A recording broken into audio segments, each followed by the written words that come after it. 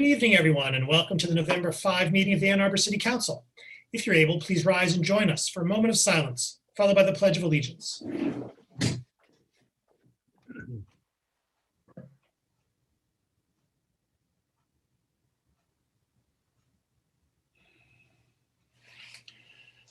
I pledge allegiance to the flag of the United States of America and to the republic for which it stands, one nation, Under God. indivisible, with liberty and justice for all. Would our clerk please call the roll of council?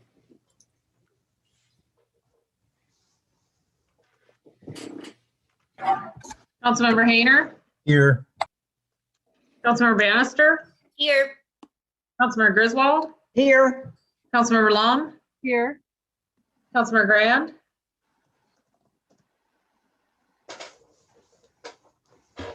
Mayor, I thought Councilmember Grand, I just moved her into the meeting.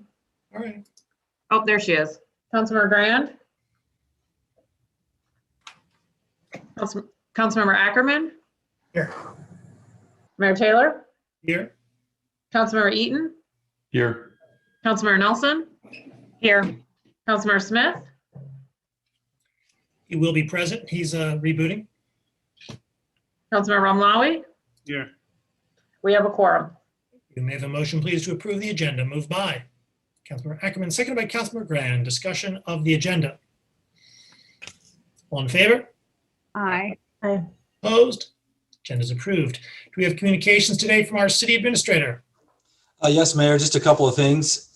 We just completed the election process here locally in the last day or so. I wanted to take just a moment to recognize one of your employees. The city clerk did an outstanding job, along with the many people that she recruited and oversaw for that effort. This was truly an unusual and one-of-a-kind election with the many challenges that she faced between the coronavirus, a new location or satellite office on the U of M campus, absentee ballots, changing legislation. It was just really an amazing effort. We had a great turnout. We had no material problems during the event. Just an outstanding effort, and I want to take a moment to thank her and recognize the tremendous work that she's done. Along with an election also comes the inevitable changing of some of the council members. And I'll just say for the moment that I want to thank all of the outgoing council members for their service to the community, and best wishes in your efforts going forward. That's all, Mayor. Thank you. Introductions. We have Dr. Jackson, the chair of the Independent Community Police Oversight Commission. Dr. Jackson, the floor is yours.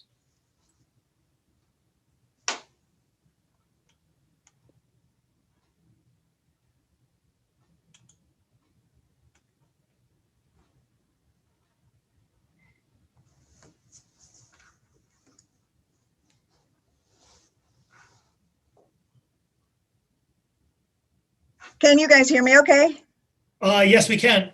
But you probably can't see me. There you go. Sorry. That's all right. So, good evening, everybody. For those of you who don't know me, my name is Lisa Jackson. I'm the chair of the Independent Community Police Oversight Commission. Our commission works with the public, the city, and the police to increase transparency and accountability in policing issues. And though Ann Arbor didn't have anything related to policing on Tuesday's ballot, it was heartening to see our unprecedented turnout numbers and the efficient, effective way in which the election was conducted. So congratulations to all of you involved in that. I'd like to encourage everyone to continue to make their voices heard, even in between elections, by reaching out to their local representatives and commissions such as ours. Your voice is the most powerful tool to create change, and I urge you to use it as much as possible. I have a couple different things to talk about this evening. First, the Independent Community Police Oversight Commission has drafted a response to the June 15th resolution regarding public safety and policing, and we appreciate Council's desire to work collaboratively with us on these matters and the heightened interest they've expressed in the work we do in light of recent national events.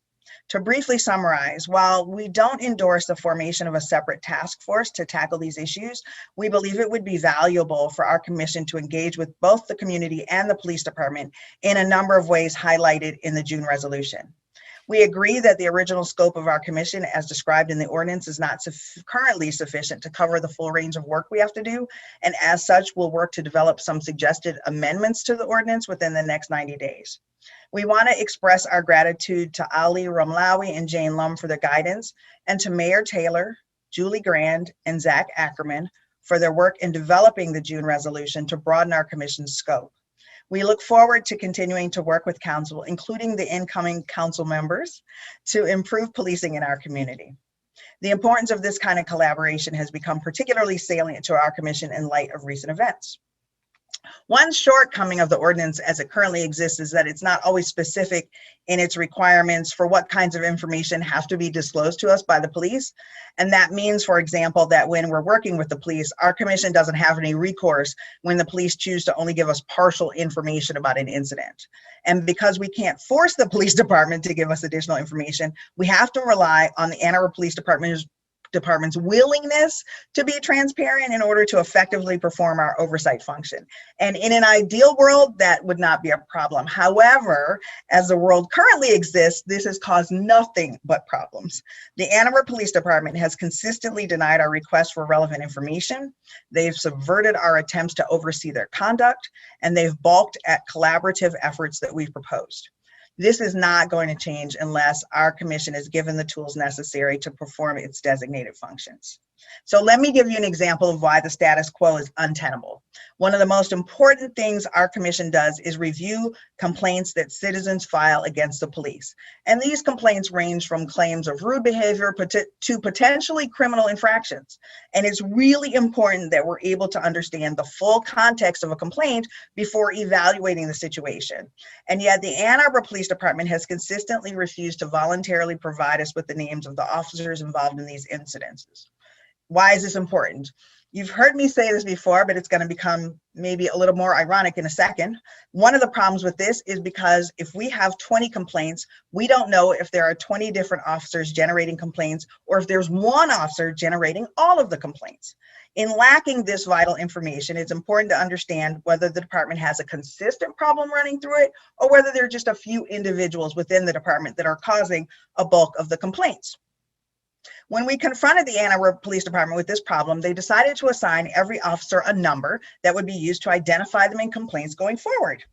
But the problems with this are too easy to spot. Number one, in order for the system to work, it requires that the Ann Arbor Police Department never make any errors or substitutions in the officer's identity.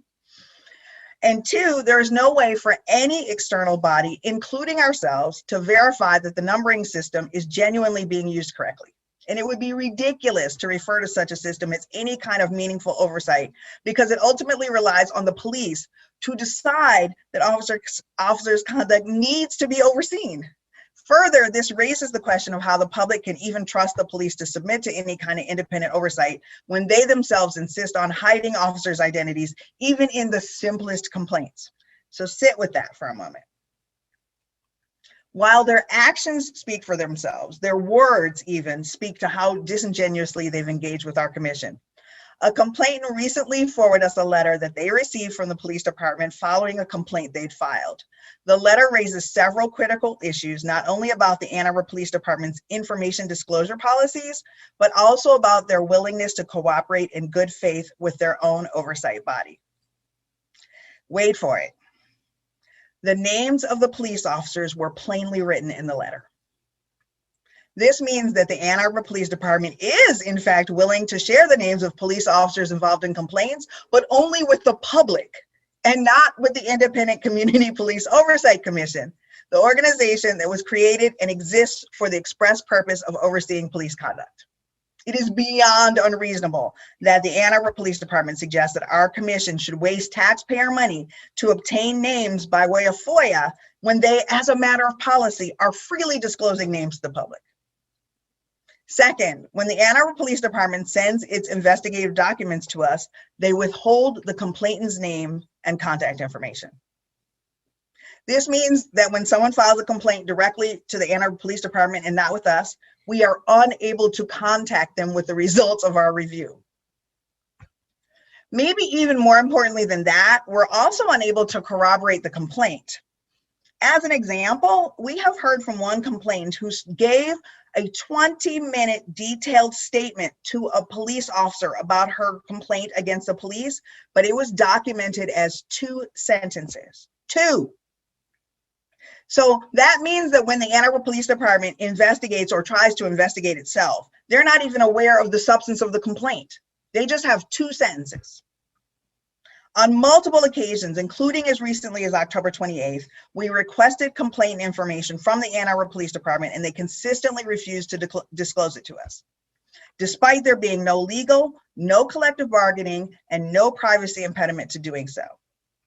As these communications from us are specifically directed by the ordinance in section 1.215, subsections 3GI and 3GIII, it should be noted that the Ann Arbor Police Department's deliberate obstruction is actually in direct contradiction to the written law.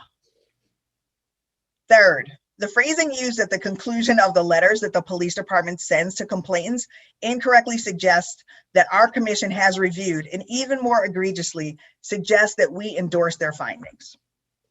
So let me say this plainly.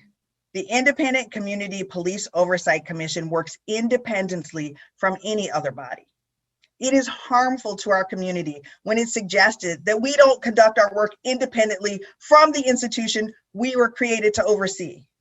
The phrasing used in these letters must be changed. So Ann Arbor, if you've received a letter from the police regarding a complaint, understand that we may have no idea who you are. So we haven't been able to let you know whether we actually concur with their findings. And if you have received a written response to a police complaint, please email us at a2policeoversight@gmail.com.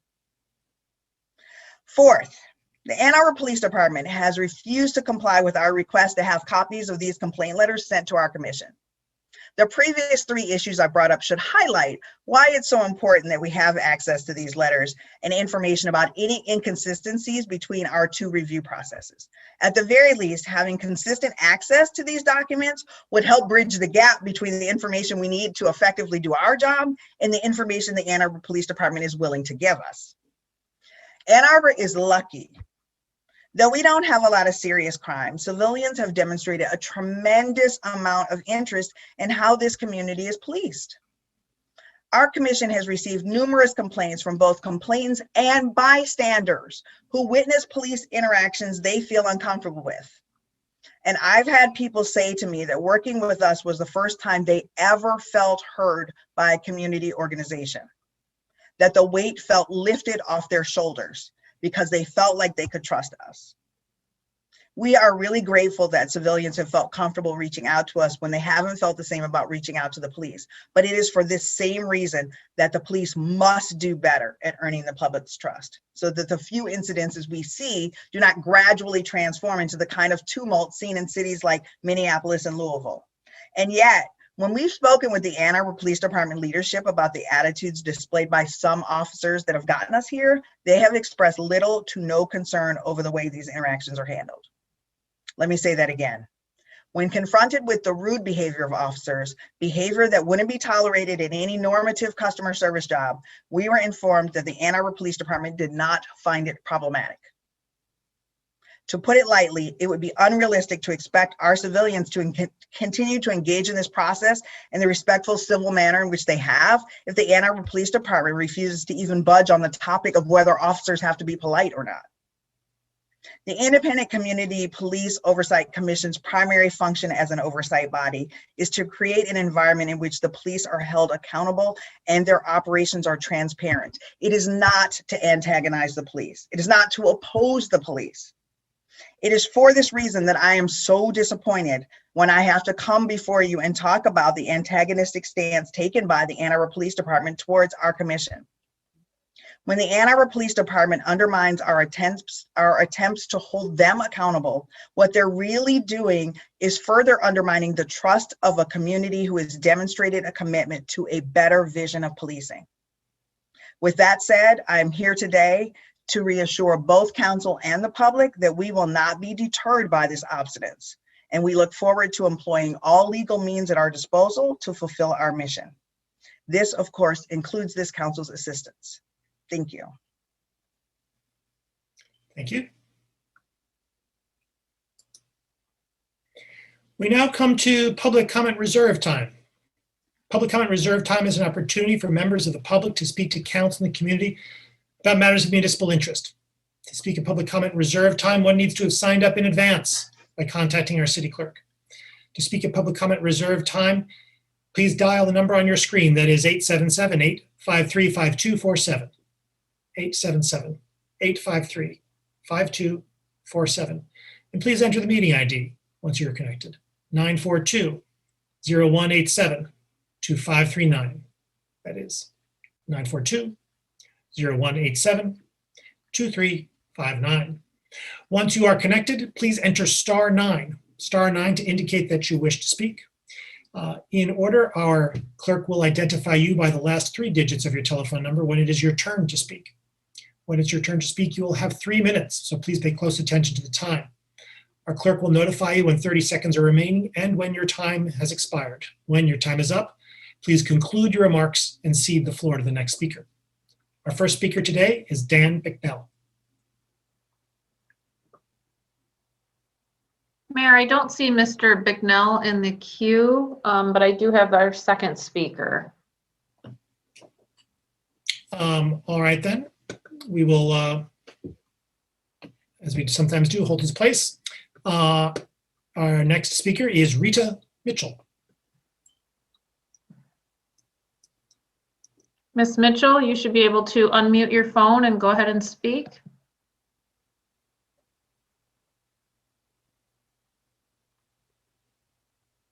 Ms. Mitchell, I believe if you press *6, you can unmute your phone. Hello. Can you hear me now? Yes, we can. Hello? Okay, Yes, thank we can hear you. Hi. Thank you. I'd like to thank all the council members, and in particular our exiting council members, including Bannister, Lum, and Eaton, for your service, your persistence for engaging with members of the community, and bringing contrasting discussions to the fore for the benefit of all of us. To the topic at hand, we all need fresh water, and we all should be confident that we use and offer to our friends, that it's clean water and uncontaminated. I'm in favor of agenda item DC4, the resolution supporting the Environmental Protection Agency's active involvement with the Gelman site and encouraging its listing of the same as a Superfund site. I ask that you support and pass the resolution. As council members, you've spent much time in our public funds to support development of the consent judgment with the Gelman, Paul, Danaher corporations, with the intent to assist with cleanup in the carcinogenic plume of 1,4-dioxane that has unfortunately migrated toward the city's drinking water source at Barton Pond since the early 1980s. You've been constrained from sharing information with the public about the negotiations. You were in the room where the compromise happened, and we outside the room have only documents to read that appear to favor the polluter and that allow termination of treatment of the contaminated water once a level of 500 parts per billion is reached, which could be as soon as 2 years from now. That would be woefully inadequate. The documents allow the polluter to decide when a prohibition zone should be extended and allow the polluter to use a method of treatment that is less effective than known best practices when a method of greater effectiveness is available. Further, agreeing to participate with the consent judgment would prevent the city from requesting assistance from our federal Environmental Protection Agency unless we pay $1 million fee. The agreement lacks independent review of the quality of the remediation. There's more, but I'll stop. My concern is that what happened in the room from which the public has been barred is bullying and pressure placed on you, our elected officials, to accept a less than effective cleanup of our underground water by the known polluter. The proposed consent judgment as presented is not a compromise from the perspective that the polluter made significant concessions to the community for the long-term harm that it caused, but rather it's a set of compromised actions, including lesser standards that do not benefit the people of Ann Arbor or our neighboring jurisdictions. We can do better. I know that it will take time to resolve the pollution. We certainly have taken time. I ask that you open the door to the room where you've deliberated and share with us the reasoning behind your vote tonight. I believe that we will collectively benefit from engaging the EPA in the cleanup of the 1,4-dioxane plume. Please vote yes on agenda item DC4. Thank you. Thank you. Our next speaker is Ralph McGee.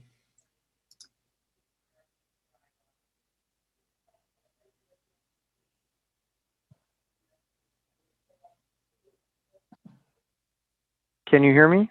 Yes, we can. Can you hear me? Yes. Hi, this is Ralph McKee, 5th Ward. I'd like to also, as Ms. Mitchell did, thank our outgoing council people and for their service. We do appreciate it. It's a hard job. On the EPA resolution, almost all of the public discussion I've heard weigh the pros and cons has glossed over or missed an important point. The use of that request as leverage. Start with the obvious. Danaher doesn't want EPA involvement, and they insisted on prohibiting that, and they insisted on heavy penalties. Now the not so obvious. I believe you can withdraw the request for the EPA until the day of public comment hearing on the determination. That's likely to be a couple of years out, maybe more. So there's no apparent near-term downside to making the request. And every veteran negotiator will tell you that in order to use leverage, you have to convince your adversary that you really will do what they don't want you to. At this point, you might say, well, we did use that leverage. We had a motion on the table, obviously ready to go if the negotiations weren't successful, and Danaher knew that. Here's why I disagree. Given the lack of an actual live request and the growing skepticism about the EPA expressed by members of this body and others, the Danaher executives don't believe you will actually do it. You have not convinced them. And until you do, you're not ever going to get a better offer. What other options do you have? The state law is not very favorable, I'm told. My admittedly ignorant guess is that maybe you could get the judge to order use of the lower standards under the current CJ, but how much else, I don't know. I guess you ask your counsel that. That hasn't been told to the public. The virtually unanimous public view is that the proposed CJ is terrible, even with the amendments, and the judge can't enter it anyway without all four interveners and Gelman agreeing to the same thing, which is very unlikely, at least in the near term. You could pay for cleanup yourself, but you could perhaps do that anyway while waiting for the EPA. So why not make the request, push as hard as you can in state court, and continue talking? Why not put your trump card, pardon the expression, face up on the table? I just don't see a downside. I reviewed briefly today the legal memo that's on Legistar. Every single downside was in bold. None of the upsides, like the EPA could make the polluter pay for things we're paying for now, is listed. And I understand that that's a function of the questions, but I think it needs to be more balanced. Assume the worst. The EPA never shows up or decides not to do anything, and now you've lost your leverage. Well, if you don't start the process, you've lost your leverage now. 30 and seconds. You've also lost significant time. Finally, the EPA will take too long argument has been used for many years. Many years. So when I hear it will take too long, my response is this. This should have been done a long time ago. You've tried everything else, and none of it's worked. You've got to try something new. Give it a shot. Thank you for listening. Thank you. Our next speaker is Vince Caruso. Mayor, I don't see Mr. Caruso. Our next speaker is Kathy Burris.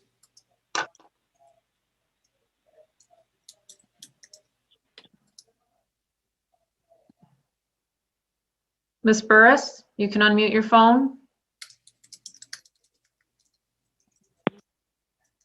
Go Can ahead. you hear me? Yes, we Thank can hear you. My name is Kathy Boris. I live at 1726 Charlton in Ward 5. Dear Mayor and City Council, thank you for recently voting to reject both Consent Judgment 4 and its companion settlement agreement. But where do we go from here?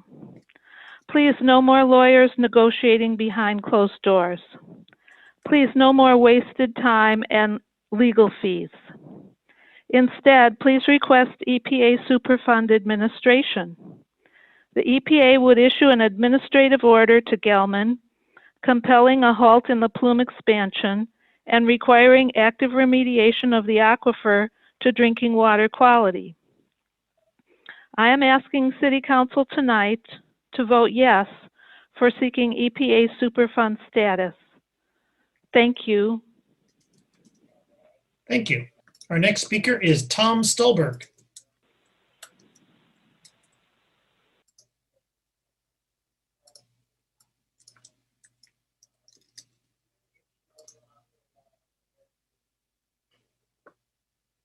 Mr. Stolberg, you can unmute your phone and speak. Good evening. This is Tom Stolberg. I live at 1202 Traver Street. This matter is quite complicated. There's many parties involved, and the issues are quite complex. And a lot of the details were privileged information, so we in the public don't know them all. So that leads us to us citizens needing to have faith in the people involved and in the process. Unfortunately, when CJ4 came out with the discharge into First Sister Lake and Gulf Nature Area wetlands that was universally disliked, that made it hard for us to have faith in the rest of the CJ and the agreement. Personally, I still question and would love more information on the termination criteria and plan.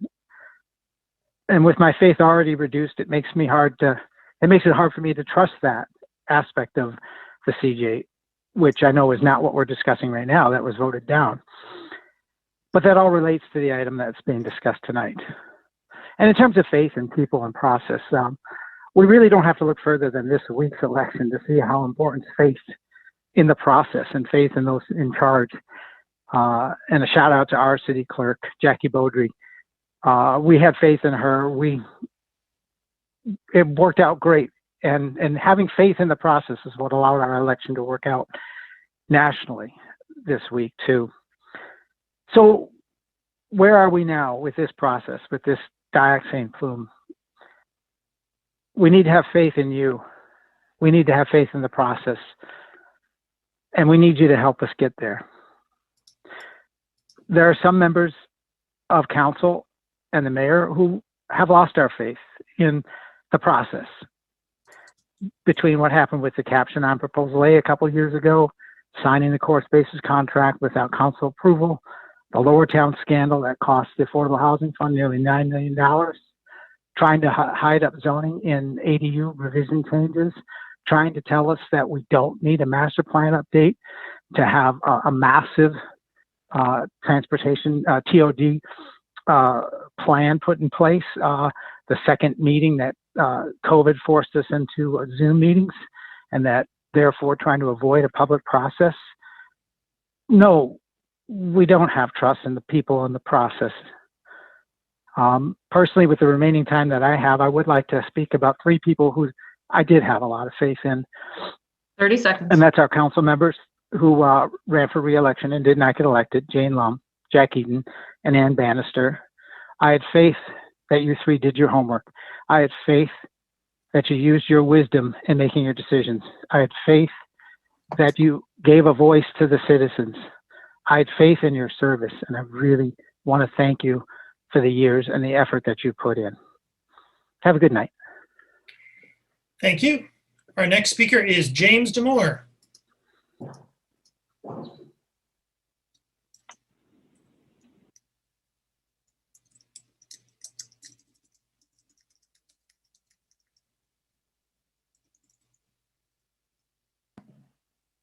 Mr. Damore, you should be able to unmute your phone and speak.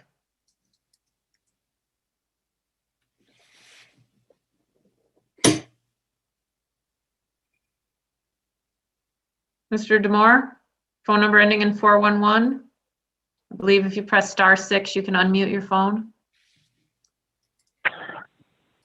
Hi, there. Can you hear me now? Yes, we can.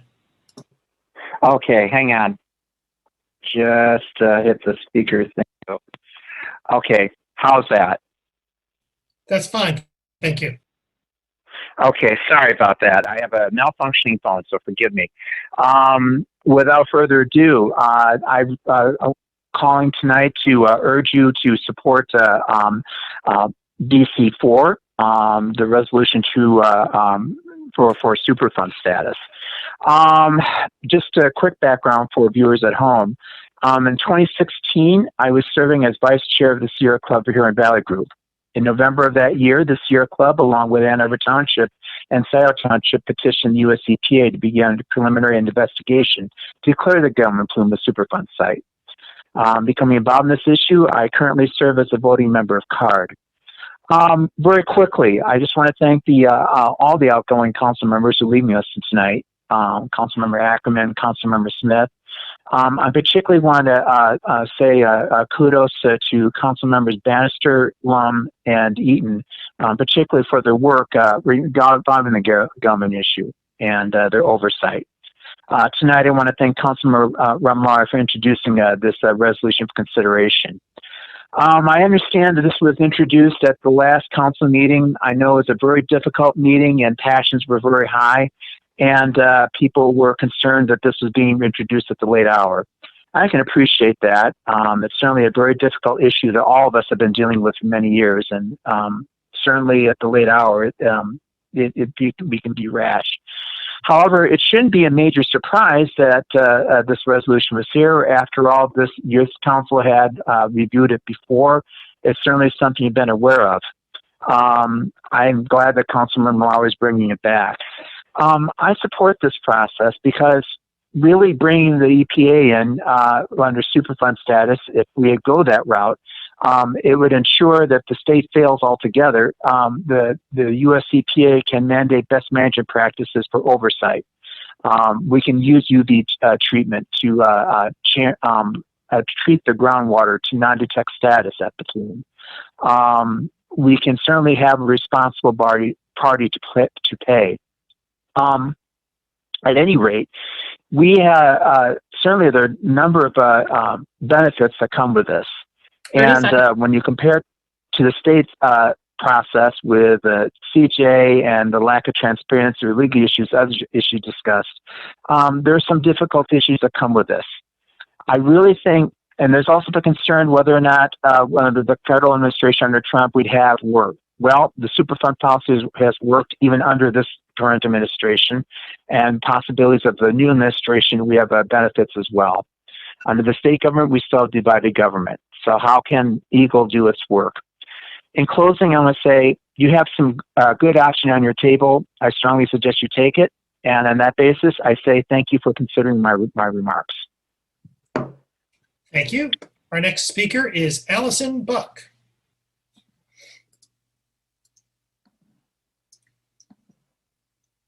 Ms. Buck, you can unmute your phone and speak.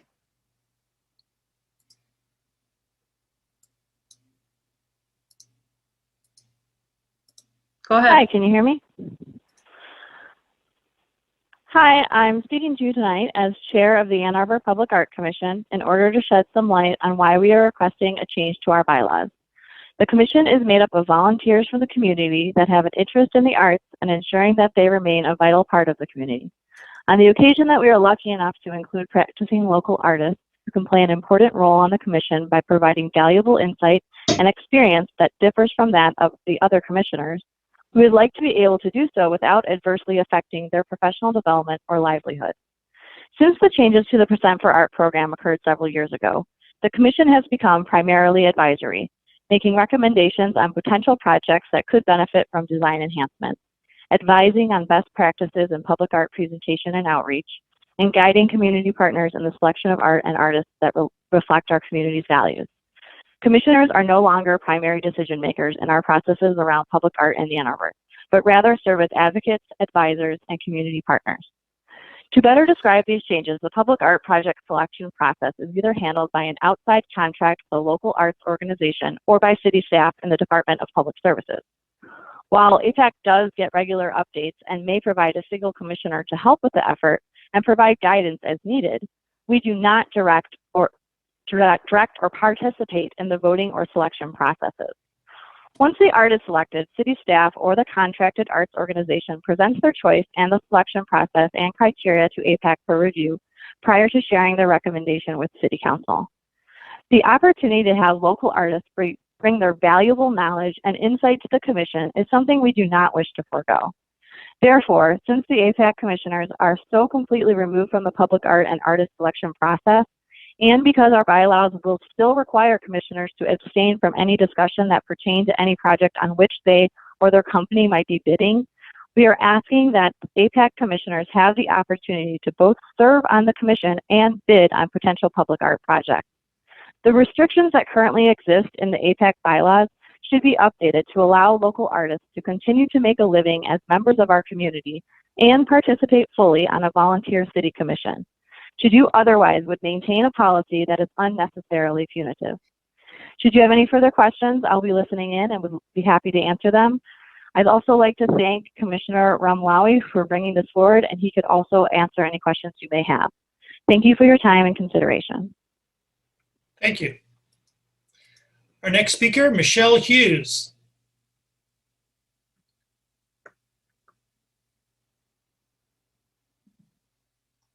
Michelle, you can unmute your phone. You should be able to speak.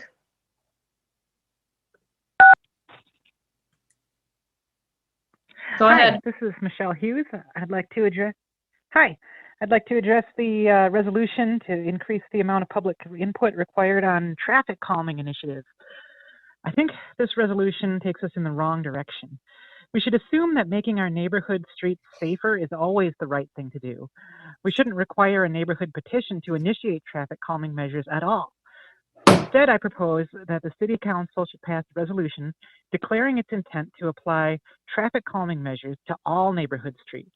We should treat this like we do with our sidewalk gaps, where it's our policy that we will eventually fill all the sidewalk gaps, and this is only a question, and the only question is what order to do them in. With our sidewalk gaps, our city staff looks at several different criteria in order to prioritize its list. One of those criteria is neighborhood input, but it's not the only criteria, and it only affects prioritization, not whether or not to do it. If the prioritization of neighborhood traffic calming measures is in the hands of our staff, that means that they can take a broader systems level view of the surrounding streets to understand what the effects would be of traffic calming measures and how we can most effectively make our neighborhoods safer and more pleasant. If traffic calming remains something that's only initiated by a neighborhood petition, then we won't necessarily be addressing the most urgent problems most urgently. And we won't necessarily be applying the best solutions. Remember, traffic calming isn't always about speed humps. It can also be bump outs, painting different lines on the road, adding stop signs. I mean, I don't know. Don't ask me. Ask one of the traffic engineers that we employ. Furthermore, I'm worried that there are some neighborhoods, and some people in those neighborhoods that feel more empowered to ask for help from the government, and other neighborhoods and people in those neighborhoods that feel less empowered to ask for help. Everyone deserves to have safe neighborhood streets, not just the people who already feel powerful. Therefore, we should make the decision to be proactive rather than reactive in our approach to safety as a matter of equity. So instead of passing this resolution tonight, look into passing a resolution directing the staff to apply traffic calming to all neighborhood streets and develop criteria for prioritization, which includes neighborhood input but doesn't rely on it entirely. Thanks. Thank you. Our next speaker is John Floyd.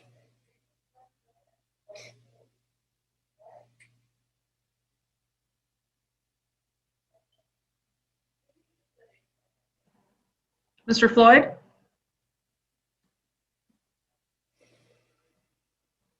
Mr. Floyd, you should be able to press *6 and unmute your phone.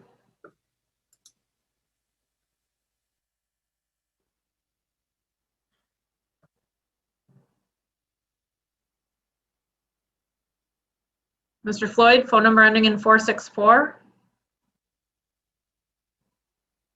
If you press *6, you can unmute your phone.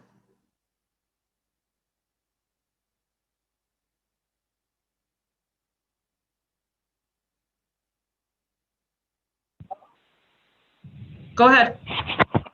Hi, this is Linda Brower. I'm the phone number you're asking to unmute, but I'm not in line to talk, so somehow you don't have John Floyd's correct phone number. My apologies. It's okay.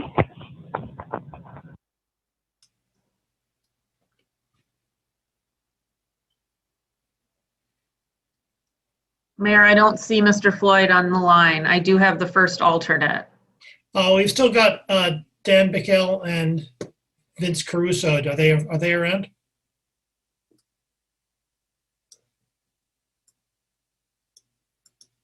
I don't see either one of them either. Our next speaker is Kai Patanen.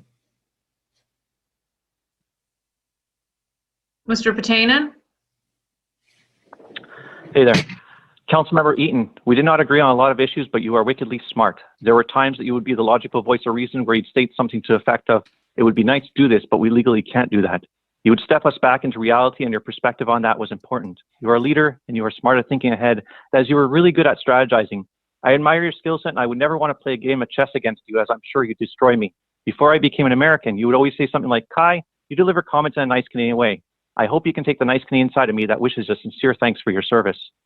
Councilmember Bannister, you care about people and you care about Ann Arbor. That is obvious. You worked hard, and you were probably one of the most shocking council members, as you weren't afraid to hold people accountable. You knew from my endorsement how I wanted you to stay, and I'm sad to see you go, even though we disagreed at times. I remember one funny moment with you. I had to go to the police station for some matter, and I had to walk through around City Hall to get there. You saw me and you opened the door so I could take a shortcut through City Hall, and you escorted me to the police station. I realized afterwards that you seemed a bit too happy to send me to the police station. Councilmember Lum, you are loved by my family. I would go to Canada and watch City Council. My family would gather around the computer each time you spoke. I think it's fair to say that my whole family is going to miss you at Council. Personally, what I admire the most a lot about you was for your prepared comments. You did the research, you thought through the issues, and you provided the historical perspective on those issues. And even if I disagreed with you, I understood why you felt the way you did on an issue. You brought a vital, thought-provoking skills to Council, and I admire you for that. Correction, my family admires you. Councilmember Smith, of everyone at Council, you were probably the best at providing clear, concise, no BS comments. Some of my favorite moments with you would be right after City Council meeting, and you would tell me in 5 words or less how you felt about the meeting. I love those moments. You cut straight to the point, and if meetings ran until 3 a.m., I'm 100% certain that it was never your fault. You are your own individual person, but if anyone at Council reminded me of Councilmember Craypole and his enduring qualities, it was you. I hope my observation is taken with the kindest and sincerest gratitude for the work that you did and for Councilmember Craypole and of your fantastic character. Councilmember Ackerman, you amazed me in a good way. Your personal struggles went into the public spectrum in a very visible way, but how you responded to that, and as an extension, how kindly you have treated others and how you have led at City Council, you have demonstrated an incredible amount of honesty, humility, advocacy, and courage. There have been times when council members have belittled us 3-minute speakers, and you have stood up and defended us for speaking our mind, even if you politically disagreed with us. Your personal character is absolutely refreshing. You are heartwarming and an inspiration to me. Out of all the council members leaving City Council, I will miss you the most at the table. Jack, Ann, Jane, Chip, and Zach, all of you were at my naturalization ceremony. I'm going to remember all of you fondly for being with me there on that day. Of all the memories I have at City Council, my naturalization will always be the nearest to me, and I am thankful for all of you being there. A naturalization is similar to a wedding party. You never forget who was in it, and I'll never forget you. Thankfully, my naturalization gave me the power to vote. I just voted in my first presidential election. I felt empowered as I voted to remove a racist and moral bully out of the White House. Tonight, President Trump attacked democracy and the voting process. It is very sad to see, based on our comments tonight, how Republicans have endorsed this 30 seconds. dictatorship and how they have turned their back on the Constitution, democracy, and the voting process. Needless to say, I'm looking forward to seeing President Biden in the White House. Thank you all for your service, and I hope that you stay engaged on local issues. Just Kai and Arbor, and by the way, a huge thanks to City Clerk Jacqueline Baudry for what you have done and your team has done in these elections. A huge thanks. Ann Arbor is super lucky to have you here. Thank you. Are there communications today from Council? Councilmember Umlawi.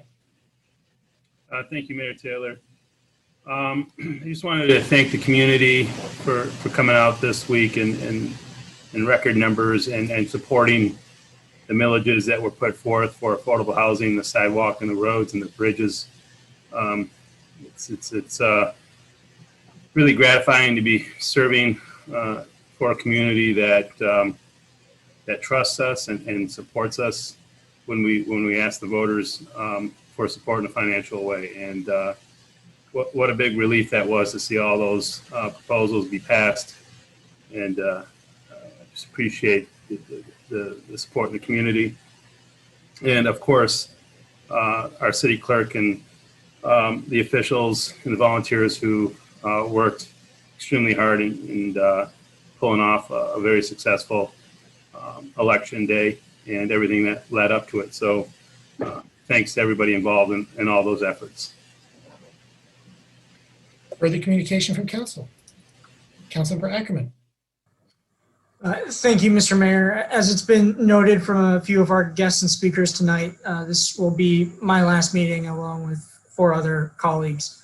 I wrote something that I wanted to read quickly, and I promise it is brief. But I choose to do so now as opposed to the end, just because probably going to be a long night and who knows how I'll feel. So Someone once told me when you're elected to office, people either love you or loathe you. But once you retire, everyone agrees that you're wise. And the time has come for me, and I think all of us, to get wise. I was first elected at the age of 21, and come November, I will have served the people of Ann Arbor's 3rd Ward for nearly a quarter of my life. When this all began, we set out with a few bedrock values and a handful of concrete goals. And as I look back on the past 5 years, I'm proud of what we've accomplished together. Now it's time for my next set of goals. Before I go, let me say that this was the best job in the world. I grew up here. Ann Arbor is my hometown. Serving the community that raised me has been the greatest honor of my life. Together, we are going through a lot of change. The university is growing, new industries are emerging, and more people want to call Ann Arbor home. These dynamics create friction and pain. More jobs and higher enrollment have meant more and greater demand on the housing we have today. We feel and see the effects: more traffic at rush hour and old houses giving way for new apartments. But the greatest impact of these changes is also the most important. Housing has become more expensive for the people who can afford it the least. Tackling these challenges will require hard decisions. Here in 2020, we have 2 paths to follow. We can run from change, bury our heads, or we can embrace change, challenge the status quo, and innovate. Imagine a Midwest college town that counteracts decades-old zoning practices with racist roots, builds housing in which kids, regardless of their parents' means, can access opportunity. Imagine this college town eliminates carbon emissions and provides safe water and roads. Imagine if we did all this while balancing our budget and winning awards for financial discipline. For generations, we've been told that no community, no state, no nation can accomplish all of these visions. But I've seen firsthand that we have the ability to accomplish each of them if we let ourselves. But more than that, I had the privilege to serve real people, trying to live their lives, raise their families, and enjoy their sliver of the American dream. I got to help grandmothers plant trees and college students install solar panels. I got to help build sidewalks in an underserved neighborhood and expand a community center. I got to partner with brilliant city staff to tackle thousands of issues in creative ways. I'm optimistic that our community will lean into change. My generation will need it. After all, the world is on fire and housing costs way more than it should. I'm so excited about what our city can be, but these are the challenges for new leaders. Finally, as I look back on this chapter, I reflect on all that I can be grateful for. I'm grateful to the people of the 3rd Ward who elected a 21-year-old kid not once but twice. I'm grateful for the public servants at City Hall who work day and night to keep us happy, healthy, and safe. I'm grateful to mentors who have shown me the meaning of honor and courage. I'm grateful to colleagues, past and present, who have dedicated so much of their lives to the service of others. I'm grateful to God and the recovery community for a second chance at a better life. I'm grateful to my family and wonderful fiance for their love and support along the way. And most importantly, I'm grateful to have neighbors like you. Thank you so much. Councilmember Nelson.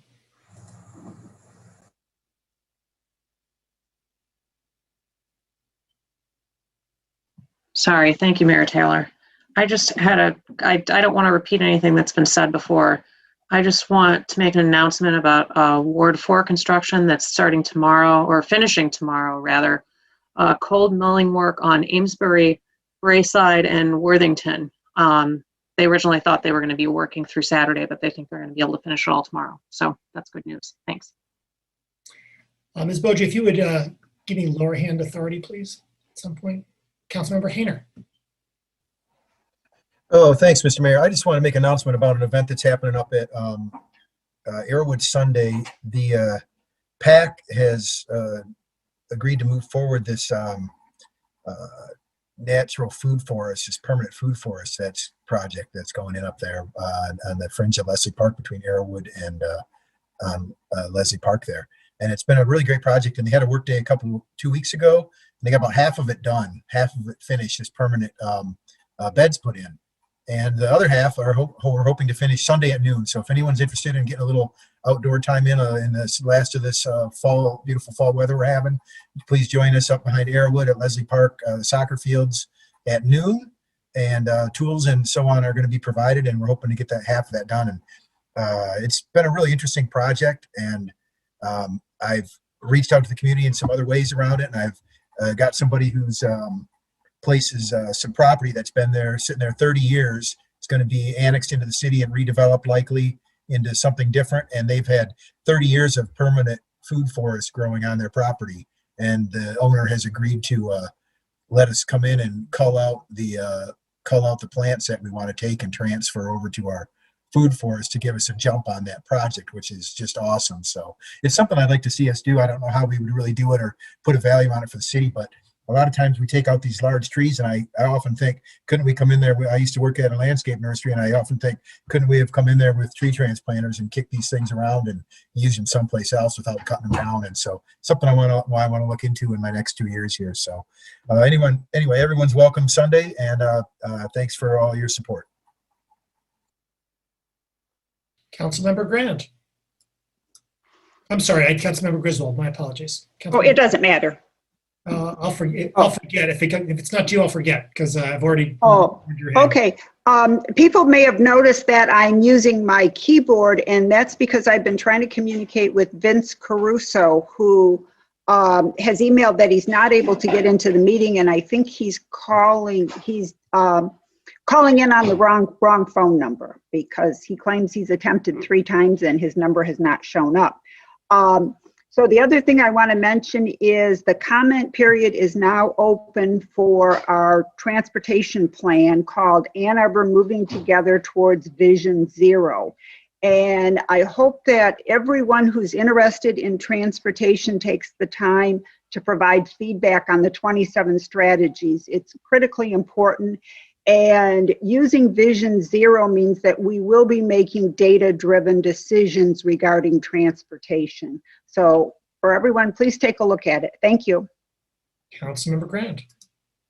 Thank you. I do want to just take, even though it has been said before, a minute to thank everyone who came out in our community on Tuesday. I spent my Tuesday starting very early in the morning as a volunteer for the Secretary of State in communities that in Wayne County. And I met some really wonderful poll workers and voters of different political persuasions, but they were every single one of those poll workers was dedicated to helping our democratic process move forward. But what was really shocking to me compared to voting in Ann Arbor, and it had nothing to do with the dedication of the clerks there in those communities. They were wonderful people, and I enjoyed my conversations with them, was to see what it's like when there aren't the same number of resources available, and how we live in a state where the community you live in and the money in your community can dictate the kind of voting experience that you have and the access to voting that you have. And it made me incredibly grateful to live in a community that values putting resources. Not only do we have a stellar clerk, and we absolutely do, but that puts resources behind that effort and behind that value. So I want to acknowledge that. And also just I did get to spend some time in Detroit at TCF yesterday and had to be let out of a locked building by a very brave security guard because there were protesters banging down the doors, and just want to thank that person for helping keep me safe in that situation, as well as all of the people who have been working so hard throughout the state of Michigan. It was inspiring to be in that room yesterday and to see people working who'd endured such abuse. They were working long hours, coming out for their community, and had been yelled at, berated, screamed at, belittled, and kept their heads up and kept doing the work of counting the votes. So I just want to share that experience and say how how grateful I am to live in the state of Michigan today. Thanks. Councilmember Bannister. Thank you, Mayor Taylor. I just wanted to follow up on a couple loose ends that I had announced at previous council comments. One is in regards to the 58 acres at the corner of Duvarin Road and Pontiac Trail at 1680 Duvarin. There is considerable interest in Ward 1 and around the city about potentially using that land for cooperative housing, affordable seniors and family housing. It's adjacent to Arrowwood. And so staff has notified us that there is a private contract under negotiations, and that will be coming to light to the planning staff and to the public, hopefully during the month of November. And so for all of the residents out there who were interested in providing community input on the use of that land, it looks like it's headed towards single family homes, townhomes and apartments. But because it is a township parcel, and will need to be annexed and rezoned, there will likely be opportunities for community engagement. So please be watching City Hall to see when more information on that surfaces here in November. And then the one other loose end that I'm wrapping up as I leave office. Over the 3 years, we've had a lot of discussion about performance evaluation and using metrics and data to track progress towards goals. And so we've been working a lot. I would like to thank Tom Crawford for the many conversations with myself and John Mursky and Councilmember Griswold and others on this topic. What we've decided is to not burden staff with us having an official board, but instead what we're going to do is have an independent citizens performance management advisory board that's just a separate group, an informal group, where a lot of us can delve into the details about identifying performance goals and identifying which data and metrics and strategies would be related to those goals and the appropriate communications. And so if you're interested, as many of you have already expressed interest, please feel free to email me at my personal email address, which is going to be my auto signature on the city email address, and contact me if you would like to be involved in this board and delve into this. We're also in preliminary discussions with the University of Michigan School of Information. And just like we did with the U of MC's program, where we're proposing to the master's students that they can help with the mapping of our tree canopy, this is similar, where we'd like to propose to the university students to work with us on our improved performance evaluation processes and looking at it all in a way to help and support staff as they transition to more of a high performance organization where we have SMART goals and we're tracking our progress towards them. So again, if you would like to work with me and John Mursky and Councilmember Griswold and several other citizens, please let myself and others know, and we will begin our processes to support staff on performance management. Thank you. Further communications from council? Would it be possible for Jackie to give the phone number for calling in? Because I'm receiving messages that both Dan Bicknell and Vince Caruso were having problems, and the number that they're looking at, I don't know why they can't get in and others can, is not working. The number is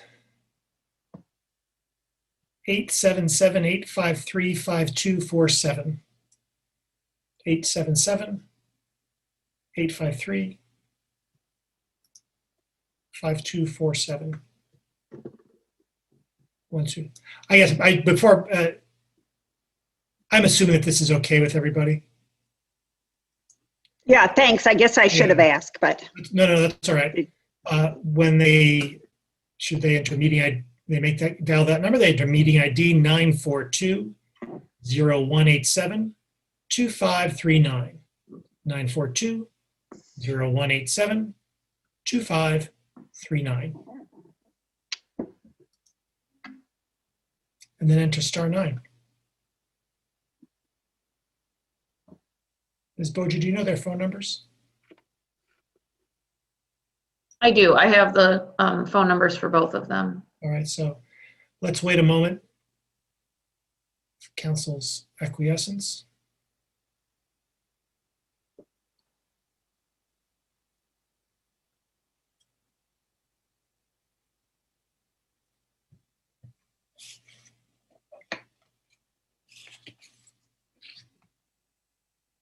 Councilmember Hayner? While we're waiting, I just had a quick question. I see next on here are your communications, and you have MC1 as a resolution, but it's as a communication. Is it a resolution that we vote on tonight or a communication? It's just a communication. It's in the same way that a Greenbelt Commission would be flagged for next meeting. So it's just. So it will appear on next meeting's agenda as an actual resolution like it did in 2018? Yes. Okay. Sorry, just killing time here, That's all right.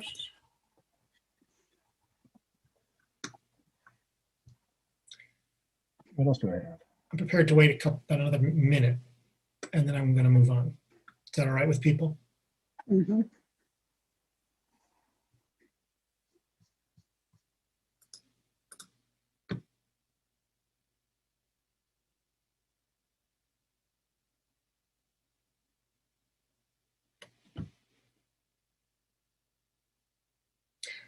Well, maybe we'll do this. I'll have my communication, and then that minute will be taken up by me talking, or, well, be taken up by me talking.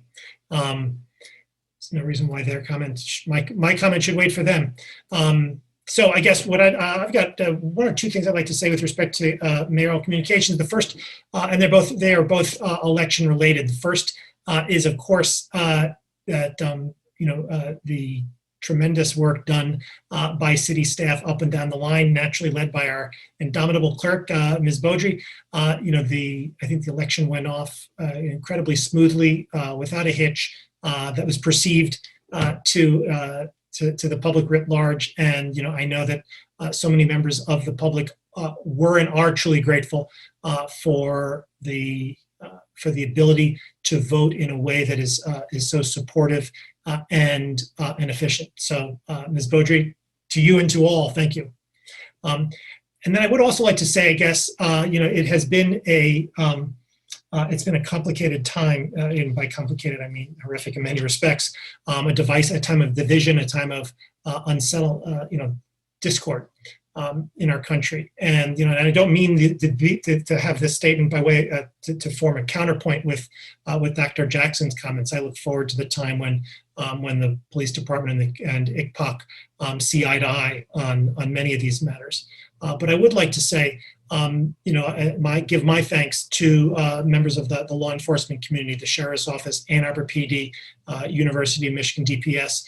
We all worked together very closely to make sure that members of the public could have confidence in their ability to vote, could have confidence without intimidation, could have confidence in their ability to protest, if protest there be, without intimidation, in a way that is protective of their safety and their First Amendment rights.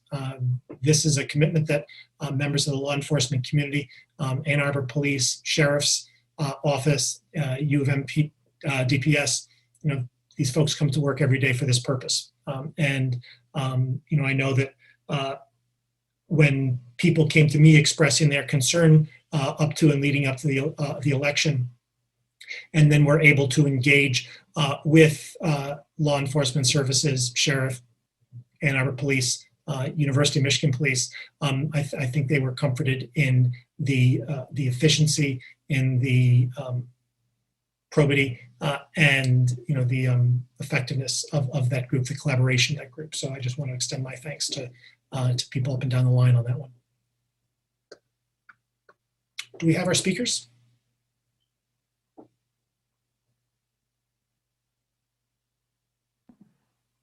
Mayor, I don't see any new speakers or any new callers on the line. All right. Well, with council's permission, I think we'll just have the brush move forward. Is that all right? Thank you. We have before us the consent agenda. May I have a motion, please, to approve the consent agenda? Moved by Councilmember Ramlawi, second by Councilmember Smith. Discussion of the consent agenda. All in favor? Aye. Aye. Opposed? The consent agenda is approved. We have no public hearings today. We have our regular session meeting minutes up before us, the meeting minutes of October 19, 2020. May I have a motion, please, to approve these minutes? Moved by Councilmember Smith, second by Councilmember Lum. Discussion. All in favor? Aye. Opposed? These minutes are approved.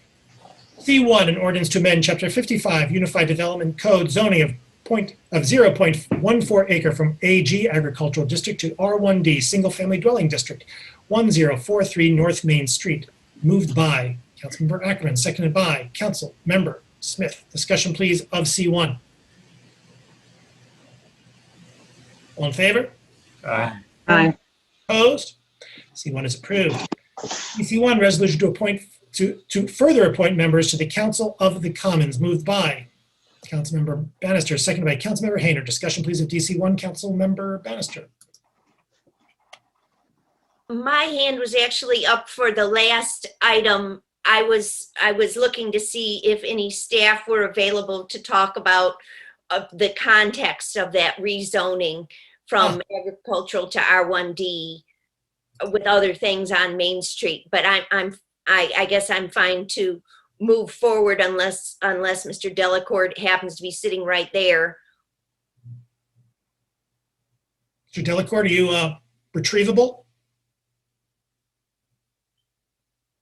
I don't see Mr. Delacourt, or I had a city planner on the list, and I'm not seeing him either. Mr. Delacourt was planning to, I think he was on earlier and popped off. I can have him return in a minute, potentially, if I'm able to reach him. All right. Councilmember Bannister, do you want to, I want to make sure you have, if you have a question, that question is addressed. Do you want to, what should we do here? Let's do this. Let's, Mr. Crawford, you let us know when Mr. Delacourt or some member of staff is here. What we'll do is we'll cycle through with DC1 as is, and then we'll cycle back with C1 before each of DC2, 3, and 4, and so forth, and we'll get that taken care of that way so you can get your question addressed. Is that all right? Yes. Councilor Ackerman, you have a better idea? Just if it satisfies the body, I'm happy to share some context about C1 just quickly, and there will of course be a second reading of this in a month's time. And this is covered in the staff report, which is a memo attached to this item, so it's at your disposal. But it's the petitioner is seeking to annex it into the city and rezone it. Sorry, not annex it into the city, but rezone from agriculture to R1D. The site is too small to be anything but an R1 zoning district, and the hope is to build a single family home on the property.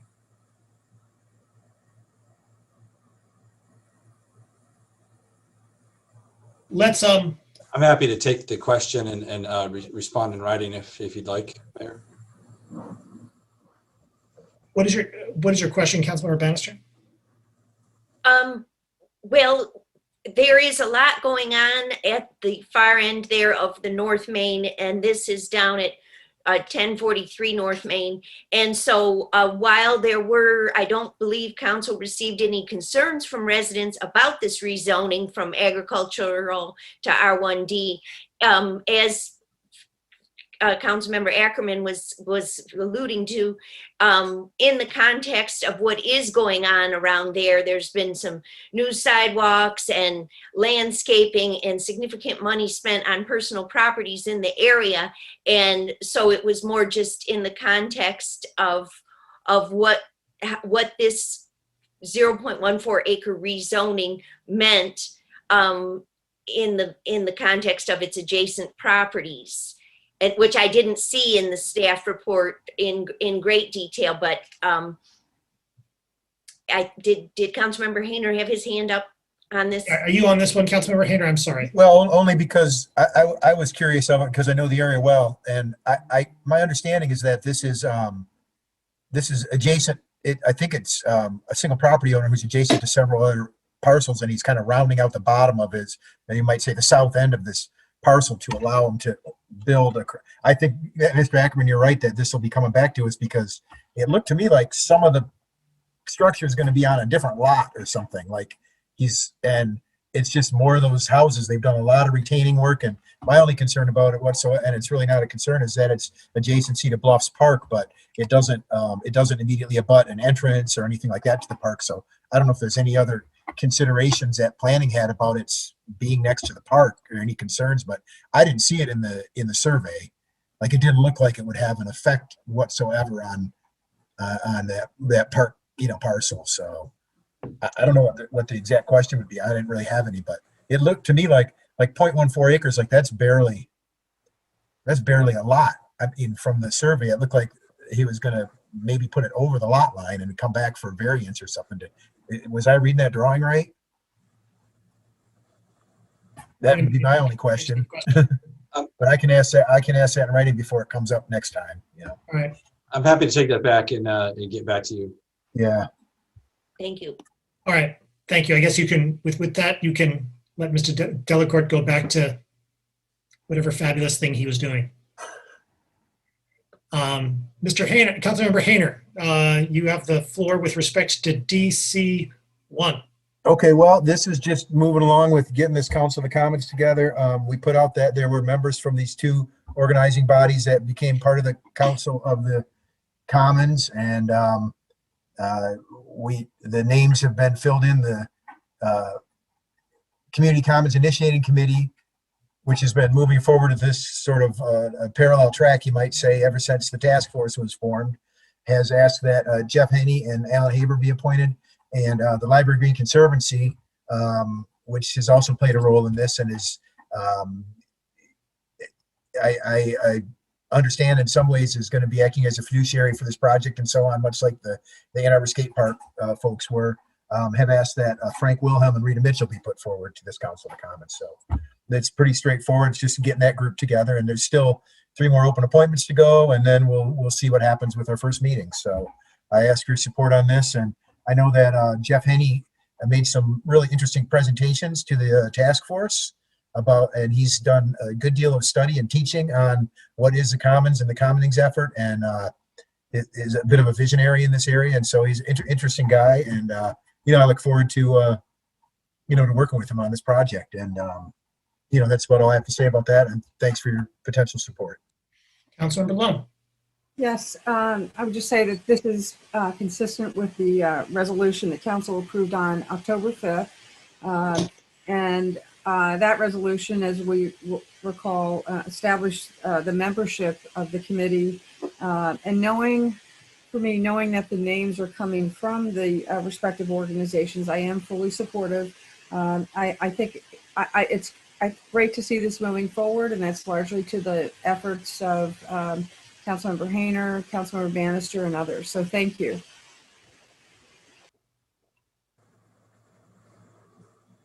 Further discussion?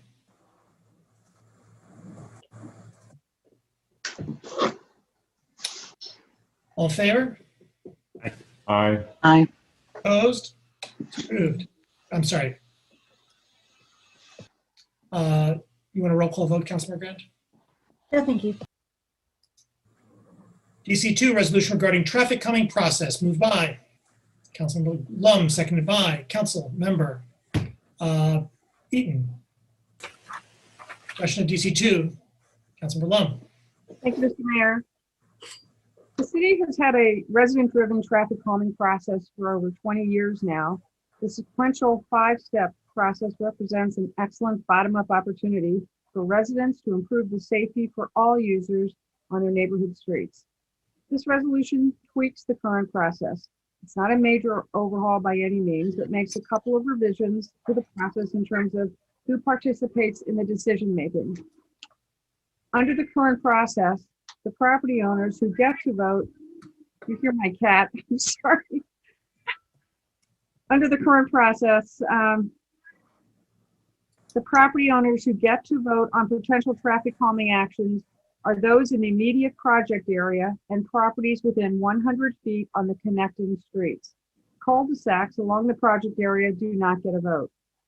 In a couple of second ward traffic calming projects on Blewett and now on Glenwood, there have been concerns raised by neighbors that the current participation rules are a bit too restrictive.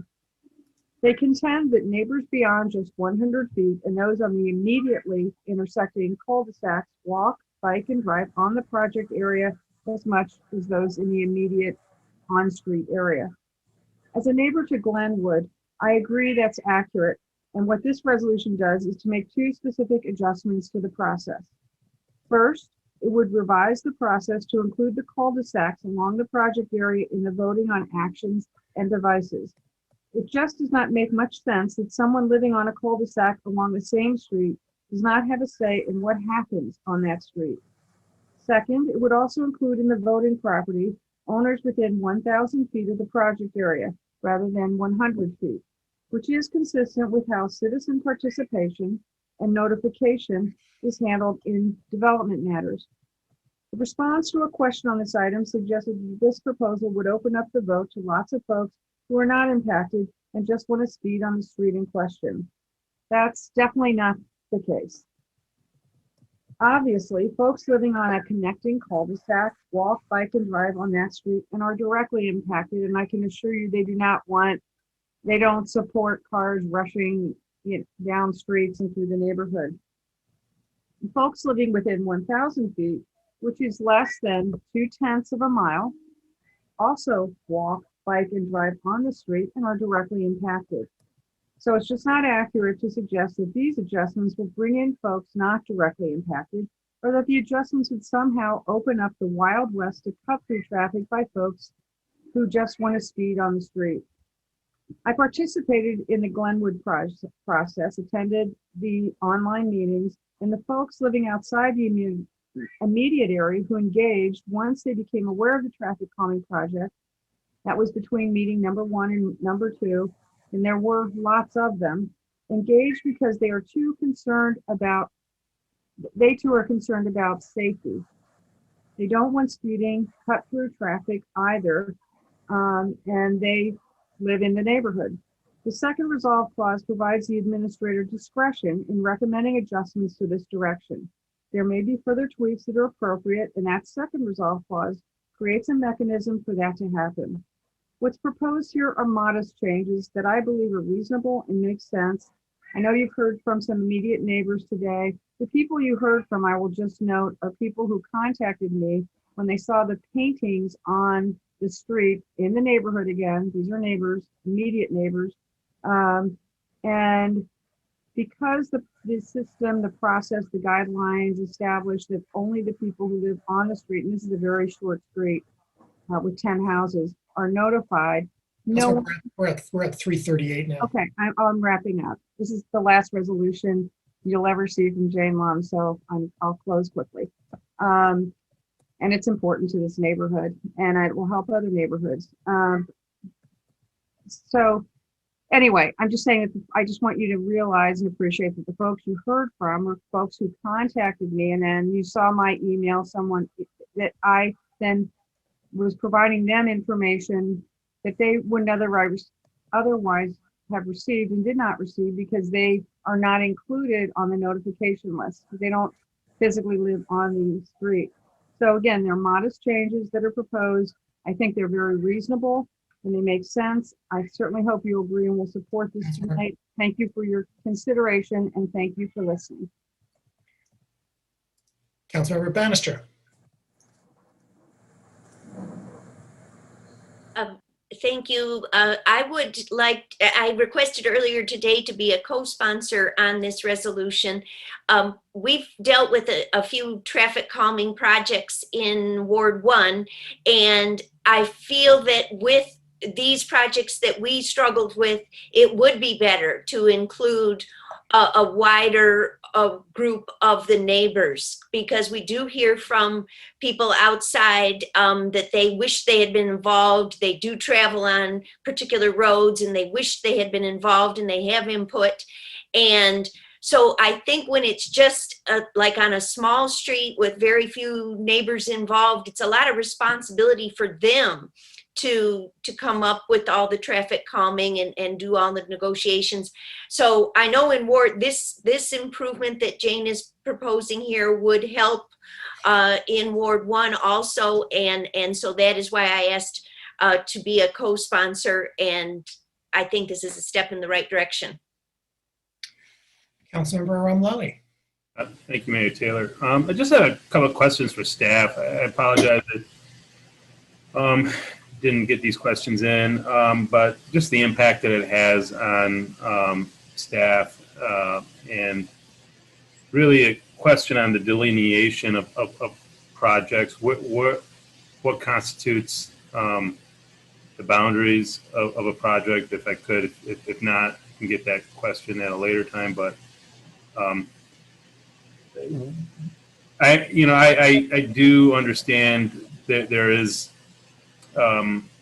spillover effects when we do things on our roadways, in our neighborhoods, on our streets. There are other areas that are unintendedly impacted by it all. But I guess, sorry to ask that long-windedly, but again, just the delineation of a project. How do we delineate? And then perhaps how does this impact the staff? How many more folks are going to need to be reached out to? I'm going to jump in before Raymond speaks and remind council that traffic calming is a council directed program. So whatever council decides is the program that we put forward. But with that caution, we just went through a review of traffic calming. The criticism we heard that drove us into the review was that it was too difficult to get traffic calming installed on a street. And so we went forward trying to make it an easier path to traffic calming. By widening the area, staff's viewpoint is that you're going to be back to making it more difficult for traffic calming, because generally the residents that are not on the street do not support the traffic calming on the street that's under proposal. So with that, I'll turn it over to Raymond. I'm sorry, before we get to Raymond, I would just like to ask, how would you come to that conclusion that expanding the scope or expanding the participation would result in that? How did we have that before? Was there any? How do we make that assumption? Is there any evidence? Council members, Raymond Hess, Transportation Manager. So Councilmember Romlawi, if I could address your first question in terms of how the boundaries are set under the current program, just so I can address that before I forget, and then maybe I can address your second question. So currently, the way this traffic calming program is set up is really the residents decide what kind of the project boundaries are. There are parameters set forth in the traffic calming that it has to be, on a local street, a neighborhood street. It has to be from an endpoint to an endpoint and those endpoints have to be an intersecting street. So you can't just have traffic calming on, one half of a segment, for example. It has to kind of run the full length of a segment. And so that's pretty much where that definition is drawn right now. It's largely driven by the petitioner. Sometimes we work with the petitioner if they, have questions or, seek suggestions in terms of whether the boundary should be broadened or shortened or whatever. But other than that, it is largely driven, or it's entirely driven by the petitioner and the neighborhood itself. I think to build off of Mr. Huppie's statement, My understanding, and some of this conversation happened before I came to the city, so I'm kind of going off of what I've heard from the past process.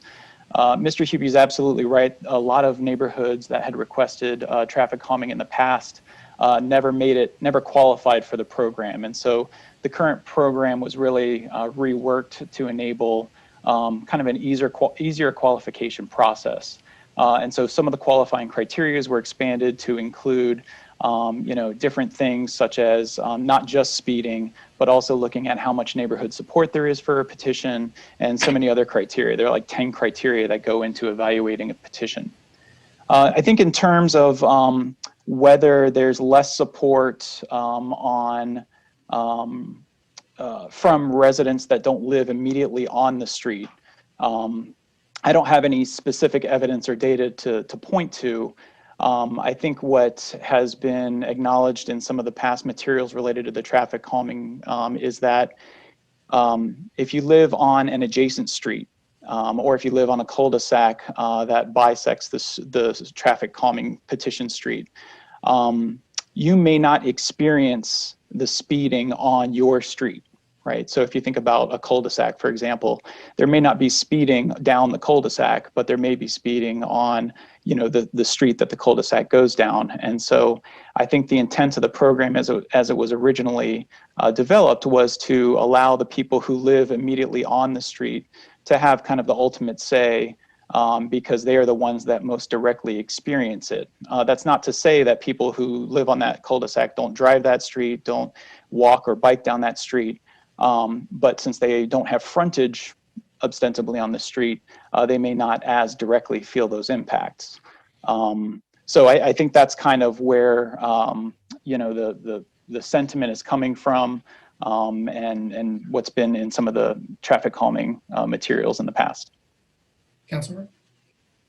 Just to follow up, if you could quickly remind us, there are percentages of folks that need to respond, and based on the respondents, what's the percentage again? Could you again remind us what the criteria is real quick? I apologize, but just a real quick. So allow me just a moment to pull up the criteria, because there are actually several different qualifying criteria. One of the things that I will note is under this specific issue that we're speaking of, if we broaden the petition area, so if it's not just the houses that front along a street and it's houses within a cul-de-sac or houses within 1,000 feet, that brings the total number of households in kind of the pool up. So therefore, typically what we do is the number of households that have signed the initial petition is one of the qualifying criteria. And the more signatures you get, the more points you get. You have to get 10 points.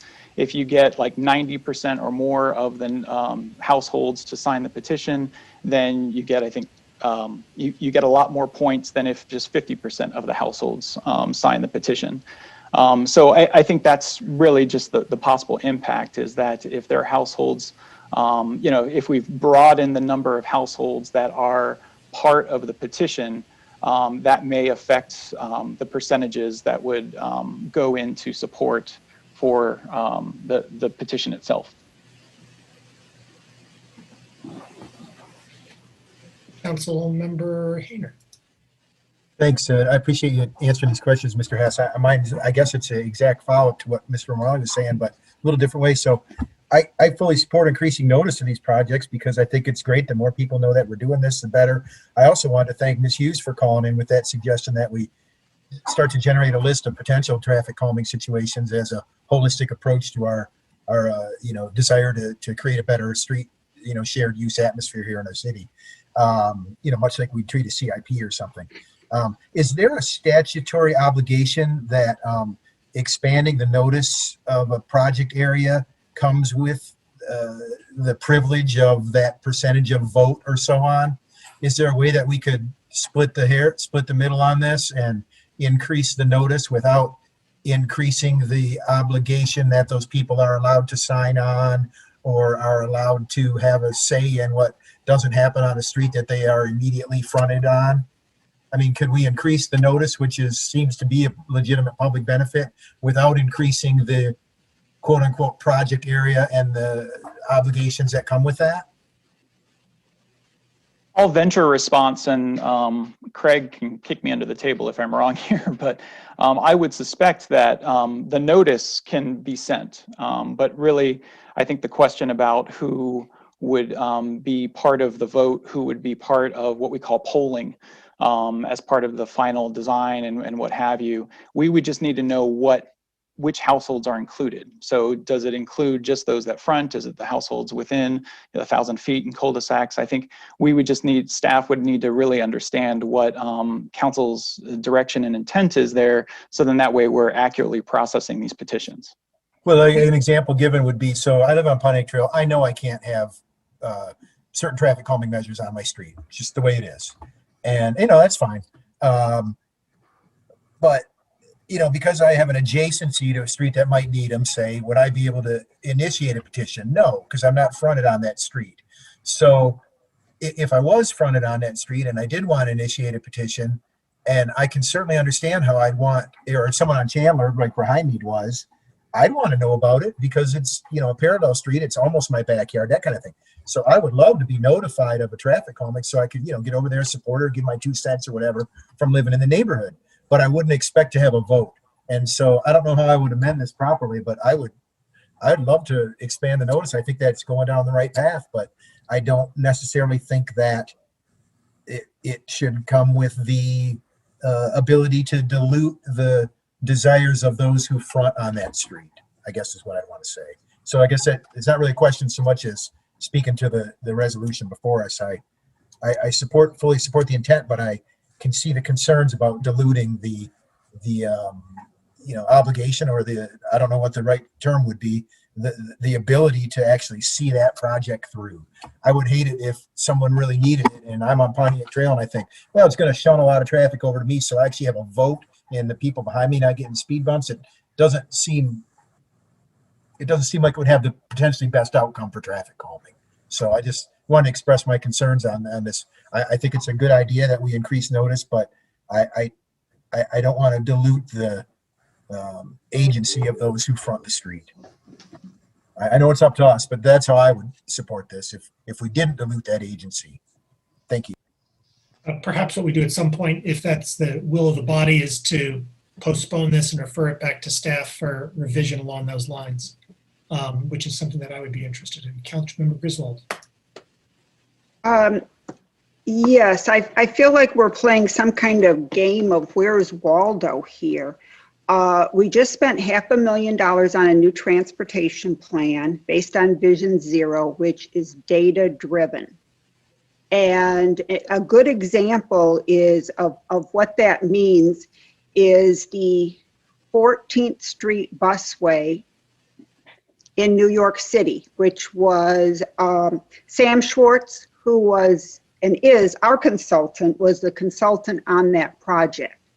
And if you're doing a project following data-driven Vision Zero principles, you don't just do one street in isolation. You look at the neighborhood and you especially look at parallel streets, because what could happen is you're improving the safety for the few people who live on the street where we're applying traffic calming, and you're decreasing safety for people on a parallel street. So I would support sending this back to staff, but I think that we're a few months out before our transportation plan is approved. But it's very important that we change our mindset from political, ideological driven decisions to data-driven decisions, and we have to remember that our goal is improving safety. It's not just meeting the political needs of a few people on a given street. Thanks. Councilmember Nelson. Thank you. I have felt conflicted about this because of some of the remarks that Kathy just made, actually, about impact when you impair one street and how traffic diverts. I think we saw a pretty good example of that in the healthy streets outside of downtown, where we got some really specific feedback of if you disable a major thoroughfare, you will be funneling traffic onto side streets. I'm actually quite gratified to have heard some arguments in support of a point that I have been making for almost as long as I've been on council about the relevance of people who are in proximity to a location that's being impacted. Probably the first time we got 100 emails from people all over town and across the country, it occurred to me that I really was a whole lot more interested in the opinions of the people who are in close geographic location to what we were actually deciding on. And I guess the only other point that I would make is another reason I'm really hesitant to expand this is just in all honesty, I'm keenly aware of streets near me that I don't live on them and I use them as cut-throughs. And I remember things like the speed camera that went up on 7th. And the first couple of times I drove down 7th with my speed being measured, I was all of a sudden sort of made aware of how fast I was going. And there's a huge difference between living, a block or two away from a street and living on the street. And I'm really sympathetic to the challenge there. And I kind of share staff's suspicion that it could be a bit harder given the percentage of buy-in that you need or that helps to trigger these things. If the radius is expanded, it's going to be that much harder to pull people in. One of the first things that I participated in when I got on council was a traffic calming process on Service Road off Scioto Church. And I do want to commend staff for implementing a program that I realized was amended before I got here. But I was really, really impressed with how staff led the community members through that process. I appreciate Councilmember Lum trying to meet the needs of her constituents, and we have gotten a number of emails about Glenwood. But anyway, I just wanted to make a shout out to staff because I appreciate Mr. Hupy's remarks about how they're implementing this. I saw it in action. It's pretty great. Thanks. Councilmember Lum.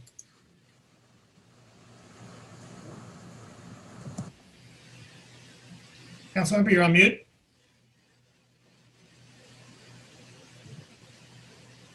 First, several things. First, I would like us to give neighbors, we're talking immediate neighbors, 1,000 feet, 0.2 of a mile. And the neighbors, I've walked all the adjacent, there's, about half a dozen adjacent streets that can only get in and out of the neighborhood using Glenwood. These are not people who are interested in nixing a traffic calming project because they want cars speeding through their neighborhood. They live here. And I've attended there are 2 meetings in the traffic calming process that precede a vote. The first meeting, again, there's 10 houses on this street, 2 are vacant, or actually 3 are vacant, and they're not owner occupied, and they've been vacant for a couple of years. So there are 7 people who voted, or 10 people who voted. Some of those who voted, they were the only people who get to vote, talking about a couple of votes from a single household to come up with 10.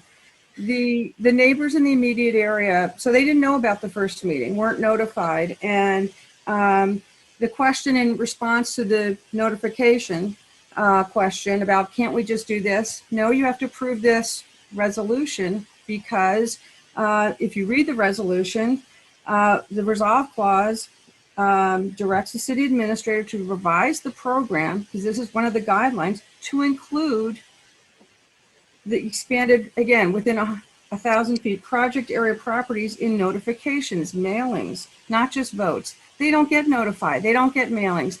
Then the people who attended the second meeting online, because I let them know about it, they commented. Their comments were exceedingly thoughtful.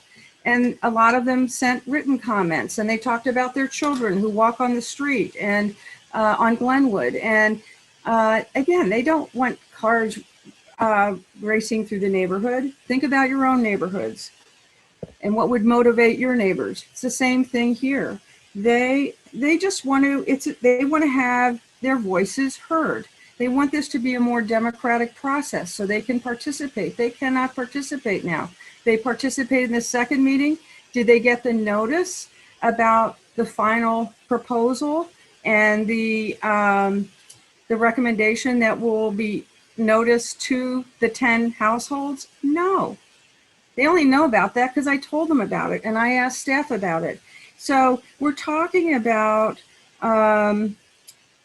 giving the immediate neighbors a democratic voice and an opportunity to participate. How anyone could question that that is a reasonable thing to do.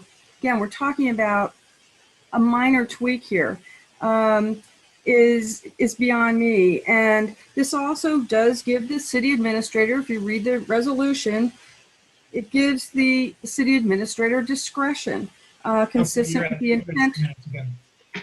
Okay, with the intent of the resolution, because that was also questioned. So I would just encourage you, and I also sent you an email to call out the section of the traffic calming guidelines that speak to some of a question that was asked by Councilmember Ramlawi. And because this is moving forward, this is going to go to the Transportation Commission in December. I respectfully request, throw me a bone at my last meeting, last Jane Lum resolution, to not postpone this. If you want to vote against it, do that. But please just vote on it. Thank you. Councilmember Ramlawi. Thank you. Yeah, and just to echo the sentiments that Councilmember Nelson described, the staff's professionalism and the way they handled the residents. It's a very feisty crowd sometimes when you go into those meetings, and the way the one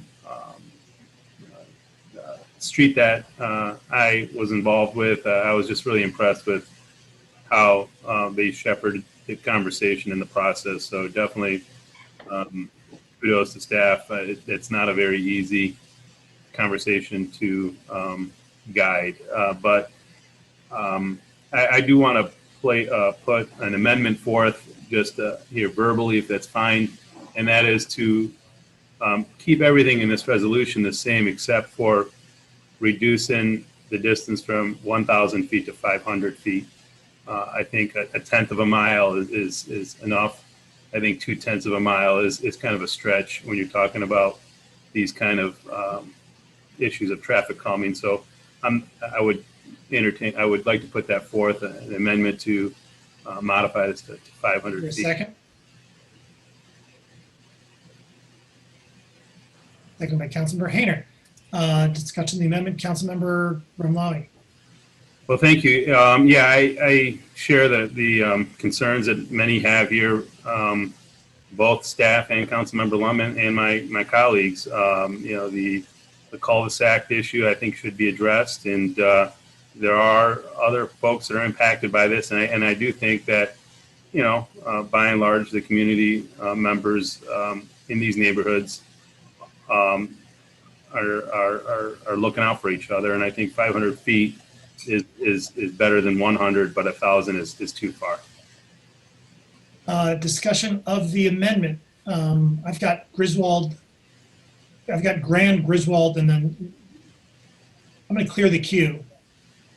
That's all right, Councilmember Grand and Griswold, you are first if you want to speak to the amendment. Councilmember Lum on the amendment. Oh, thanks. Yeah, 500 is better than nothing, but this is about democracy. And we're talking 2/10 of a mile, 1,000 feet. And I don't think, I literally live around the corner from this. Again, it's, and I don't think I would be included. It's a confined area. And why would we not want to give the neighbors who are interested in, and I will just say, I think these neighbors, they participated because they support traffic calming. They're just interested in knowing what's being proposed because they receive no notice. They don't get to have a voice. And I do not support proposals that restrict our citizens' participation in general. And these are the immediate neighbors, and they're nice folks. They weren't argumentative.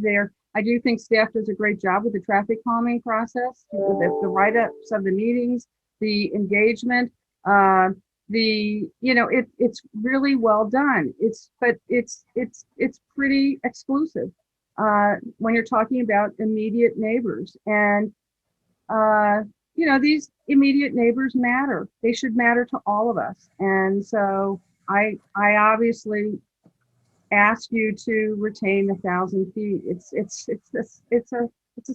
not a large expansion. Anyone else in the queue for the amendment? Roll call vote. Councilmember Bannister.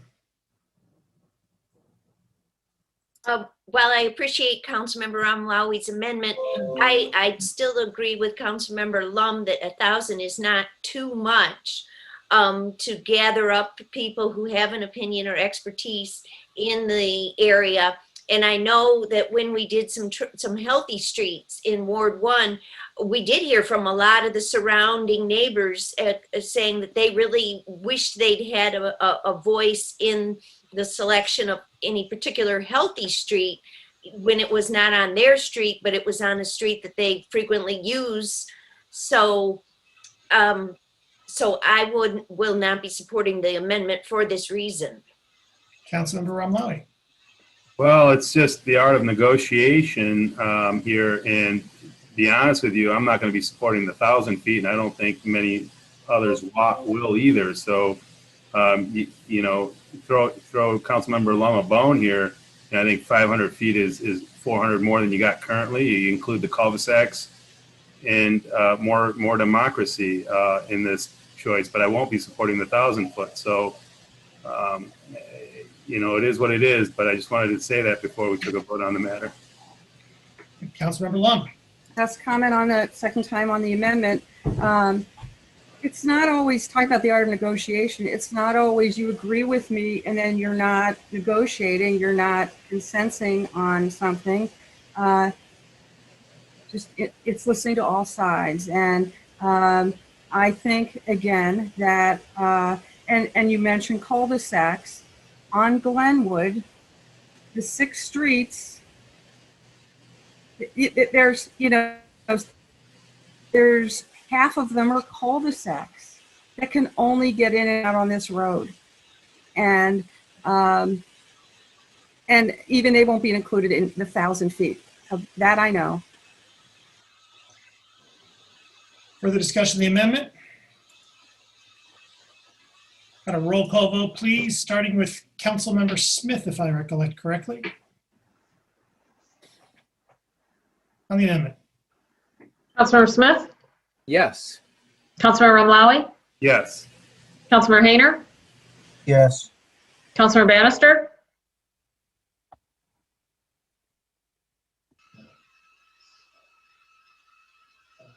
No. Councilmember Griswold? No. Councilmember Long? No. Councilmember Grand? No. Councilmember Ackerman? Yes. Mayor Taylor? Yes. Councilmember Eaton? No. Councilmember Nelson? No. Motion fails. Further the discussion of the main motion? I think I had Councilmember Grand, then Griswold from before. Councilmember Grand. Thank you. I won't be supporting this resolution. I believe that we don't want to place any burdens, and while 1,000 feet may not sound like much, it's 10 times what we currently have. And in some neighborhoods, like the one that's being used in this example, that's not that many houses. In my neighborhood, or in many neighborhoods in my ward, that would be potentially up to 6 blocks.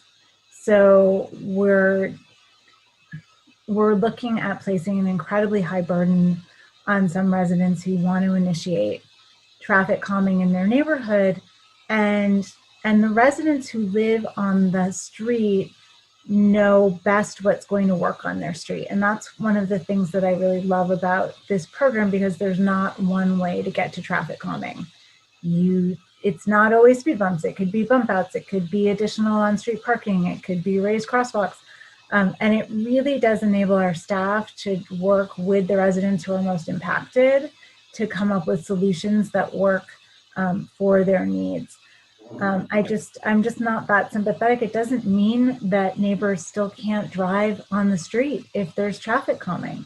It just means they'll need to go a little bit slower than maybe they were going before, or they'll get a friendly reminder to do so. So it's not putting up a blockade when there's traffic calming. It's just trying to make it safer. And we really benefited from staff making recommendations to change our process. And I would like to keep it as it is until we're ready potentially to make it easier. And I do want to acknowledge Michelle Hughes for her comments about equity in the traffic calming process. And I wouldn't be opposed to considering going a different way that's not neighborhood initiated if it was based on data in the future, and to be able to look at the impact on the whole neighborhood. I think that's an excellent idea. But looking at where we are tonight and whether we stay the course or we make it much more difficult, I'm going to vote for staying the course. Councilmember Griswold, and then we'll pick up the back of the queue with Councilmember Ackerman, since Councilmember Griswold was on the queue earlier. Councilmember Griswold. Yes, I want to thank the people who've made comments about this. There was a very lively discussion on social media, and one of the recommendations was to expand the area but lower the threshold. We had a discussion last night, and Michelle Hughes called in then, and we refined it a bit.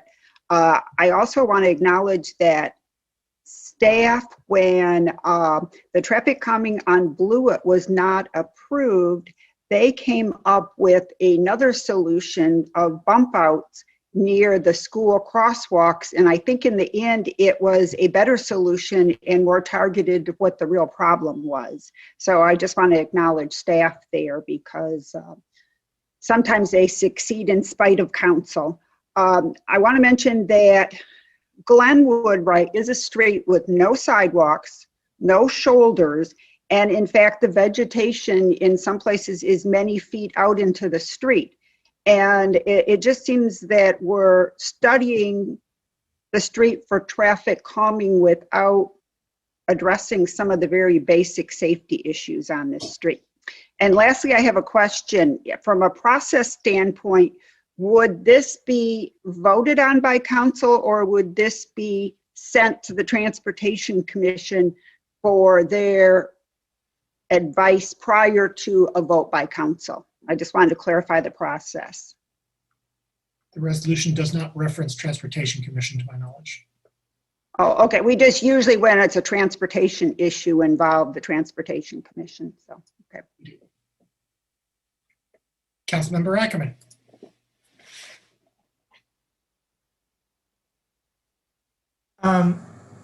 Well, I appreciate and respect Councilmember Long and her service. I can't support this tonight. It was now about a year and a half ago when there was an opportunity to expand the neighborhood traffic program to make it easier for neighbors to pursue these types of solutions. And to make the barriers of entry lower, which would have made streets around Ann Arbor and neighborhoods across the city safer for the people who live there. I think that was a really robust, really well thought out proposal. I had the privilege of getting to services and volunteers who helped to craft it. And I think that would have been the appropriate action. I think in absence of those improvements to lower the barriers of entry, this only makes it more difficult for us to realize this. Perhaps not in the instance that Councilmember Lom is experiencing now, but certainly in others. And we have to work on the system. We don't have the opportunity to create blanket rules that fit the needs of one neighborhood. So for those reasons, I can't support this tonight. I wish we had an easier to access program. But we don't now, and I can't make it even harder. Councilmember Lum. Thank you. I did look. Thank you, Councilmember Ackerman. I did go back and revisit what you had presented and proposed previously, and there was a small committee. I believe former Councilmember Westfall was part of that effort, or maybe it was Mr. Hoffert from the 2nd Ward. Anyway, I reviewed all of that material, and I decided to propose something less aggressive, if you will, which is also why I came up with 1,000 feet. I thought, what do we do for other projects? What residents, immediate neighbors do we notify? And we use this 1,000-foot metric. And this is less aggressive than what the previous proposal would have done. So I specifically chose this because, again, I thought about the neighborhood. I thought about the residents who are impacted, the residents who would like to have a democratic voice. Earlier in the meeting, we lauded, the participation, and this is truly about giving our residents a voice, including them in a process. It really saddens me that if we don't support this, that you will not hear this, the Transportation Commission, when this recommendation comes to them for Glenwood traffic calming, and when it comes to council, and I have stacks of emails from residents who sent their comments, written comments to staff, but that feedback doesn't get reflected or noted because they are not in the defined area. And that's unfortunate. That is our loss. Again, it's just, one of the things I've always tried to do my entire lifetime on council is to just find ways to enhance citizen engagement. And these are not people, we should give them the benefit of the doubt. They're not people who want to damage their immediate neighborhood. They want it to be safe for all users. And they care about this, and they have an interest, and they'd like to be allowed a seat at the table. Councilmember, further discussion? Roll call vote, please, starting with Councilmember Smith. Councilmember Smith? No. Councilmember Mlawi? No. Councilmember Hayner? Yes. Councilmember Bannister? Yes. Councilmember Griswold? Yes. Councilmember Lum? Yes. Councilmember Grand? No. Councilmember Ackerman? No. Mayor Taylor? No. Councilmember Eaton? Yes. Councilmember Nelson? No. Motion fails. DC3, resolution to approve an amendment to the bylaws of the Ann Arbor Public Art Commission, moved by Councilmember Ramlawi, seconded by Councilmember Ackerman. Discussion, please, at DC3. Councilmember Ramlawi. Thank you, Mayor Taylor. As everyone knows, I'm the liaison to the Ann Arbor Arts Commission. It's been a fun experience being on that board, and this has really been advocated by the commissioners and brought to me, and they've asked me to bring it to council and try to get support to change the membership bylaws to the commission. The membership believes it's very punitive to their body. It effectively disallows many folks from being on this board and being a starving artist here locally. So we heard from Allison Buck during public comment. She had also sent council a letter stating their position, and that the commissioners are no longer the primary decision makers in the process around public art in Ann Arbor, but rather serve as advocates, advisors, and community partners. And again, just to repeat her words, to better describe these changes, the public art project selection process is either handled by an outside contract with a local arts organization or by city staff. So again, there's firewalls built in already, and the commissioners who would be affected by this, who have any sort of conflict of interest, would recuse themselves from the vote that affect what they're voting on. So again, in my opinion, I don't believe there's a great risk of violation of ethics in this case. I know the legal department has given us advice against making any changes based on their very conservative approach to a boilerplate template for all their boards and commissions. But again, I don't believe, after serving on that body for 2 years and listening to the arguments and the folks that are there, that there would be great exposure to any type of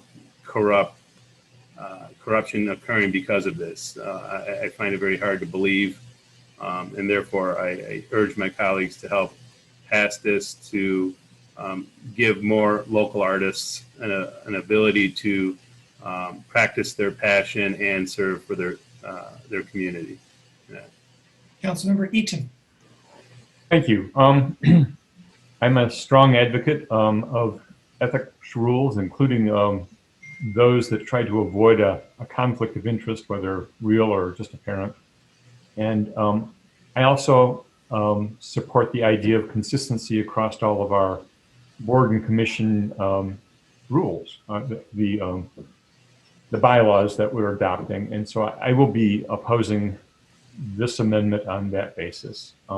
There's nothing that says that the Public Art Advisory Committee has to be made up solely of artists. And so we don't have to worry that not having enough artists on this will alter the outcome.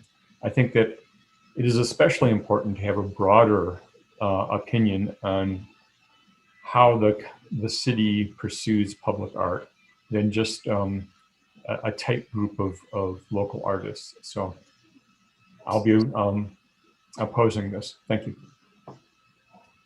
Councilmember Hayner. I'm sorry, Councilmember Lum. Thank you, Mr. Mayor.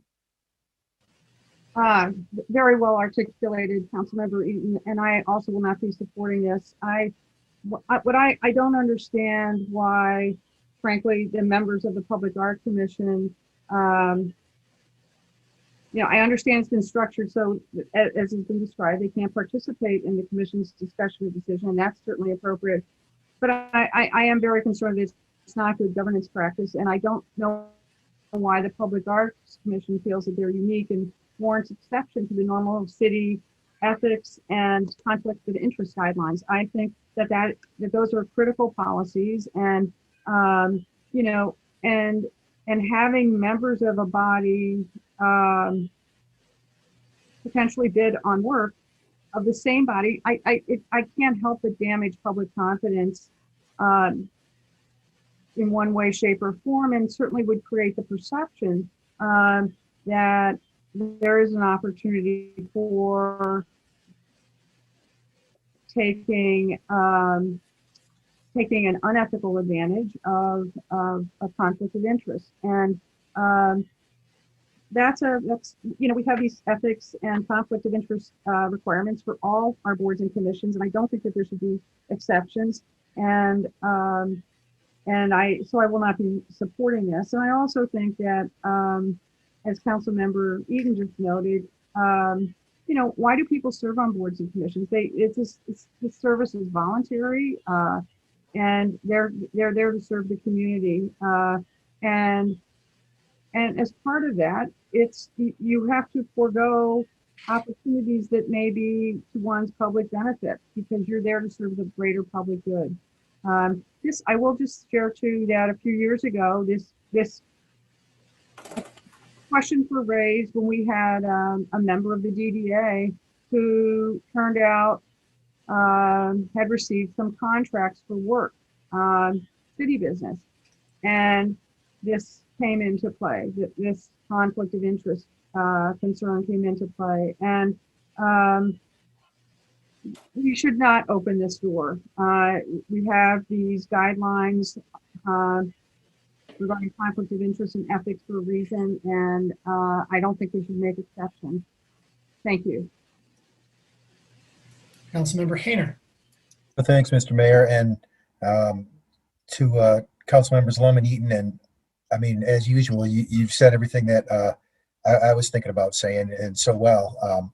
I mean, I've supported, and we all have supported other changes to bylaws that increase participation, like adding youth members to boards or voting considerations and things like that. And I think has a merit of its own.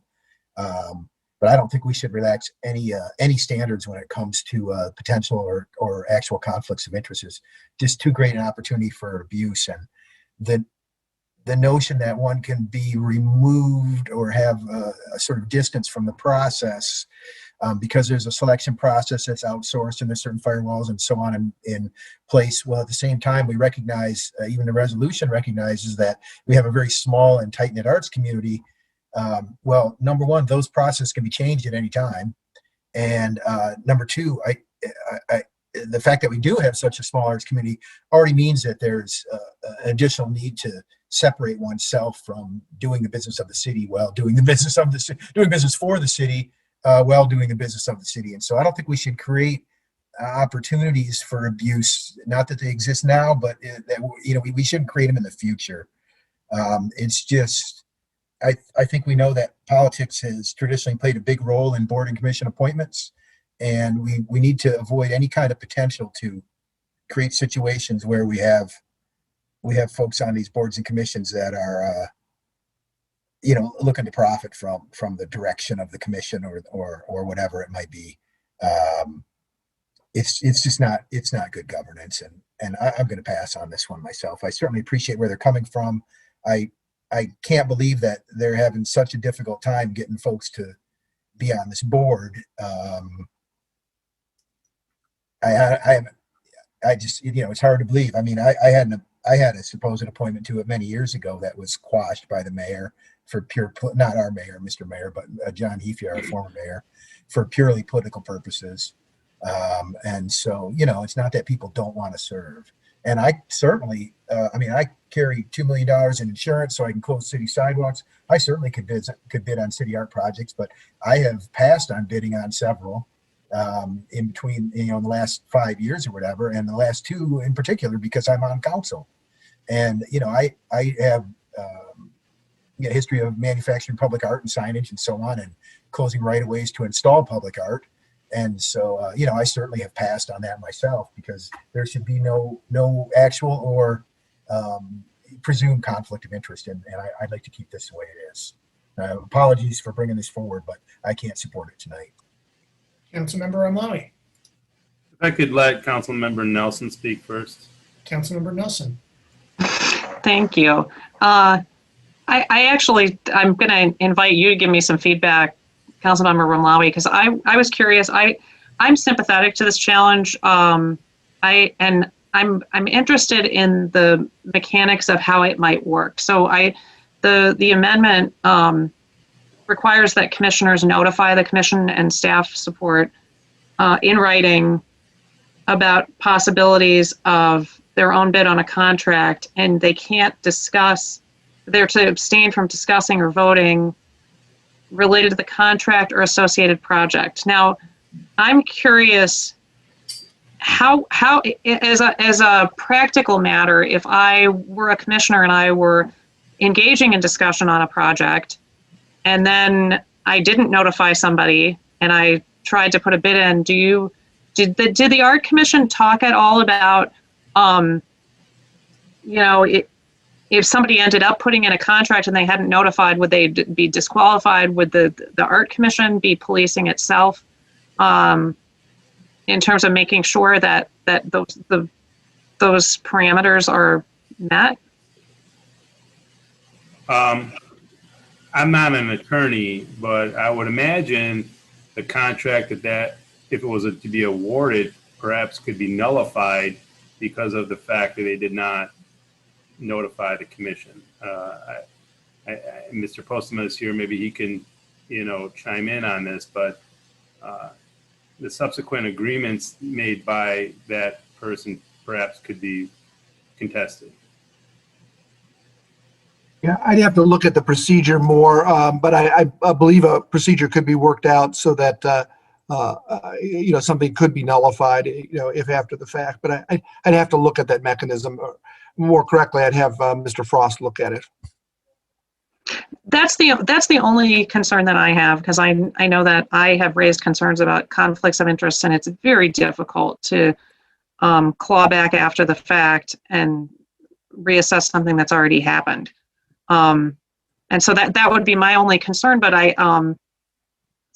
I feel like this particular situation is maybe a little bit different than some of the conflicts situations that are anticipated by our rules. Councilmember Hayner mentioned about our art community being relatively tight-knit and small, and that to me is a compelling argument to try to figure out how to make this work, because I believe that there is an interest in seeing public art from local artists, and if there's any disincentive for local artists to even participate on our art commission, like I think there's a reason for us to want local artists on the art commission, as well as having local artists bidding on public contract. This makes sense to me, and so I'm interested in making it work in a way that we feel confident that it's not going to turn into something unseemly. Councilmember Omlai? Thank you. I appreciate the willingness to listen and learn more, Councilmember Nelson, on this. The fact is that the commission has no budget. 0 tax dollars are going to the commission currently. So other than staff time that's there to support the work they do, 0 budget. They don't have a budget. You know, and to back to Councilmember Eden's concern, I think it's important to have local artists on this commission. I think it's really a unique commission in that sense that we're not trying to have a potpourri of folks on this board to have a bunch of different perspectives and viewpoints. I appreciate diversity, but I don't know if that's the type of diversity of this that serves this commission best. I think it's served best by folks who are struggling artists, and again, they can recuse themselves if in any event. So, you know, serving on council is not serving on a board or a commission. A board or commission, first of all, we get a paycheck every 2 weeks. They don't. And I think we understand the sacrifices that we are about to make when we become somebody on this body. I don't think we should be imposing the kind of restrictions and expectations one would have as a city council member on all our boards and commissions. I think that's an unfair you know, comparison, and I wouldn't want to place that on those folks, and I wouldn't want to burden them with those expectations. So again, I don't see the possibility of corruption here. And what I see is more of what's currently here in place is very punitive, and it's driving people away from serving on this commission. Councilmember Grant. Thank you. I feel a little conflicted about this one, but one thing that in addition to the importance of having local artists, which I believe is critical, because I think we heard in the critiques of public art a number of years ago that we weren't engaging with enough local artists, that we weren't seeing enough local art integrated into these choices. And I think that the commissioners that came before many of these helped drive the process into one that has more public engagement, that gets more local art out in our city. And I also think that, you know, we do want to try to be responsive to board and commission members when they ask us for their help, when they come to us with their expertise and their experience of serving on these boards and commissions and say, this is a problem, we're trying to go through the process to fix it. And I don't know if we need a little further tweaking, but I do believe that, you know, I don't think this is coming from commissioners trying to enrich themselves. I think it's just trying to be artists that are in a community and also are trying to give back to their community through this type of service. So I'm leaning towards supporting it. Further discussion of the main motion? Roll call vote, please, starting with Councilmember Smith. Councilmember Smith, Yes. Councilmember Ramlawi, Yes. Councilmember Hayner, No. Councilmember Bannister, No. Councilmember Griswold, Yes. Councilmember Lum, No. Councilmember Grand, Yes. Councilmember Ackerman, Yes. Mayor Taylor, Yes. Councilmember Eaton, No. Councilmember Nelson, Yes. motion carries. Thank you. Let's take a break and adjourn till 9:25.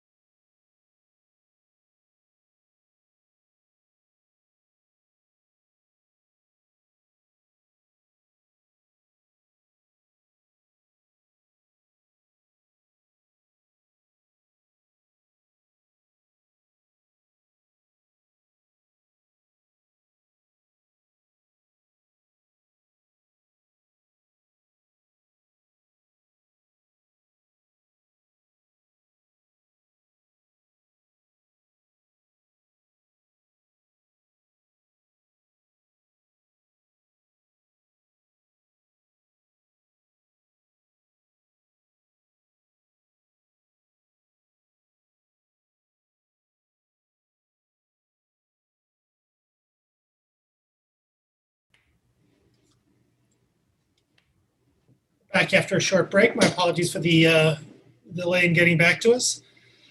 DC4, resolution to reconsideration of vote to defeat 1887, the resolution supporting the Environmental Protection Agency's active involvement with the Gelman site and encouraging its listing of same as a Superfund site. Moved by Councilmember Ramlawi, seconded by Councilmember Eaton. Discussion, please, of... Excuse me, Mayor, could I have Attorney Elias and Attorney Dindoffer moved into panelist? Ms. Beaudry? Thank you very much. Sorry for the interruption, Mayor. No, never worry. Councilmember Ramlawi, you have the floor, I assume. Yeah, thank you, Mayor. I'm asking for council support in bringing back the vote that was taken on 19-1887 tonight. There was considerable discussion that night about the lack of proper notice to take this up for a vote, and at the last second, I decided to vote no for that reason. And now that we've had more than 2 weeks to think about it, look and ask questions, again, I bring it back up for reconsideration to take another vote on the matter. Thank you for the discussion of the reconsideration. Roll call vote, please, starting with Councilmember Smith on the reconsideration. Councilmember Lum, I'm sorry, did you have something?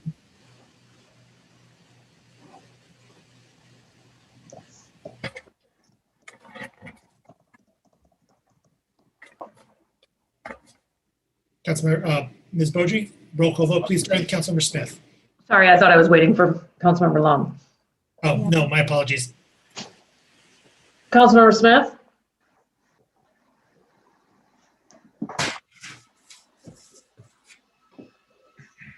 He said he mouthed no if I. Yeah, can you all hear me? We can now. No. Councilmember Ramlawi? Yes. Councilmember Hayner? Yes. Councilmember Bannister? Yes. Councilmember Griswold? Yes. Councilmember Lum? Yes. Councilmember Grand? Yes. Councilmember Ackerman? Yes. Mayor Taylor? Yes. Councilmember Eaton? Yes. Councilmember Nelson? Yes. Motion carries. We have before us file number 19-887, resolution supporting the Environmental Protection Agency's active involvement with the Gelman site and encouraging its listing of same as a Superfund site. Moved by Councilmember Griswold, second by Councilmember Ramlawi. Discussion, please, of this reconsidered motion. Councilmember Eaton. Thank you. So when I took this resolution off the table at the last meeting, it caused some consternation. I believe that those concerns were ill-founded. If you understand basic Robert's rules, you table something to allow something to happen in the interim, and then it is appropriate to take the matter back off the table as soon as that intervening event has happened. That's what happened. Anyone who expressed surprise or lack of preparedness appears to have forgotten that this has been on our agenda 6 different times in the past and postponed. And finally, on a 7th time, it was on the agenda and tabled. Just prior to our last meeting, we received materials from our city attorney office, and it included a 12-page document about the EPA. So if any council member had prepared for any one of those 7 or 8 meetings, knowing that we were going to discuss things at least periphery to the EPA, they would have been prepared for it to be taken off the table. I could understand reading the advice that you got and voting against something, but to arrive at the last meeting and say you were unprepared to discuss the EPA, it just boggles the mind. I believe that the EPA is the best route for us to take. We have spent $500,000 or so on our attorneys. They've done the best job that's possible, but I don't believe that they have the the resources that the many lawyers at the EPA would bring to this subject, and having rejected the consent judgment, I think that the best route to go is to seek EPA involvement. And that's twofold.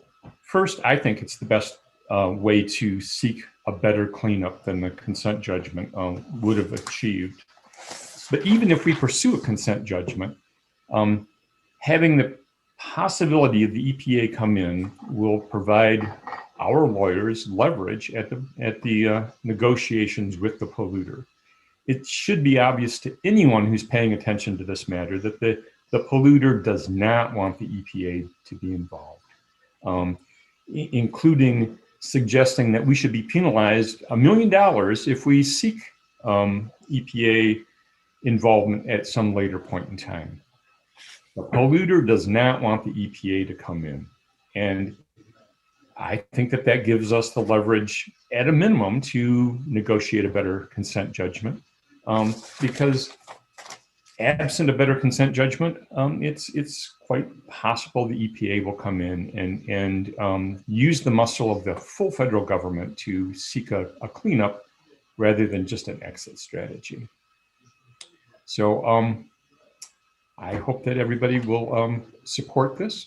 I would point out that if we pass this, it doesn't make it a certainty that the EPA would become involved, but it would certainly give us some time to allow the polluter to approach us with alternative ideas to avoid the EPA coming in. And at any point in time before this site is listed on the Superfund list, we could withdraw this request if, in fact, the polluter bargains a better deal with us. So I'm going to support this. Further discussion? Councilmember Griswold.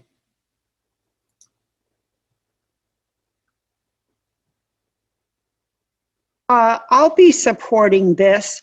And as others have said, and community members, why would we give up leverage such as petitioning the EPA in our negotiations?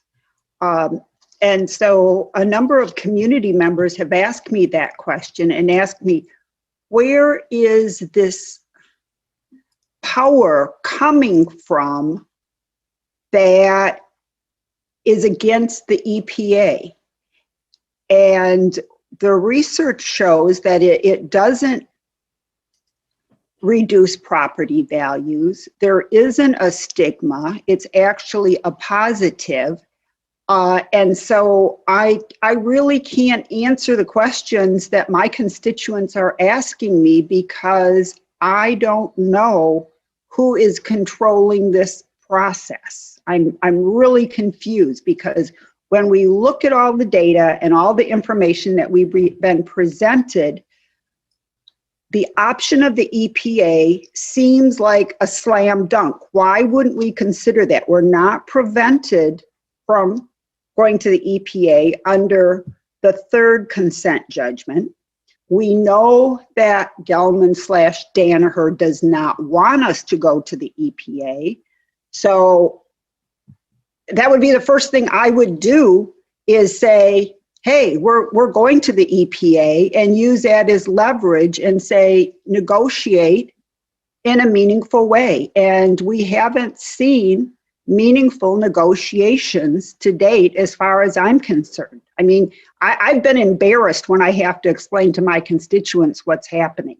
And this is not a negative to our lawyers or to anyone involved, but we just do not have the clout that the federal government has to take on a multi-billion-dollar company. We don't, and we just keep spending time not getting anywhere. And now we have multiple amendments to the consent judgment.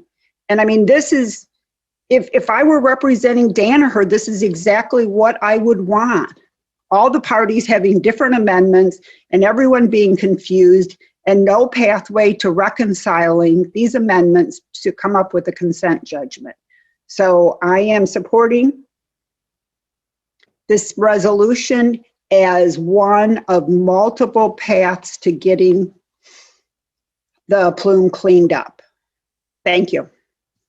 Councilmember Hayner. Thanks, Mr. Mayor, and thanks you, Mr. O'Malley, for offering to reconsider this. We know our window is closing on this as we discuss the fourth consent judgment, and this, as Ms. Griswold just pointed out, we're sitting on this third right now, and so it is a good opportunity for us before the court steps in and evaluates the various intervening parties' efforts and considerations of the fourth consent judgment and the settlement documents to make this formal request. And all we're doing is asking the governor for an opinion on this and a letter, and to go along with what Ann Arbor Township has already asked and what Scioto Township has already asked. And I guess, without speaking to the benefits of the EPA, which I did in a epic late night rant at our last meeting, I just want to point out a couple things real quick, which is why I think we could use an outside look at this. And one is the infamous Nagel letter that I actually have here, the letter requesting in regards to monitoring well 103S. And MDQ in the 2013 said that it is relevant and reinforced the notion that the third consent judgment, if monitoring wells were outside of 85 parts per billion outside of the prohibition zone, 2 reading periods in a row, that Gelman would have to develop a contingency plan. And that was indeed the case in December of 2019, and then January split sample of 2019, independently confirmed sampling, that MW103S was in excess of 85 parts per billion. And, the Gelman Sciences, Inc. wrote our Attorney General's office and MDEQ and said, please confirm in writing that MDEQ agrees that Gelman need not develop the contingency plan. And they did. Mr. Nagel and the AG's office said, you're right, you don't have to. For some bizarro logic reasons that we were intervening at this point. They want to act like the CJ is in place when it benefits them to do a poor amount of cleanup, and they want to act like it's not in place when they're forced to do a greater amount of cleanup. And I just believe that the federal agency would not stand for that kind of nonsense. And the least we can do is ask them to get in here and not stand for that kind of nonsense. And if there's any question that what has been happening isn't enough, one need look no further than the 25-year cleanup sampling. Does that look like 25 years later they've done a good job maintaining this? No, it does not. In the 1,4-dioxane Superfund survey of 2003, max detections anywhere in the history of the United States. Paul Gelman, 300,000 parts. We have the largest dioxin spill recognized by the EPA in their own survey of dioxin sites here in the nation. We're pushing solvent services, which is a classic, huge California disaster. And we're proud to be number 2. Well, we're almost number 1 the way this cleanup's going. And so I think not only do we need to ask for the governor to consider asking for outside assistance, but we also need to reevaluate our legal strategies. And I'll bring that in a separate resolution in the future after we hear what happens at the November 12th hearing. But I fully support this as I was an initial sponsor of it. I think it's time to seek some outside opinions on this. We know the preliminary assessment favored the site being listed on the national priorities list. I don't see a problem with reaffirming that request through the proper channels at the state. So please join me in supporting this request. Thank you. Councilmember Ramlawi. Thank you, Mayor Taylor, and thank you to this body for allowing this discussion to occur tonight. This is obviously a really heavy decision. This is not one that you can make lightly. And unfortunately, the negotiations have led us to this discussion tonight. The polluter and all the parties involved have gotten us to a point where we don't have a great choice. We don't have a CJ that the parties have ratified without amending. The county still hasn't voted on it. They've postponed their vote. We've added many different amendments. SIO's added amendments, at least one. So this is not like the negotiations have borne us some fruit. And listening to 2 years of testimony and arguments and a whole lot of everything underneath that, I've come to the conclusion that that this would be the best choice for someone in my position to make today. I don't, want to have any regrets, and I think this body deserves the opportunity to take a vote on this matter. The clients that I represent are my constituents, and they've spoken loud and clear about what they would like to see. Many of them have spent decades on this. Many of them live on top of it and have been directly affected by the contamination. I feel it would be, I would regret if I did not apply every tool in the toolbox in addressing this problem. And I think tonight we have an opportunity to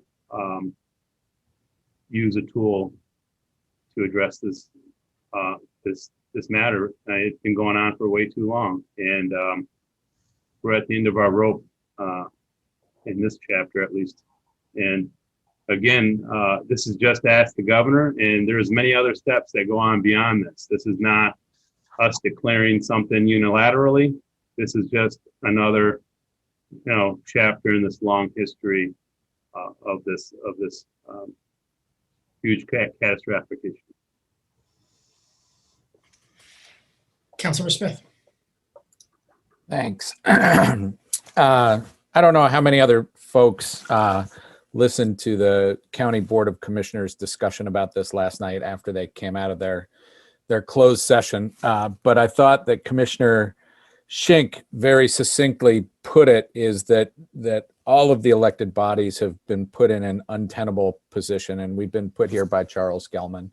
Had he not fought so hard at the beginning of this to avoid cleaning this up, we could have cleaned things up to a much higher standard, but we are where we are. I think everybody in the county is in agreement that the proposed CJ is not adequate and doesn't achieve what we want out of it. I think I'm of a conflicting position here in that I am frustrated that we are negotiating with an actor who's not a willing or honest actor. But at the same time, we're talking about leverage and this using the EPA petition as leverage. It's not as though their attorneys aren't listening to this discussion, that they didn't listen to the last discussion, that they haven't listened to everything that we've said publicly, that they haven't been watching everything that we say on social media. I think they're well aware of the position. I think my preference would be, before we did this, to get together with all of our partners one last time and say, this is where we're at. This is what we liked. This is what we didn't like. These are our make or breaks, and go together, because I think we're certainly stronger when we act together.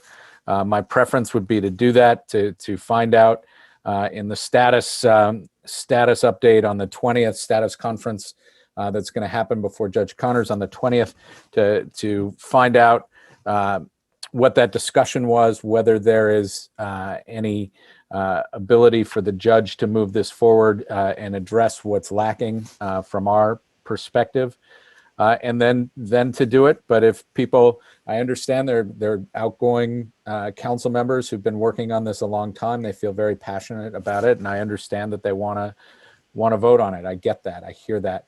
and I understand that.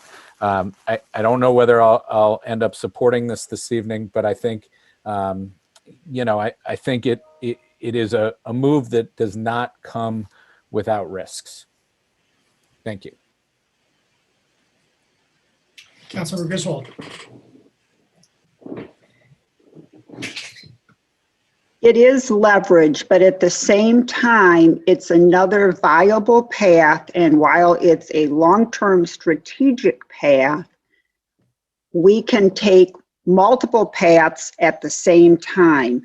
And what troubles me is not the council members who are leaving, but our constituents who are so frustrated because we haven't done anything and we keep making excuses.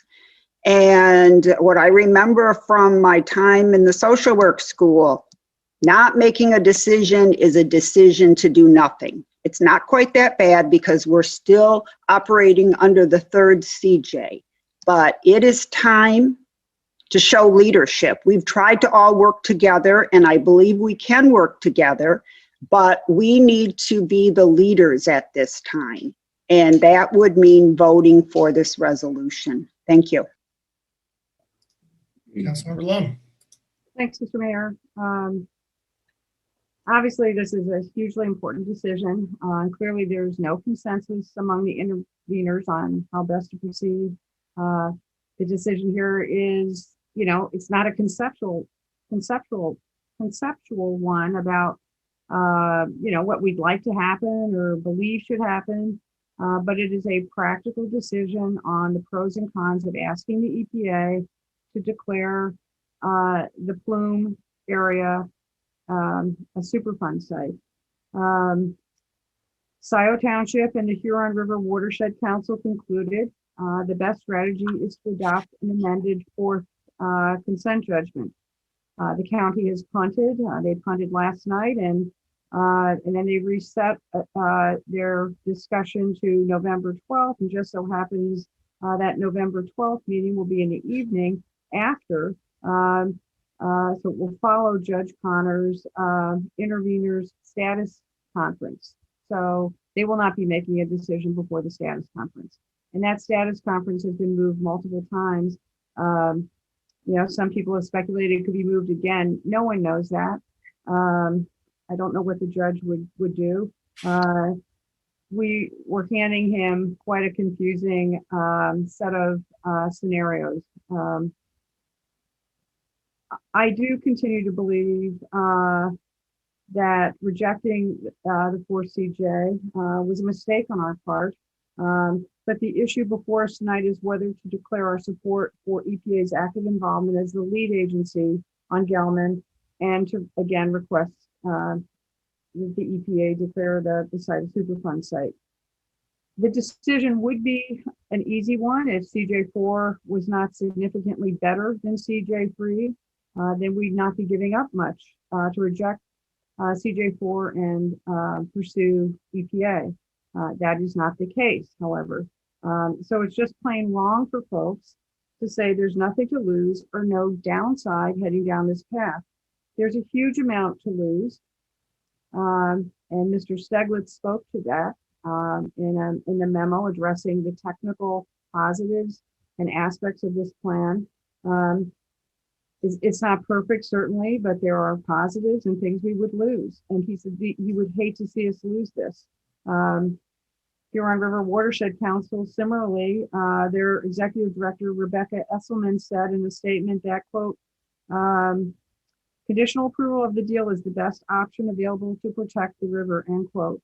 Quote, among the reasons we feel this is the right course of action are: one, the agreement will bring cleanup criteria in line with current regulations, immediately reducing the 1,4-dioxane limit to 7.2 parts per billion instead of the current limit of 85 parts per billion. Two, treatment and monitoring will be increased. And three, local governments will have ongoing rights in the cleanup process. This last is perhaps the most important, end quote. She also said, quote, cleanup communities affected by the contamination will retain a seat at the table throughout the cleanup process and have a voice in decisions made along the way. That means The consent judgment is not the end of the conversation, but a framework to ensure ongoing monitoring and participation in deciding how cleanup proceeds. I think that's significant coming from the Huron River Watershed Council Executive Director. Again, we are giving up these positives to reject CJ4 and pursue EPA. And that's a concern I have. And there's also, you have to ask yourself, what do we know about pursuing the EPA path? What don't we know? There's much we don't know about the EPA path. We do not know whether the governor will concur with effectively taking Eagle out of the lead role. We don't know whether EPA will declare the property a Superfund site, as EPA has indicated to us that they typically defer when there's remediation already taking place. In this case, there's remediation already taking place. And most importantly, we do not know what the remediation plan will be if the EPA declares the property a Superfund site. We don't know if it will be better or worse than what is achieved in the 4CJ. Many EPA advocates state that with the EPA, the outcome will be a complete restoration of the aquifer to drinking water standards. Experts have told us that's not feasible or realistic. The point is that the EPA has never said what their plan might be. We just don't know. But what we do know is that every day spent waiting on the EPA process is a day where the improved cleanup could have been taking place and won't be taking place. And we know that the EPA Superfund process is quite lengthy. It's 7 to 8 years before remediation begins on a quote, this is per the EPA regional director, begins on a quote, easy site, and likely 10 plus years for a difficult site, as they call this a difficult site. I'm close to, I will finish up and I'll only speak once. Last meeting, one council member said that while this lengthy EPA process unfolds, there will still be remediation. Yes, remediation is significantly less effective level than it would be under CJ4. We also know that once EPA takes control of the process, the city essentially gives up its seat at the table. That is a significant concern. There is no ability to sue the EPA to do more or ability to get involved in enforcement. Our rights are that of a commenter. That's their word. Like any citizen, and the EPA is not obliged to do anything other than listen to the comments. Some council members have indicated we should pass this resolution as part of the negotiating step. That Gelman will come to the table with a better deal under the threat of the EPA. That is pure speculation. Just like EPA's remediation strategy, we don't know what Gelman will do. Councilmember. I'm almost done, and this is I won't speak again. I promise. And what we do know is that in the meantime, Gelman sits back and operates under the old CJ, is not required to take the additional steps negotiated in the 4CJ that significantly improve remediation. I am not convinced that Gelman wouldn't just sit back, do nothing, and wait and see how the process unfolds. So I simply do not agree with my colleagues who suggest that there is no risk or downside by passing this resolution. There is a huge risk. We could end up years from now with a remediation strategy that's no better or even possibly worse than what the 4CJ achieved today. And as I said earlier, every day along the way in a potentially decade plus long process is a day where the remediation effort is less than it could have been. And we've given up our seat at the table. I recognize that reasonable people can and do disagree, and that's certainly the case here. I don't know what the best strategy is. No one does, but that's how I see the decision tonight, and I will not be supporting DC4. Thank you very much for listening. My apologies for running on, and that's the last you'll hear from me. Councilor Grand. Thank you. I won't be supporting this. I do want to share concerns that for those of us, if we don't support it, it doesn't mean that we're bound to some mysterious unknown force that's out there. For me, not supporting this is listening to our scientific experts, listening to the words from the EPA themselves, and making an evaluation that I don't think this is in the best interest of our community.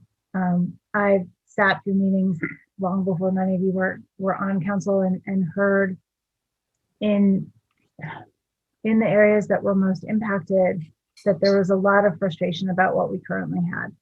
And somehow in there were, I believe, unrealistic promises made about what the EPA could and would deliver. I understand that others will disagree, and I certainly respect that. But what I would ask is that for those of us who go the other, who don't support the EPA, that it's not to demonize our intent. It's just that I personally believe that this is not the best way to ultimately secure this long-term safety of our water and our drinking water in the city. Thank you. Councilmember Hayner. Thanks. Just a quick follow-up on a couple things that have been said.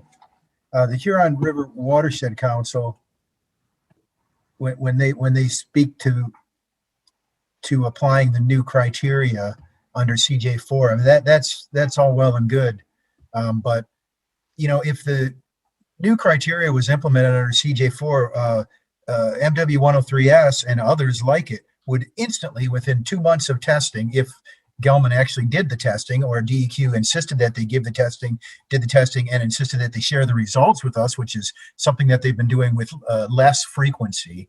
The polluter sharing the results, that is, they would instantly violate the CJ. And because what is now reading 88, 85, 100, and consistently in violation of the existing CJ, is not being required to be acted upon by the regulatory body that oversees the site.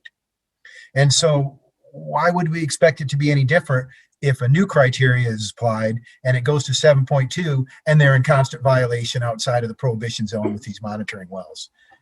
We have a history of the current regulatory agency turning the other cheek, as it were, and not stepping in when most wanted, and so and most needed and most required by previous agreements and so on. So I don't see this. I think that you know, in my years in sitting in with Card and getting Dan Hamill's reports every quarter, and just every meeting that I go to and hearing what's going on, it's not a complete lack of confidence. I see this not as a lack of confidence so much in Eagle's ability to steward the site properly, although I'm disappointed with how it has gone, obviously, but as giving them an additional tool.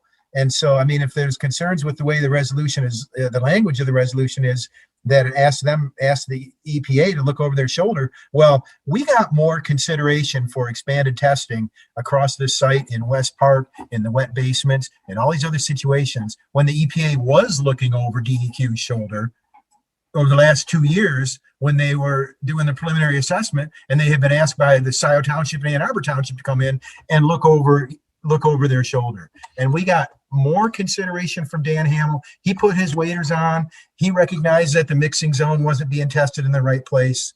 I've never seen so much consideration from DEQ as when EPA was breathing down their neck. And so both parties that are the original parties to this lawsuit, Gelman Sciences Inc. and the state of Michigan, seem to do more for the people when when EPA rather is breathing down their neck, and that should be reason enough to consider opening up that new chapter in our fight against this polluter. Until our folks at the State House get on it and improve our polluter pay laws, I think it's time to give ourselves and others who are concerned about this a new set of tools, and that, in my opinion, is the EPA. So that's why I'm going to support this tonight, and thank you for letting me speak again. Councilmember Smith.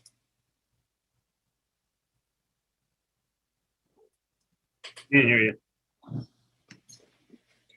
it's been 5 years and I've never said these words, but I agree 100% with what Councilmember Lum said earlier. And, you know, a part of my calculus in voting against the CJ last meeting was potentially to bring it back. I don't see much point in that because I don't know that anybody's mind has changed, but I think that she accurately talked about, you know, what we might potentially give up. And I think we just have to recognize that there are risks involved and take responsibility.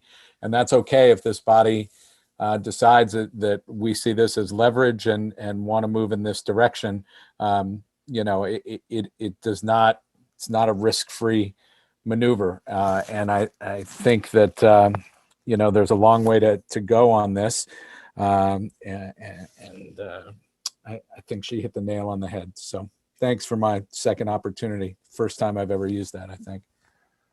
Councilmember Romali. Thank you. You know, I just believe I'm one voice in thousands of voices.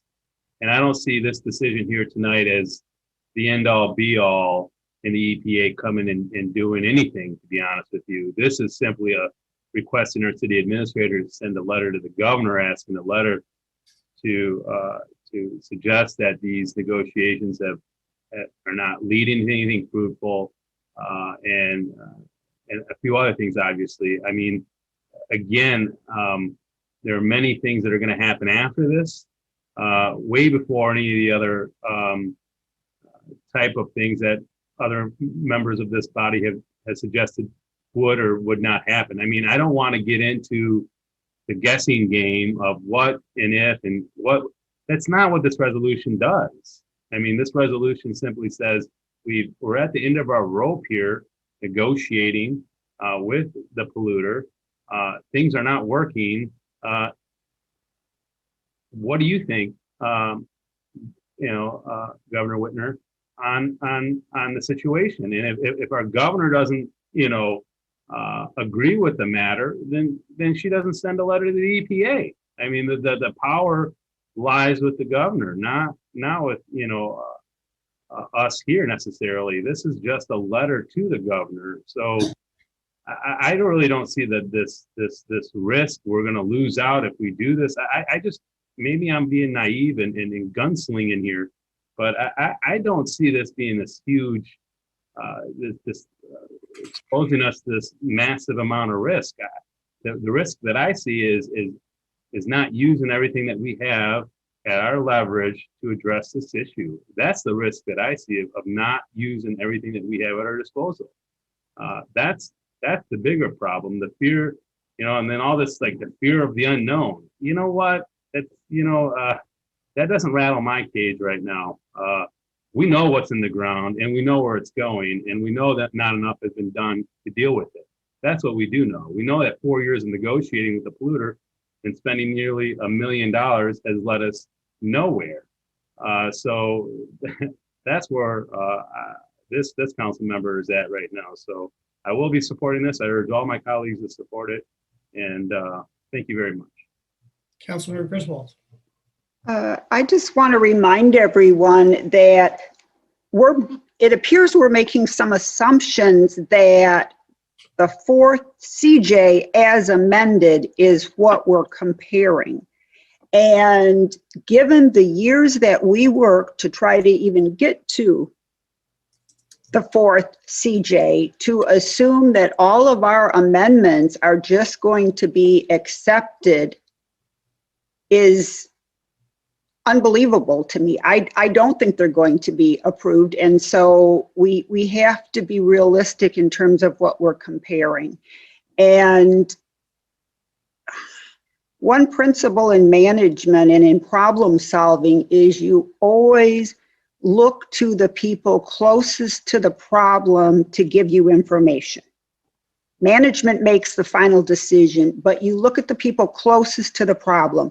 And those people would be CARD. They would be Roger Rail. They would be Dan Bicknell. And those people have provided input. And I feel like we've marginalized them for some reason, and I don't understand that. If we want to do what's best for our constituents, we need to work with everyone, and we need to show some leadership. And a yes vote tonight on this resolution will do that. Thank you. Further discussion?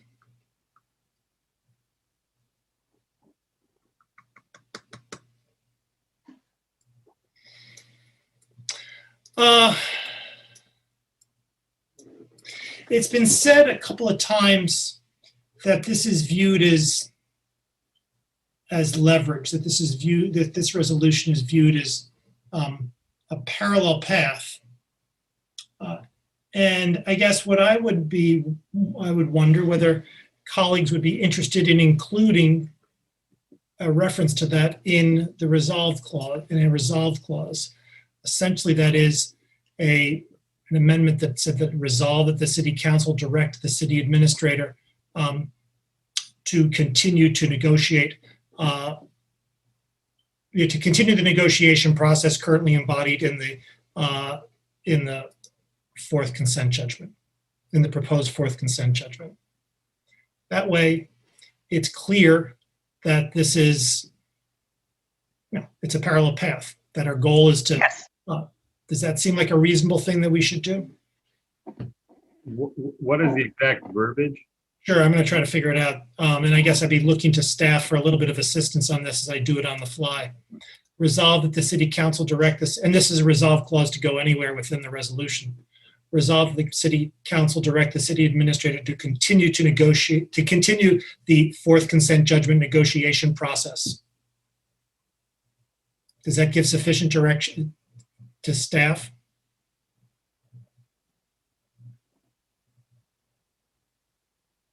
It does for me. I'll look for legal to see if they have an issue with it, but it's clear to me. Mayor, can you say that one more time, please? Or resolve the city council direct the city administrator to continue the fourth consent judgment negotiating process. So moved. Seconded by Councilmember Smith. Is that friendly to the body? I just have a question. All right, there's enough questions. I'm going to just roll with the queue. I've got Councilmember Eaton, Hayner, Griswold, Nelson on the queue. Councilmember Eaton. So I want to be clear that my intention is actually to seek EPA involvement. On the other hand, I do believe that if the polluter knows that we're serious about seeking EPA involvement, they may in fact be more willing to negotiate. So I'm not going to oppose that additional language in this, but I want to make clear that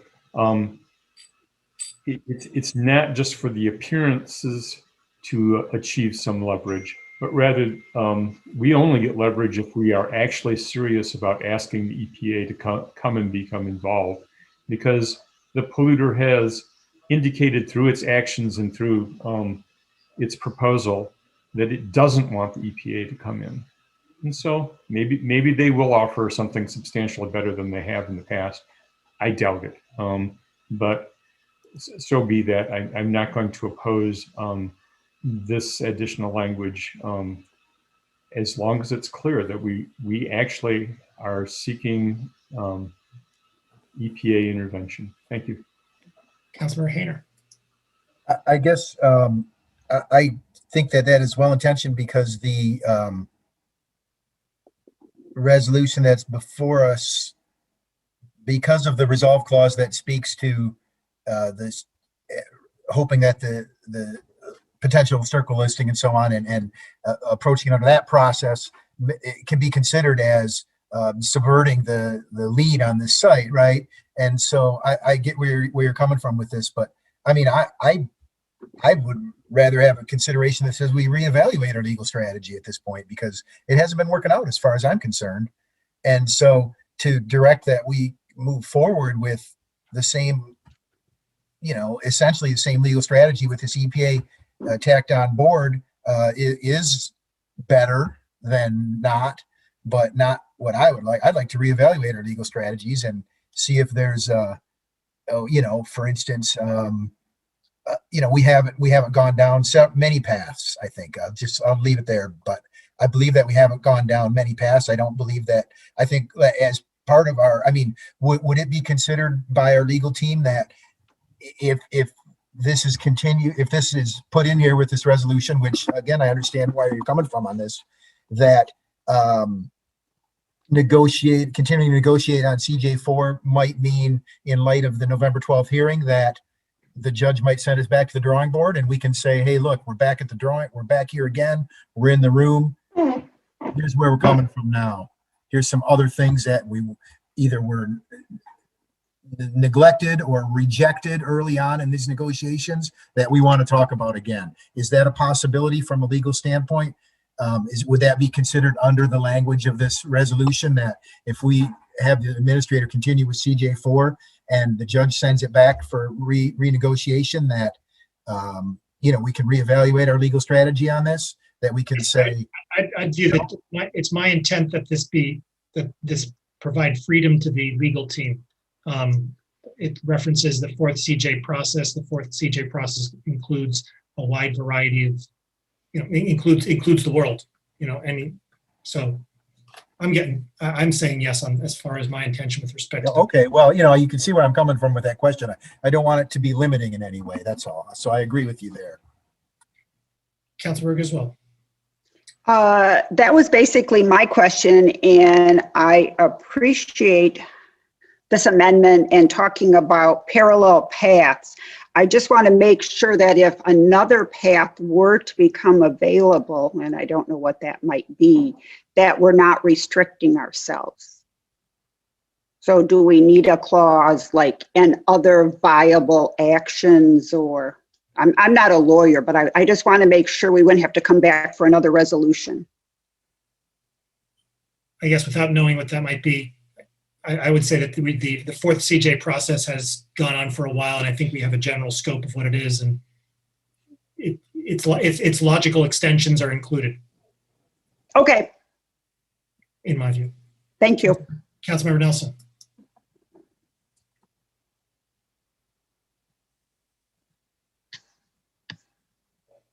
Sorry, it took me a while to unmute. I need some clarification. As I was writing down your suggestion, it was direct the city administrator to continue negotiations. Is that what you said? It is.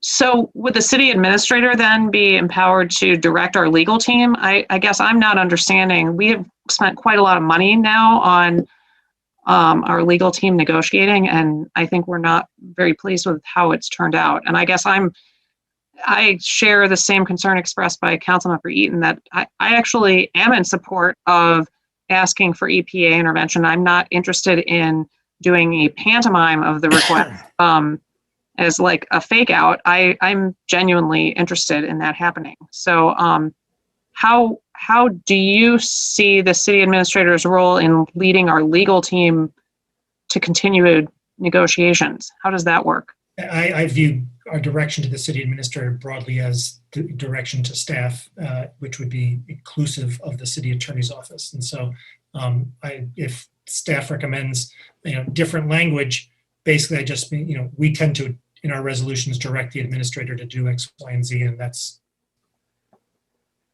I guess I would. Okay, I'm not going to be able to support this because it feels very much like a slippery slope of just kicking the can down the road some more. Thank you. Councilmember Lum. Thank you. I appreciate the mayor's bringing this forward and keeping the 4CJ and the negotiation option open. This is important to me. I also think critically it's important to our intervening partners. We're not the only player here, and I very much think we owe this to the intervening partners. I stayed up and watched the county, the Board of Commissioners meeting last night, and while they punted, they clearly seem to be operating on the assumption that negotiations will continue. Obviously, the Scioto Township and Huron River Watershed Council are voted and took action and are acting as if the negotiations will continue with their partners. So I think that's, you know, we can't just, you know, take up the toys out of the sandbox and go away because it's not all that we want. We, you know, we have partners here that we have to respect and honor, and I think we sincerely owe this to them. And I also do appreciate that Councilmember Smith had suggested earlier that maybe it would be a good idea. We won't be around, but you know, for the intervening partners to meet prior to the November 12th intervener status conference. See if you can get on a similar page. I don't know if that's possible. I would also note that this recommendation of the mayor's is consistent with the amendment that was approved on October 19th, one of the 3 amendments that remove the monetary penalty and preserve the rights of the city to have a seat at the table if the remediation of the state jurisdiction is pursued as a result of this, not to be pursued as a result of the city opting for going the EPA route. So we did, again, that was supported by 6 members of council.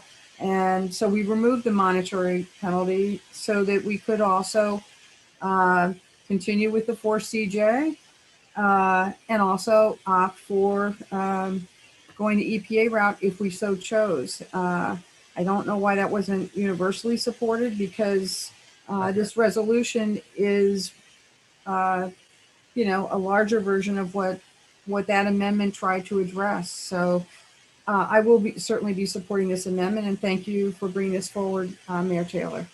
Councilmember Omlawi. Thank you. Well, I just have trouble supporting it in the way it's being proposed currently. I feel that we have not instructed our city administrator or staff to stop negotiating. We would continue to negotiate. Nowhere does it call for the end of negotiations with this resolution. So based on my experience, that's what was last instructed is still stands. So to suggest that we would be ending negotiations by approving this resolution without that amendment is troubling to me because I don't see it that way. I would find it more comfortable if that amendment was perhaps a whereas clause and not a resolve clause. If it's a whereas clause, calling that out and describing that those negotiations will continue, that's fine. But I fear that there is going to be a dilution of this amendment, of this resolution. And I don't support the dilution. And we can continue to negotiate without doing that to this resolution. Further discussion of the amendment? If Councilmember Ramalawi is offering that as amendment to your amendment, I second his amendment. I will put that forth as that amendment be a whereas clause and not a resolve clause. I second that.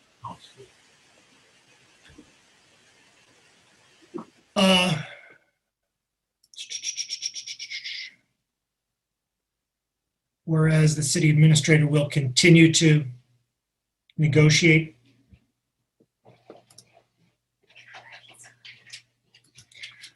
My advice in that case would be to put it this penultimate whereas clause. After we express our dissatisfaction, we ask them to continue to negotiate, but then whereas we believe that the EPA might want to step into.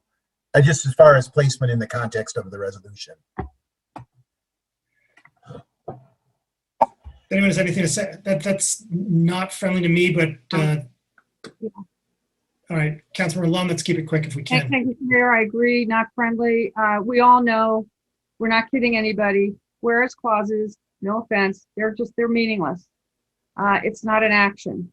It's just a whereas clause. It has no force of action. perhaps we roll call vote, please, on the amendment to the amendment.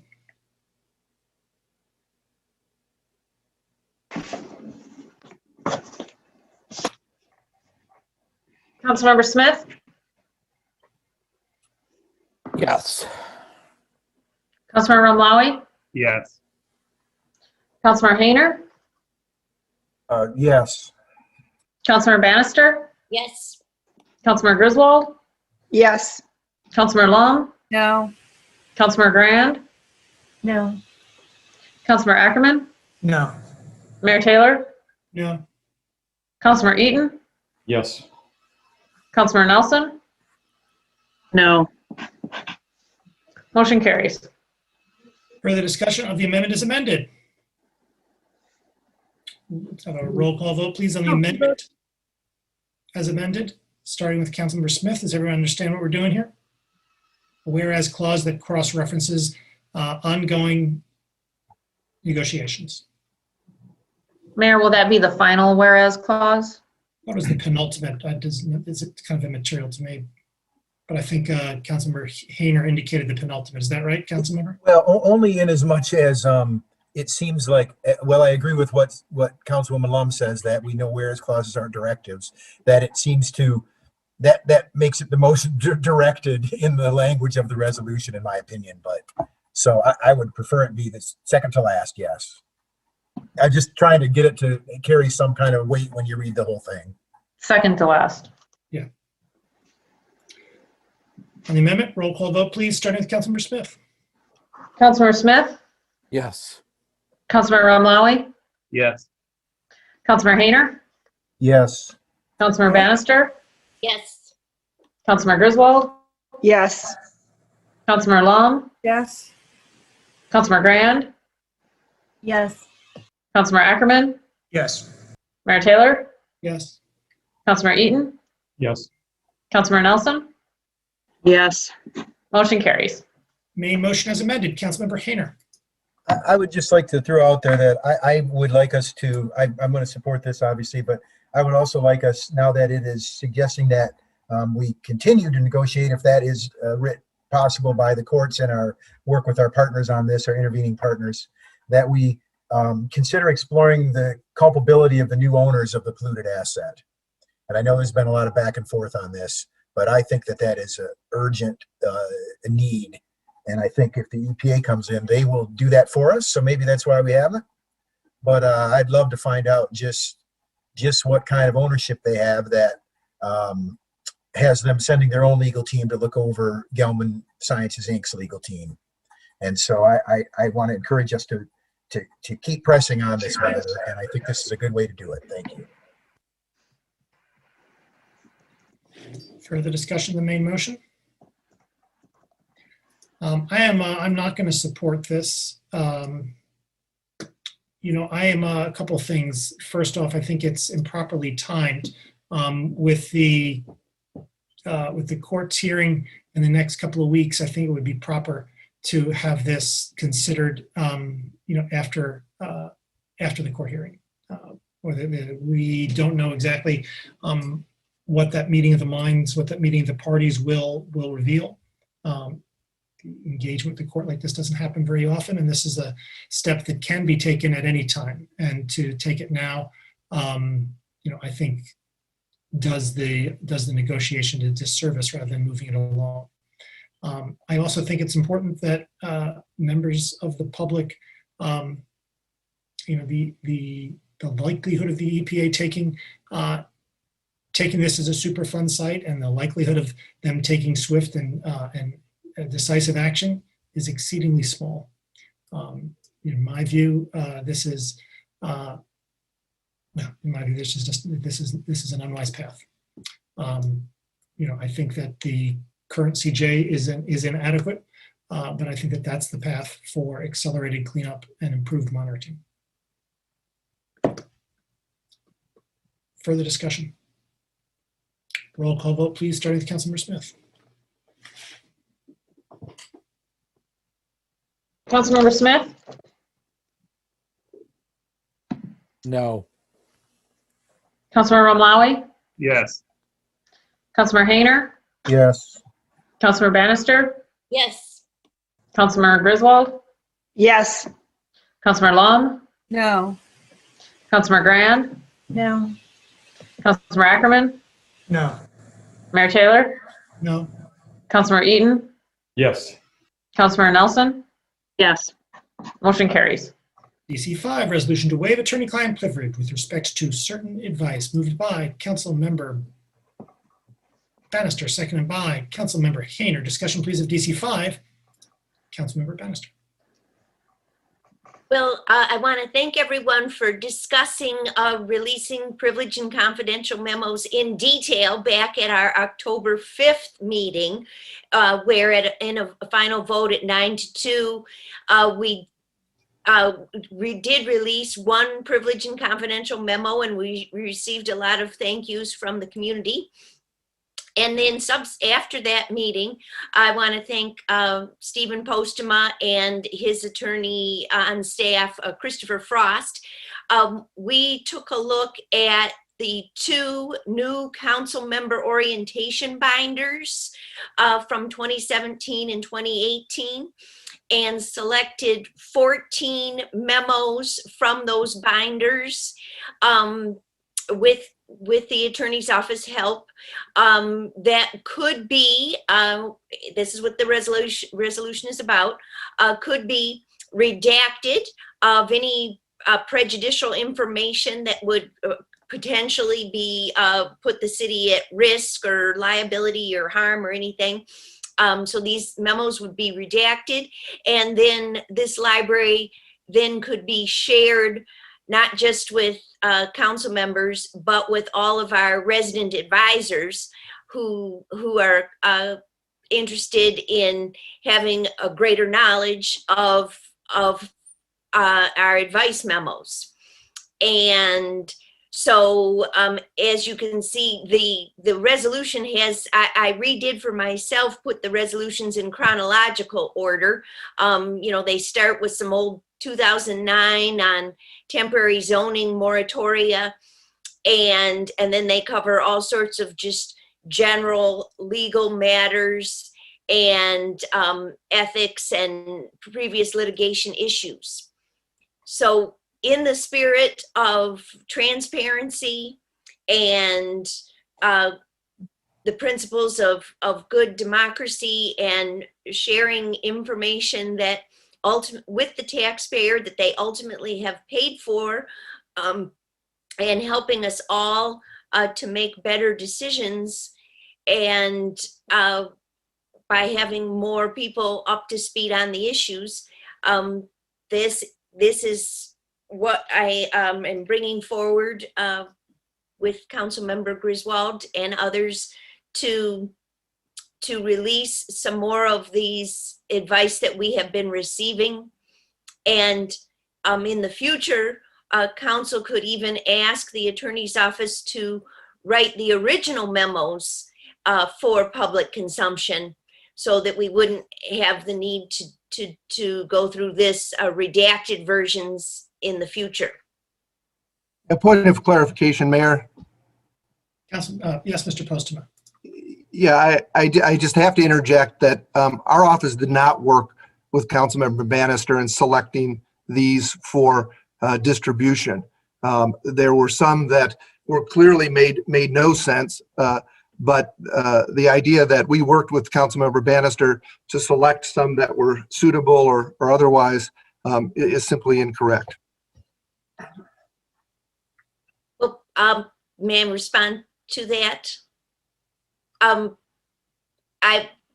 There is a discrepancy there because I did email with Mr. Postema, and then also met with Mr. Christopher Frost, and he obtained the binders.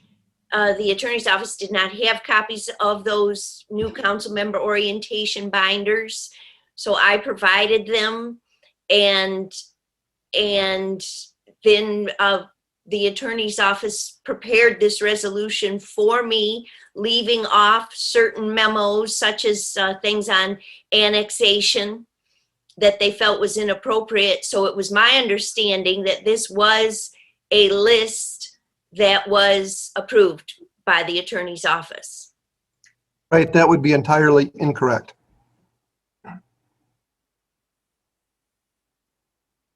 We prepared the resolution because you asked Mr. Frost to prepare the resolution. We're happy to do that, as we've told you really for the last 3 years. So we're happy to do it, and Mr. Frost, as usual, and would do that. But the idea that there was any discussion, there was discussion about 2 that were currently in litigation, but the idea that this was selected somehow by our office for distribution is completely incorrect.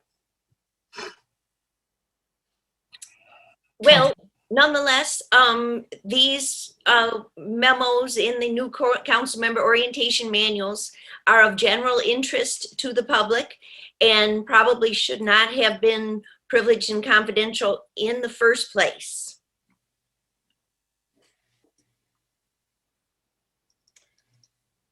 Councilmember Lund. Thanks, Mr. Mayor. Well, that was just a very meaningful exchange. And to be honest, I have mixed feelings on this. I do appreciate the intent, what Councilmember Bannister is trying to accomplish here, which is greater transparency, I believe. And I supported a similar resolution brought forward recently on releasing to the public the advice related to the DDA. I also appreciate that the resolution provides for the attorney's office to redact any information that they deem necessary. My concern, though, is that this resolution involves the public release of about 15 privileged advice memos and opinions. And unlike one, reviewing and redacting is necessary, 15 items could take a substantive amount of time. And I'm not sure the value added to the general community justifies the time and the effort investment. I fully support greater transparency, but I don't believe that that translates into sharing with the public all privileged legal communications from our attorney's office, even if redacted. Unlike the DDA memo, which I was familiar with and certainly had a copy of, I've not gone back through all 15 of these, so that too gives me pause.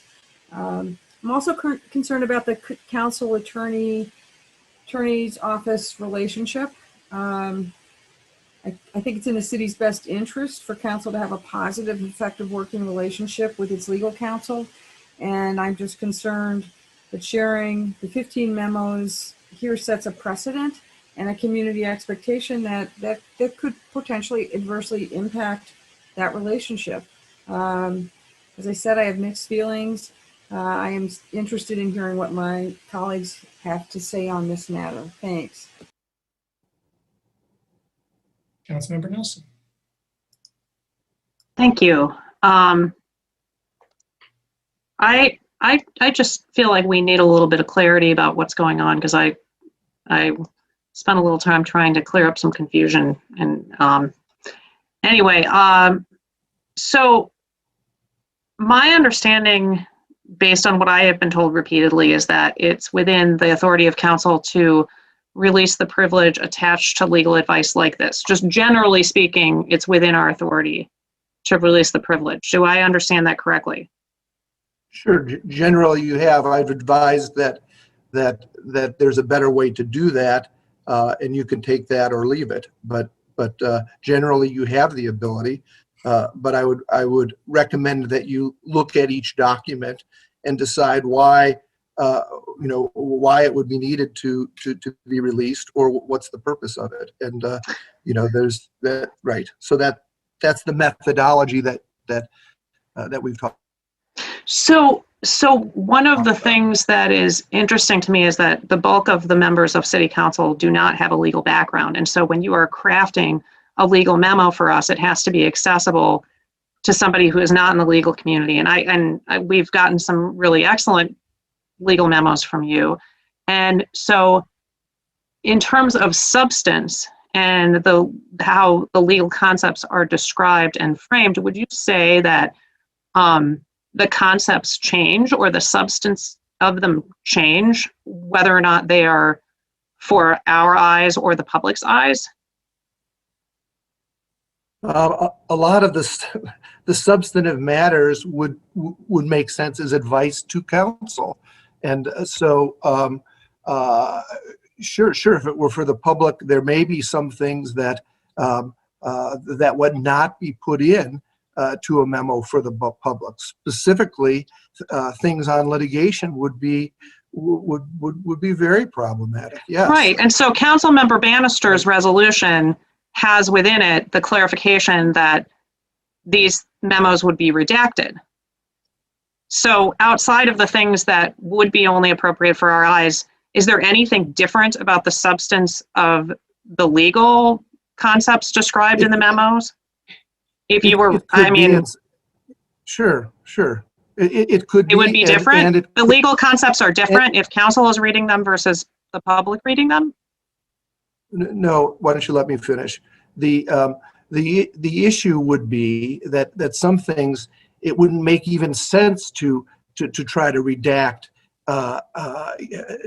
take out things, because things are interwoven in a memo. That's been my point all along, that it may be framed differently, and it may be very difficult to do. I mean, it's hard. These are 15 random things over 3 years, and so if in fact there were some reason that Councilmember Bannister would have wanted this over the last 3 years, could have come and had a motion. We could have looked at it, and it could have provided some advice on each of the individual things. But this is an entirely random exercise at this point. Well, I had to say that I earlier today, I was not particularly invested in this resolution at all until I understood that there was this framing of the issue, that there was like an alternate path that was preferable, and that Councilmember Bannister somehow made a misstep in doing it this particular way. So I guess my comment on this is, not what first I stated.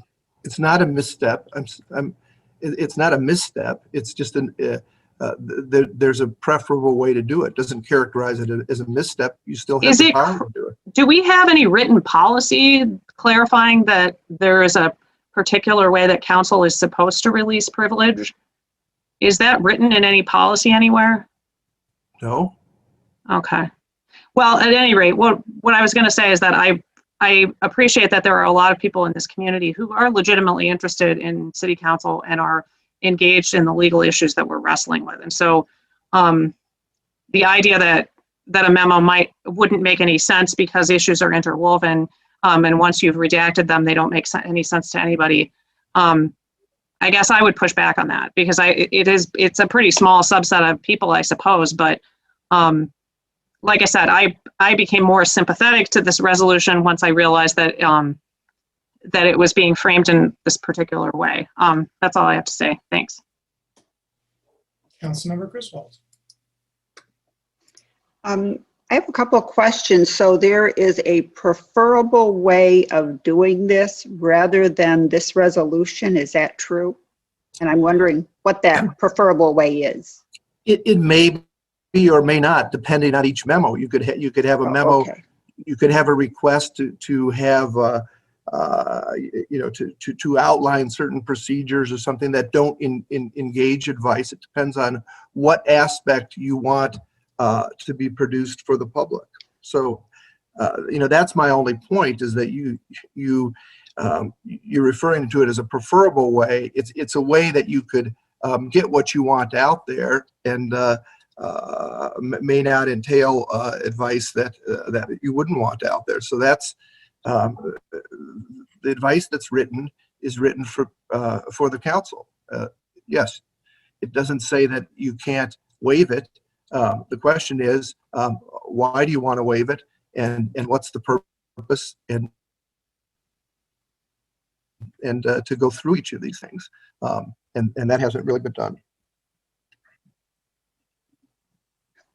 Okay, well, given that Councilmember Bannister has been working on this for some time, and we now have 15 documents, where did those documents come from? I don't think they were just random. Were they the documents left over after Christopher Frost remove No. some documents that weren't suitable? Councilmember, they were two random orientation binders, one from one year and one from another. Yes, they're entirely random as to the topics and other things. So it's not that Mr. Frost went through and approved any of these things. There were two that were obviously issues that were in current litigation. And he asked Councilmember Bannister if she wanted to include them, and that was it. So I don't know, you'll have to ask Councilmember Bannister how she came up with them. Okay, well, I guess that we're doing the people's work and this is the people's information other than where it needs to be restricted. And based on my history, when I asked to have caucus, I was given many reasons why I couldn't have caucus that we were able to work around. When I asked for information about the DDA, I was told the only way I could get it was to bring forward a resolution to dissolve the DDA in order to learn what was involved in dissolving the DDA. Not that I necessarily wanted to.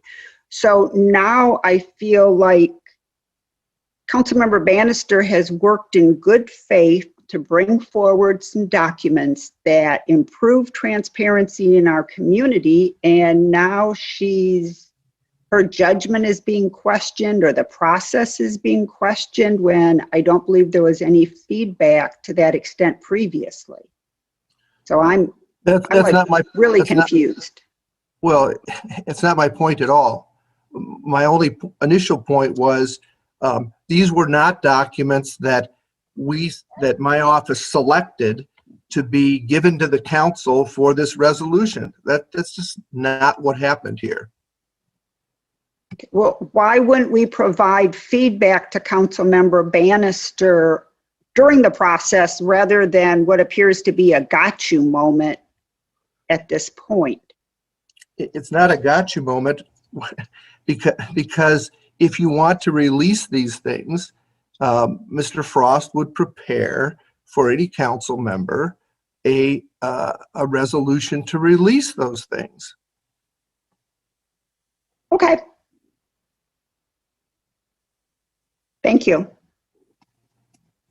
I think that I don't know where exactly the disconnect here is and has been. We've been talking about the release of the waiver of the privilege for quite some time, and the office has been, I think the attorney's office has been very clear about the process for getting legal advice, legal matters explained to the public. The most effective way of getting legal matters explained to the public. And that is by the request by the city council by resolution to the attorney's office to draft a document for that purpose. By way of example, we were talking about ICPOC and the issues surrounding the task force ordinance. We received legal advice with respect to that ordinance. That legal advice was not suitable in its then current form for distribution to the public. And so city council at that time asked the city attorney to put together a document suitable for public distribution that explicated the legal issues associated with that topic. In this context, I'm looking just at one of these documents, legal advice regarding denial of site plan. This has been the way that the city attorney's office has requested that we operate, for eons.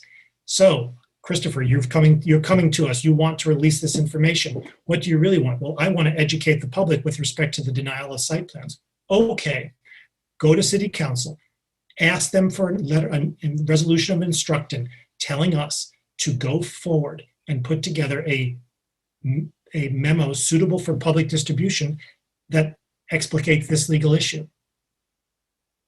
And that's what I would have done if this is what was of interest to me. And this is exactly what we have been told to do time and time again.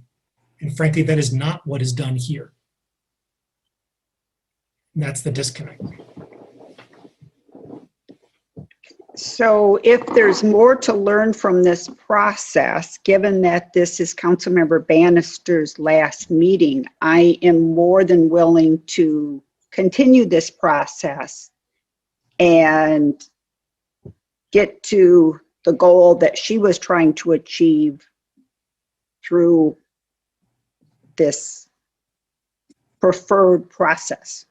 But I'm still concerned that we got to a resolution at council and then we're learning that there are problems, and why we didn't hear about that during the process, I don't understand. Well, I interrupted you. But I'm going to push on that. It's been, was not involved in the drafting of this resolution. I was involved in its conception. But I've been sitting at the council table for the past 3 years and been involved in this conversation. And each and every time, the attorney's office has been very clear about what we are authorized to do and what they recommend to do to meet our goal, to meet a goal of explicating to the public a legal issue. Whenever we've talked about the distribution of legal advice by waiver, they'd said, we'd really rather you didn't do it by waiver.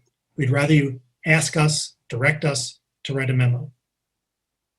This is not some secret thing. This has been in the public. And the fact that it was not done here, that's... Okay, lesson learned, so we can move on, I think. And I guess what I would suggest, I'm certainly not going to be, for my part, I'm not going to be supporting this. If these are issues that ongoing council members are interested in, then, the process.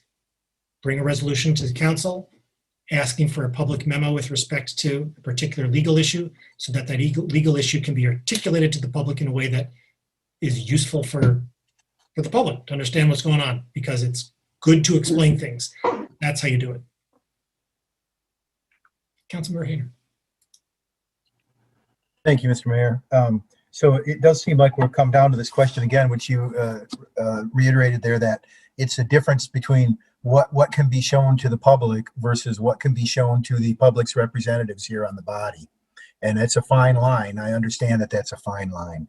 And I suspect if this is moved forward, that we're going to end up with 14 or 15 train station memos, especially in November 15th, September 10th, 2018. Those memos, overview of our litigation and potential litigation issues. Obviously, we don't want to let the world know about what we consider potential litigation, lest the lawyers circle the wagons or whatever. And so I can certainly understand how many of these will be redacted, but they are not currently redacted. That's correct. These memos exist in your files as the memos as they were released to council on the various dates. That's correct? Sorry, Mr. Postman, I was asking you. So yeah, that we is have correct. 7 years worth of sort of this rando list, but you said earlier that they're not random. They were collected in some kind of manner. This came from Ms. Bannister because they were collected in some kind of manner as orientation materials, or? Sure. New council orientation. We've given council members some additional memos to see what a memo is like, to see what. So this is in my old orientation book. These memos are in there That's under right. that. That's okay. right. And what about not for the new members though yet? No, not for. They have not gotten anything yet until they're sworn in, just like with you. Oh, okay. Yeah, I just want to make sure. Otherwise, they'd be redacted already, right? So, is there one more question real quick? So this will facilitate us, acting in a manner moving forward to release this information if we choose. Is there some sort of master list kept in your office of advice memos that have been sent to us? Could I peruse that and say, boy, I'd love to see these to educate myself for the next 2 years of service? Like I already sent you a request for this list specifically, but you're saying I can go back to my old orientation books and get this, which is perfectly fine. In fact, I remember reading some of these, but do you guys keep a master list of advice memos? We have a list in a city law file. Yes. Okay. All right. Well, that'll certainly facilitate any of us moving forward if we see something in there that's interesting or that a constituent has a expressed interest in, that we can go through the system. Although I understand there is no written policy on this, and perhaps we should come up with a written policy for us too. That way we don't have to be told what we've been told to do or whatever. Unfortunately, I'm gonna support this. You're gonna have to get your Sharpie out, because I like the notion that anything that within bounds, anything that the public or the public servant can see, the public can see, because that's really why we're here. And I don't want to be bound to having to interpret your legal interpretations on matters. I would rather either ask for a rewriting of it or just let these go redacted and they can fill in the blanks in their own minds, which of course happened with the train station memo. So I'm going to support this, and I thank my colleague for bringing this forward in the spirit that it was intended. Councilmember Umlai. Thank you, Mayor Taylor. I try not to be long-winded here. I'm looking at this list of things here that are being asked for, and I appreciate the spirit that this is being brought forward under transparency and information sharing of information. Again, as I said earlier, that the folks that I consider clients are my constituents, and so I truly do appreciate that part of this. The fact is, though, of these 15 documents that are being requested, absolutely none of them have transpired since I've been on council. All 15 are prior to my being elected and served. So to ask for documents that pre-exist my service to the city is a little peculiar. The other issue that I have is that conversations prior to tonight led me to believe that this was a joint effort between the legal department and the council member requesting this. And so now that's been refuted, so that leads me to become less inclined to support this. Furthermore, the intent of these memos were not to be shared with the public. It's quite clear that these memos were drafted and presented in a way that would be a attorney-client privilege associated with them. And so, again, back to Councilmember Lum's comments earlier about the cost benefit, how much time are we going to be putting staff through to redact this information? The amount of information that's going to be redacted, if the DDA memo is any indication, will be substantial. I'm not sure what kind of information is really going to be worthy once it goes through that redaction, because the intent and purpose was not for this to be publicly shared. I just have a really hard time supporting this. We have, again, obviously a new council coming in 2 weeks. I don't know if any of them share the interest in this information. I have not gotten any constituents who have asked for any of this information associated with these 15 memos. I just don't feel it's in the best interest of the city's resources or members that will continue to serve to take part in this. It just, at this point, with all due respect, it seems like a fishing expedition. I just, until I'm not convinced that this is the route that's best for the city. If there was more direction, if there was more poignancy on these memos, if we were set to vote on something major that one of these memos could help provide direction and insight, then great. But I really don't see the benefit with doing that. It's just, with all due respect, again, it seems like a fishing expedition. Councilmember Bannister. I spent some time today and rewatched the video of our October 5 discussion. And at that time, Mr.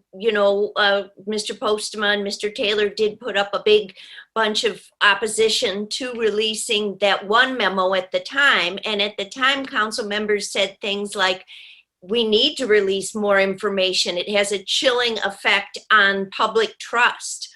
Why are we keeping this under wraps? What are we hiding? We were, one council member said she was astonished over 6 times in her public comment that about the reluctance to release this information. Mr. Postma, this information that you need to be directed to write a new memo is not my understanding of our communications over the last 3 years.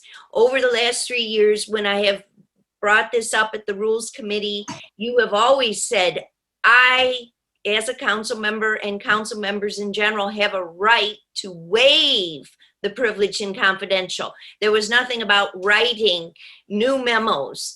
And frankly, these are 14 memos that Mr. Frost is very quick. I think he could whip through his appropriate redactions probably in one day's time. But that would be, Councilmember Bannister, that would be untrue. And again, I'm repeating the same thing.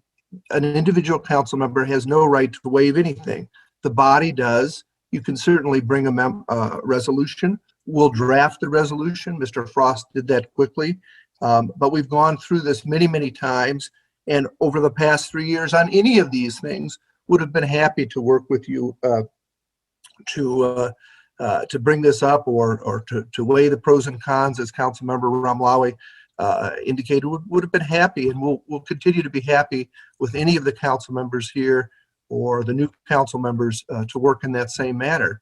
It just hasn't been done. I mean, we would have been happy to do it, but I have requested it often. I have been a champion for transparency repeatedly, and so I really feel that the rug is being pulled out from under me to now say that I'm doing it wrong.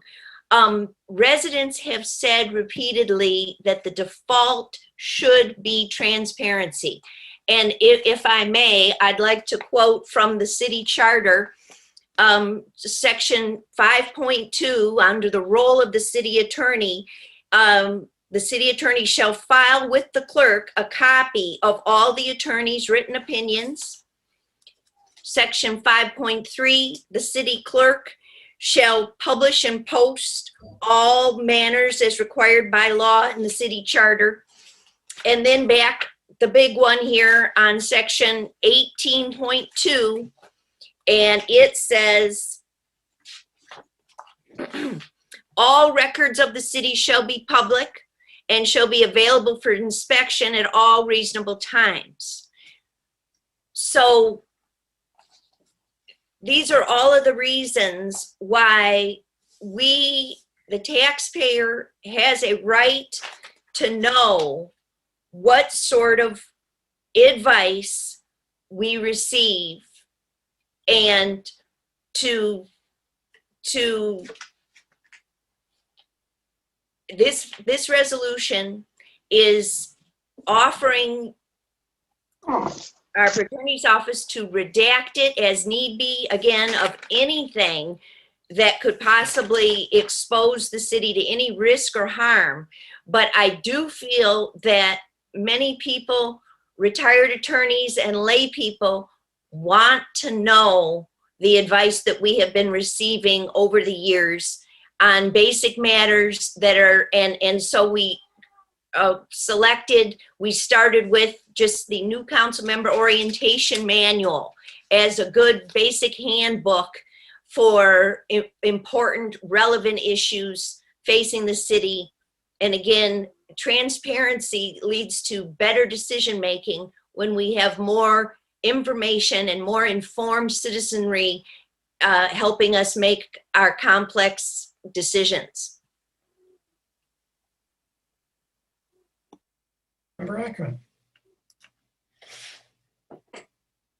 Thanks, Mr. Mayor.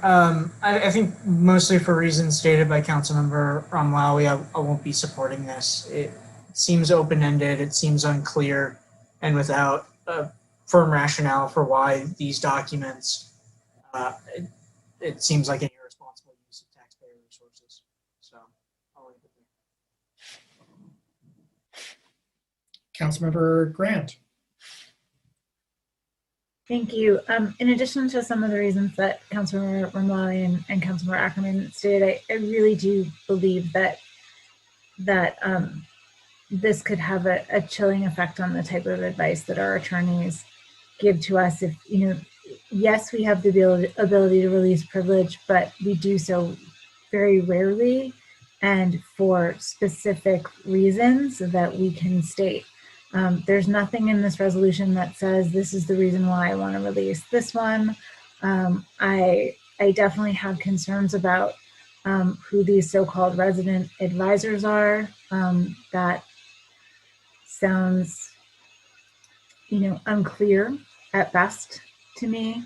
And I worry about people who shouldn't necessarily have more privilege than other citizens in our community, demanding that certain things be released from the attorney's office. It's troubling. I don't really think that's about transparency. I'm honestly not sure what it's about. Further discussion? Roll call vote, please, starting with Councilmember Smith.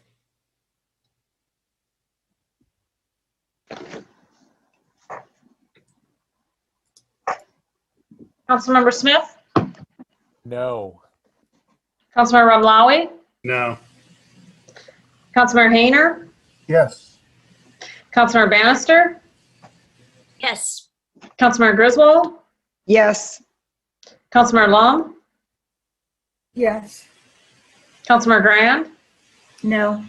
Councilmember Ackerman, No. Mayor Taylor, No. Councilmember Eaton, Yes. Councilmember Nelson, No. motion fails. My apologies. I lost the agenda on my screen. Hold on, please. Councilmember Griswold, did I miss you in the queue?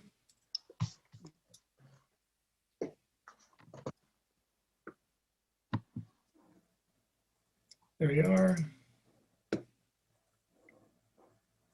DC 6, resolution to approve a waiver of late penalty charges for 2020 tax payments in response to the COVID-19 novel coronavirus pandemic, moved by Councilmember Ramlawi, seconded by Councilmember Lum. Discussion, please, of DC 6. Thank you, Mayor Taylor, and thanks to Councilmember Lum for co-sponsoring this.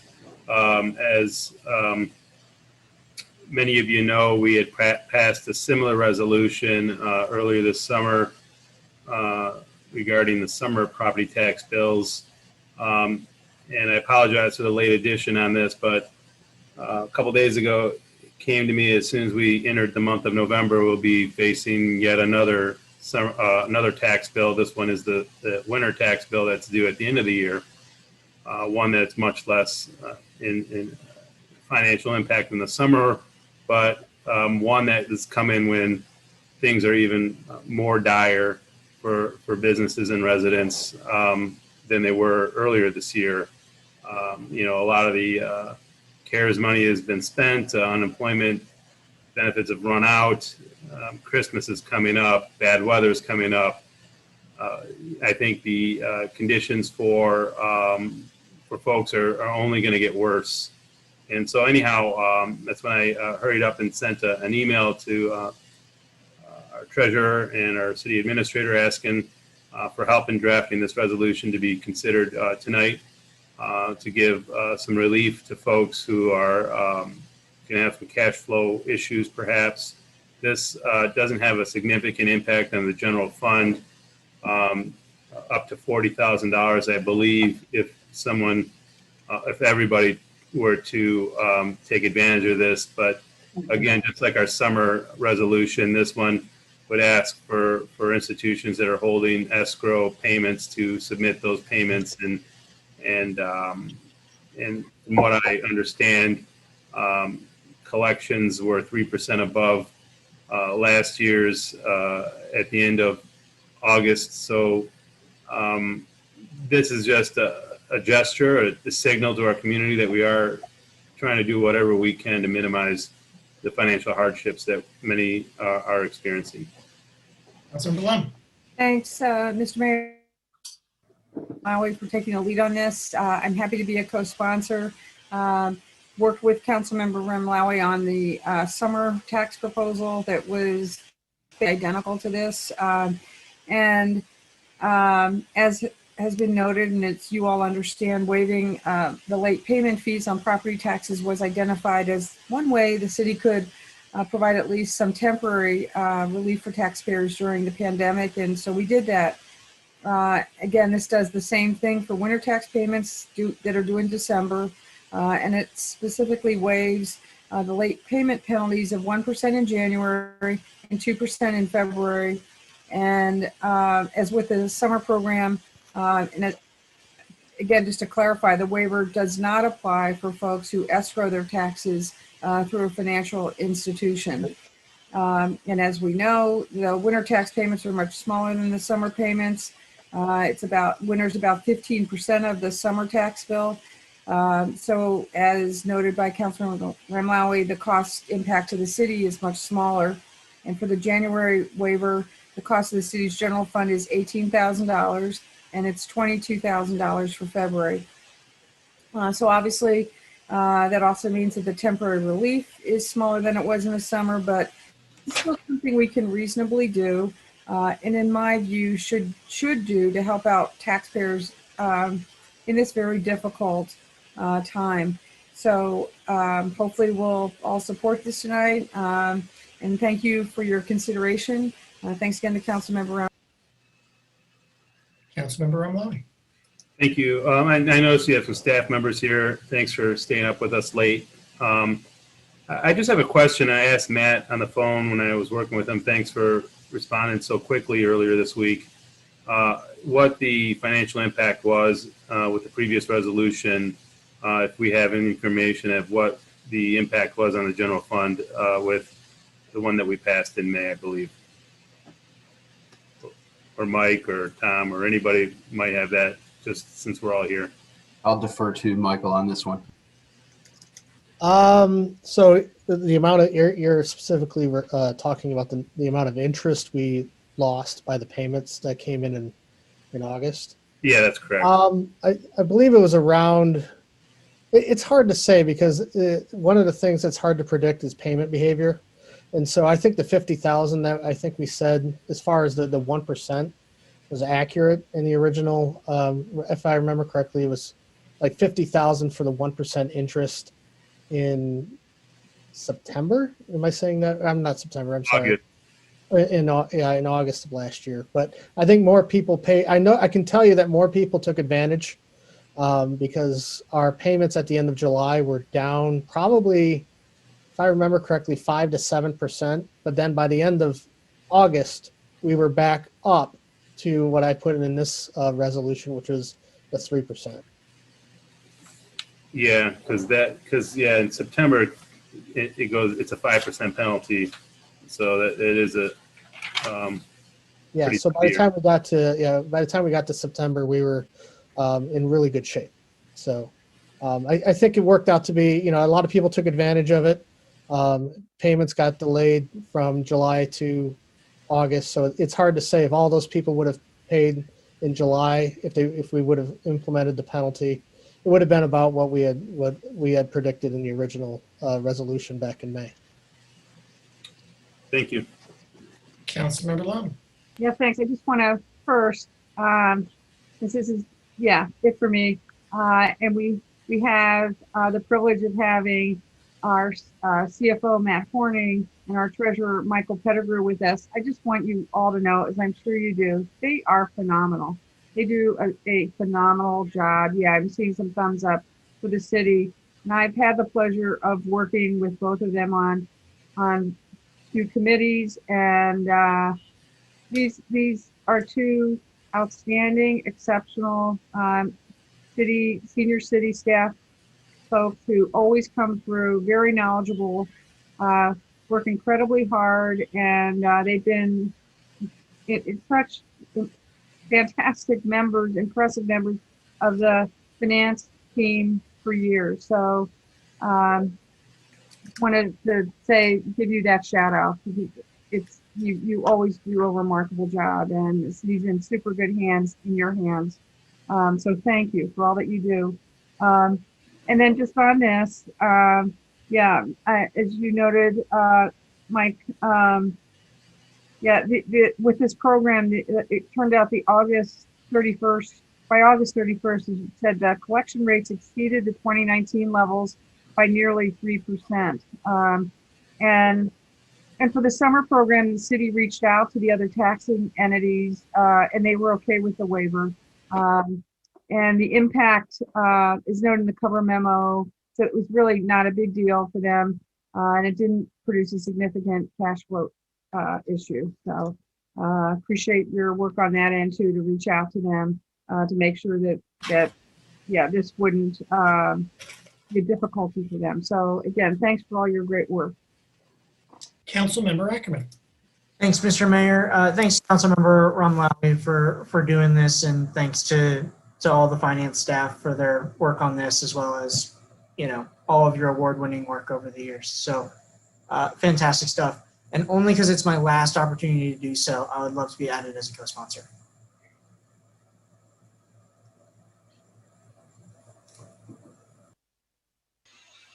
Further discussion?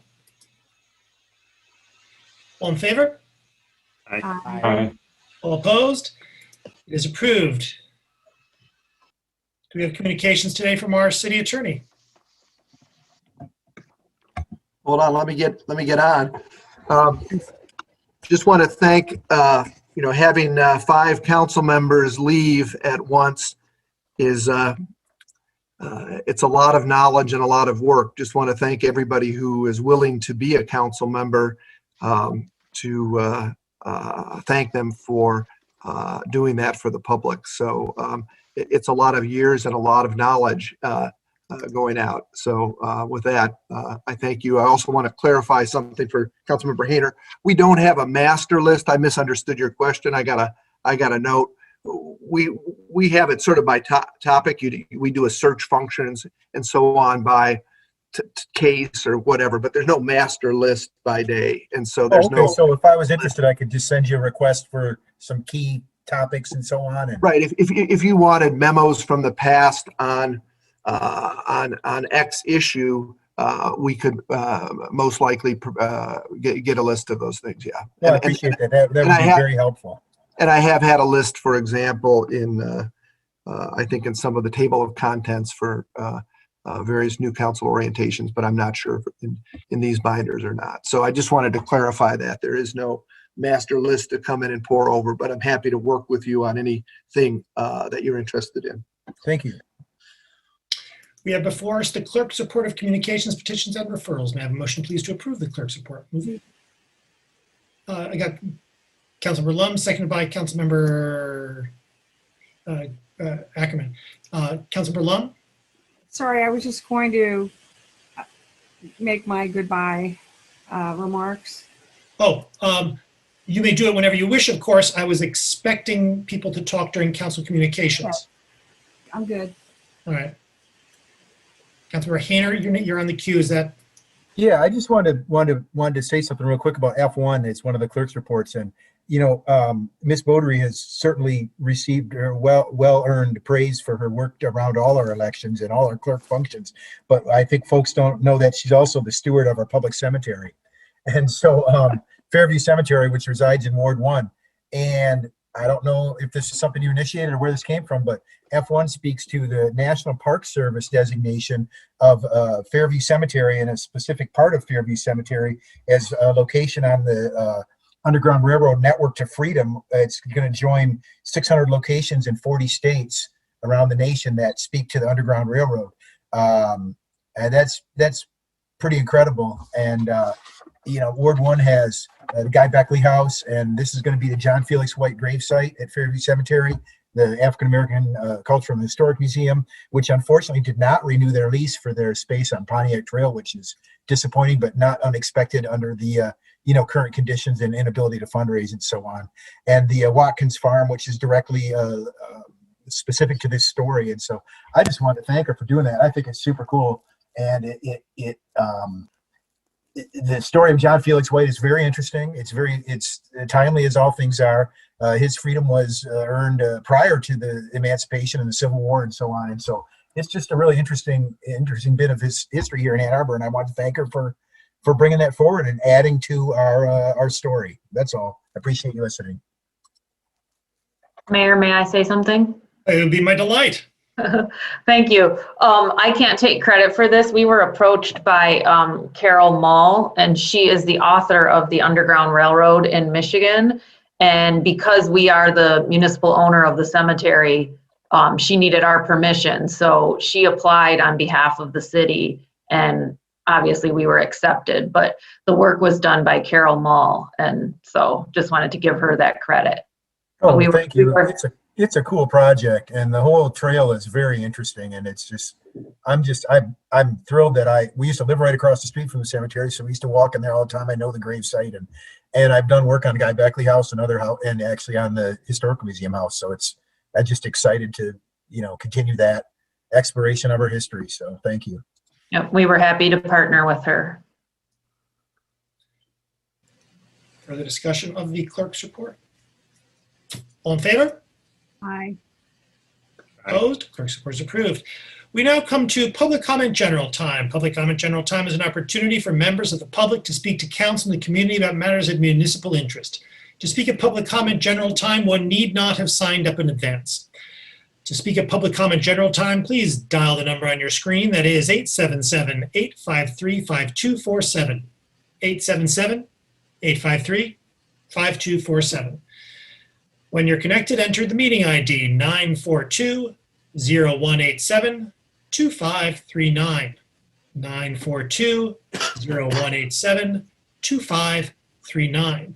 When you have made your connection, please enter *9, *9 to let the clerk know that you wish to speak. The clerk will call upon you when it is your turn to speak by the last 3 digits of your telephone number. Speakers have 3 minutes in which to speak, so please pay close attention to the time. Our clerk will notify you when 30 seconds are remaining and when your time is up. When your time is up, please conclude your remarks and cede the floor. Is there anyone who'd like to speak at public comment?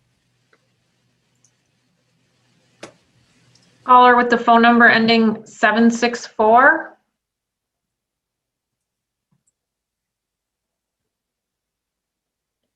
Caller 764, you can press *6 to unmute yourself.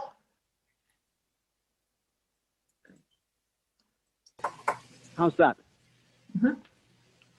Hello? Yes. Yes. We can hear you. Very good. Mr. Postuma, the suggestion that you and the mayor made that your writing is so potent that people will hurt themselves if they read it unfiltered is remarkable for its self-importance and has the hollow ring of an advocate for a police state. Mr. Ackerman, I've only had the pleasure of hearing you orate a couple of times, but both times I've been deeply impressed by your ability to walk the knife edge between false narrative and mere uninformed speaking. A particular throwaway line in your speech caught my attention because it's been so prominent among the mayor's advocates. I felt I couldn't let it go. The premise that you suggested that single-family zoning hurts Black people implies that zoning is an economic barrier to Black people living in Ann Arbor, and that apartments are the cure. If you're unaware of the thousands of new units added to the city's housing since the A2D2 rezoning was passed, you might want to look about you on your way home tonight.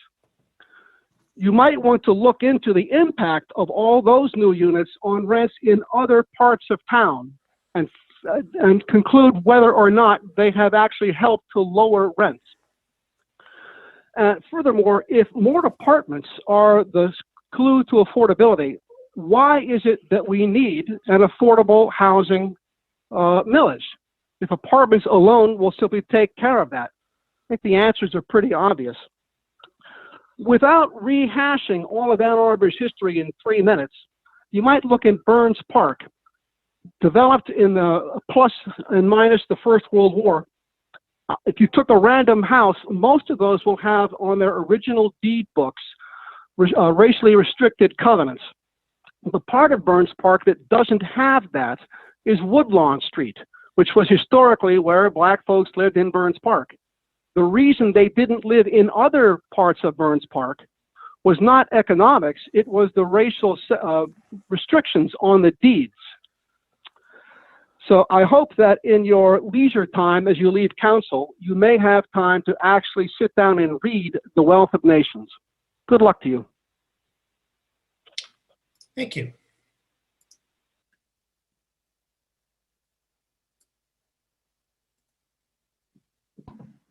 Caller with the phone number 556.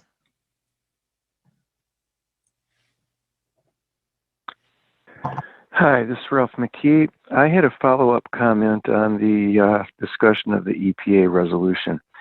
And in that, and also in, or specifically in Councilmember Lum's comments, and also in the Huron Watershed Group's statement that I read on MLive, there is a pretty strong reference to the advantage that both saw as to the proposed consent judgment being the reduction to the current state standards. And I would agree that's a big plus.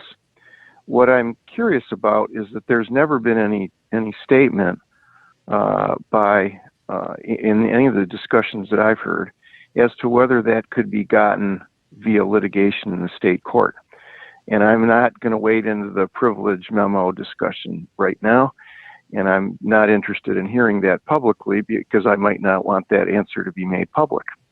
But it seems to me that that's a crucial instance. And from a common sense perspective, it would seem that when the state law changes, that the CJ could be amended via request.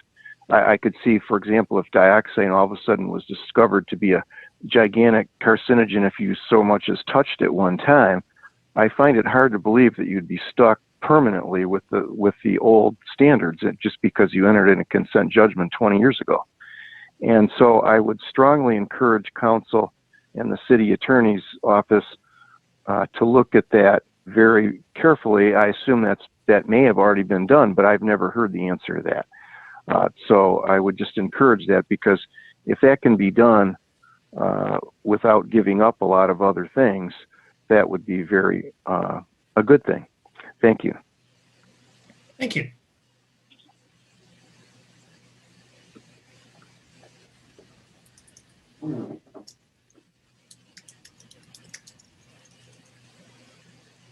Caller with the phone number ending 464.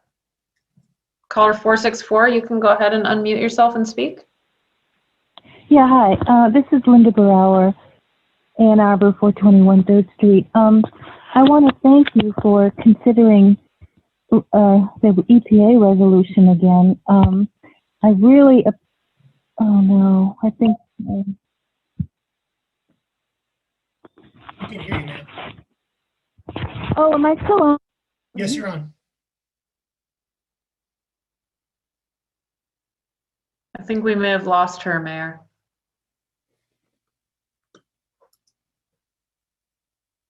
I didn't track that for her to be in distress. Does anyone have any concerns?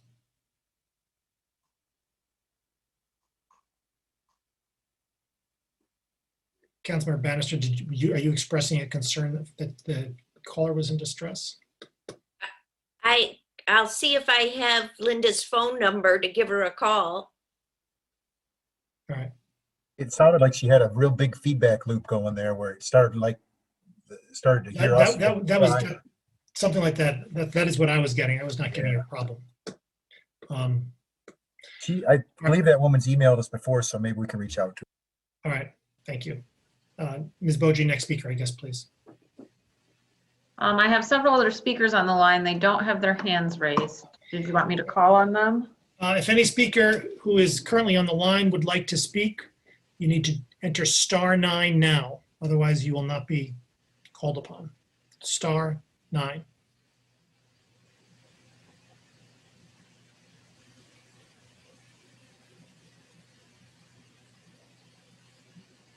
not seeing any other speakers, Mayor. All right.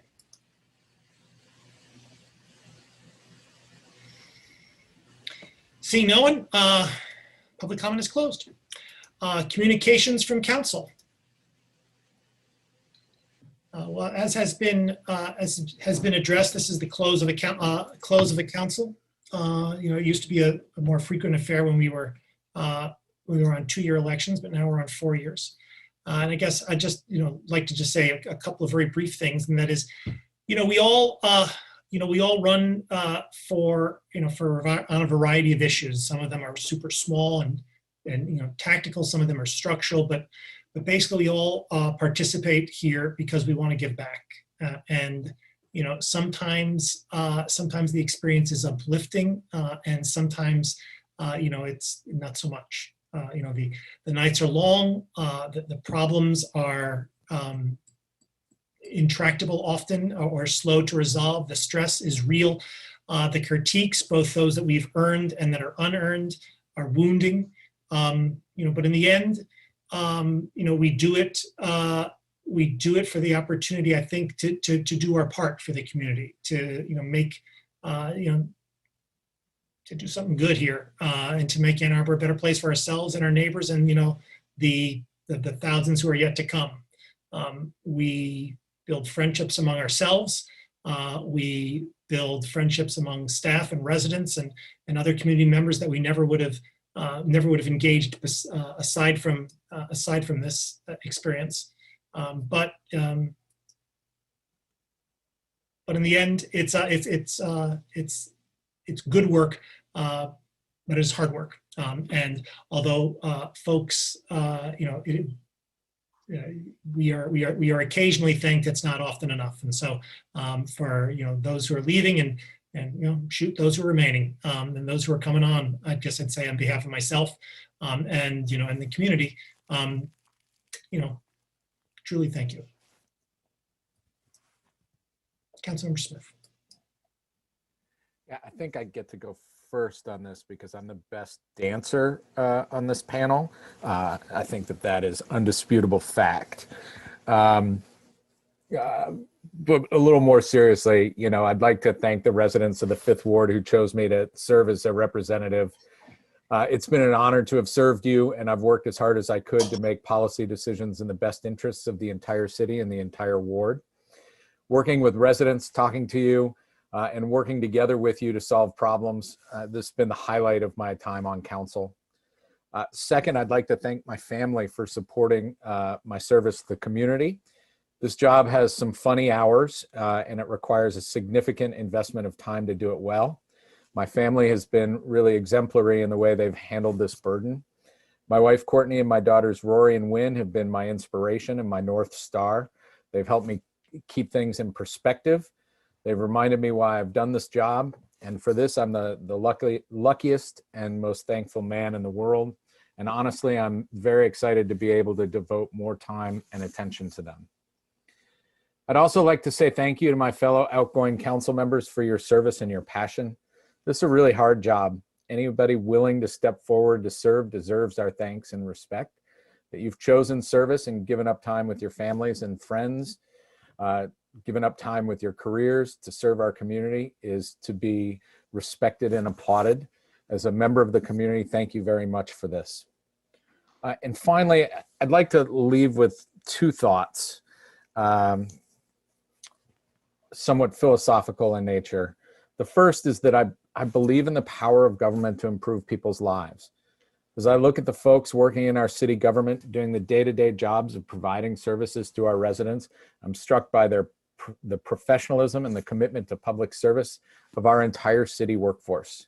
These folks are working hard every day to improve our lives, and they deserve all thanks for their commitment to our city. I believe it's our moral obligation to look out for those who have less than us, to take care of those who have no voice and no power. It's our moral obligation to turn over a planet that's in better shape than when we arrived. I believe that local government must be a primary actor in these matters. It is government's obligation to do more than simply provide basic services. It should tackle these bigger issues, and I'm proud to have been part of the effort to do these things in Ann Arbor. And my closing thought is this: we are stronger when we work together. I hope that our community is able to take a step back from the brink and take a big breath. Trying to solve big issues, carbon neutrality, housing, equity, this is not an I win, you lose equation. We can't view every disagreement as a call to arms. We have to respect each other enough to reach out and share ideas and not worry about who gets credit. The conversation in the city over land use, transportation, and housing issues is toxic.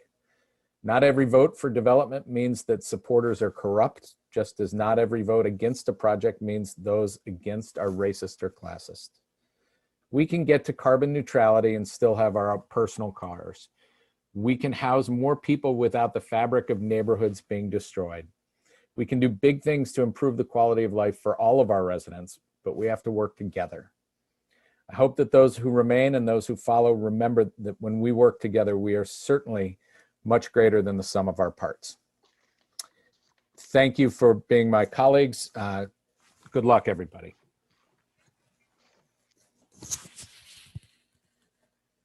Councilmember Lum. It was a profound message. Thank you. Thanks, Chip. Thank you, Mr. Mayor. Being able to serve on City Council and to represent Second Ward folks for these many years has been a true honor and pleasure. There's so many individuals to thank for that opportunity. Obviously, there's not time for me to do that. I do thank Second Ward residents, though. They placed their trust in me in the 1990s and again these last 9 years, and I am grateful for that. So, speaking to my fellow Second Ward, try to be responsive and helpful and provide you a voice at City Hall. And hopefully, I've been able to meet your expectations and needs. In any case, thank you so very much for the opportunity to serve you. Serving on council is hard work. There's lots of challenges and it requires a real time investment to educate yourself on the multiple complex issues local governments deal with. But it's also very rewarding, important work. To help a resident or neighborhood resolve a problem is rewarding and important. Something to shape balanced policy and making sure the voice of your constituents is heard. Most rewarding, though, has been the opportunity to meet so many wonderful Second Ward over the years and developing friendships that will last a lifetime. Friendships with residents where we've worked together on an issue. Friendships and former council colleagues, and strong friendships and bonds with the incredible team, and most notably, who've worked on my various campaigns. I certainly want to thank our phenomenal city staff as well. I do ask a lot of questions, especially on budget and finances. And I will just note, when I submitted my questions for this last meeting, my last question was, and I was really kind of hoping for, a witty response. Regarding this being my last meeting, can you please provide a preliminary projection of how much you will miss answering my questions? So just wanted to interject a little levity in my last, set of questions. And I recognize that these questions that I asked generate a lot of work, and I apologize for that. But I always and just felt it's a council member's obligation to fully understand what we're voting on. Anyway, my heartfelt thanks to staff for putting up with me all these years, and especially to Mr. Crawford and his finance and budget team. I wish all the very best to my colleagues here that will continue serving, and to the new council members coming in. It's an important time in Ann Arbor with several significant local issues and challenges.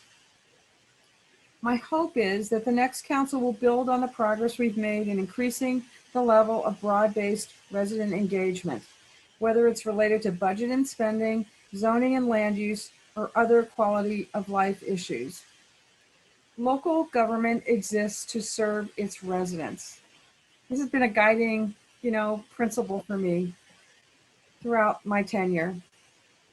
Our local residents are our customers, if you will. And an elected official's role, in my view, is to listen, not impose its will on the residents. And I just have one little prop here. This was the first citizen budget survey we did. I introduced a resolution in May, I'm embarrassed to say the date, but it was 1997, to create the first citizen budget survey. And we didn't have, the internet at the time. I know it sounds 100 years ago. But it was this paper document. If you can see it, it's big. It's a big fold out. I gave Mr. Crawford a copy when I reintroduced this in 2018. This is what we did in 1997. And wasn't my original idea. It came from, at the time, the CFO, who had gone to a Government Finance Officers Association meeting. And at this meeting, he learned about what Eugene, Oregon, which happens to be a good benchmark community for Ann Arbor, what they were doing at the time to engage the community in addressing their budget challenges. And they had a $10 million budget deficit at the time. We were also facing a budget deficit. And so I reached out to Eugene, and the city staff were very helpful. And we started down this path to educate the community about the city budget and to get their feedback on their priorities. Again, when I reintroduced this in 2018, I brought my bag in of all this old stuff and these old memos that I had sent to council at the time and shared with Mr. Crawford, and he was so open to the idea. Thank you for that, Tom. I'm going to call you Tom. I dropped some of the formality. We've known each other a few years, and I appreciate that you've all supported continuing with this. I think it's so critically important.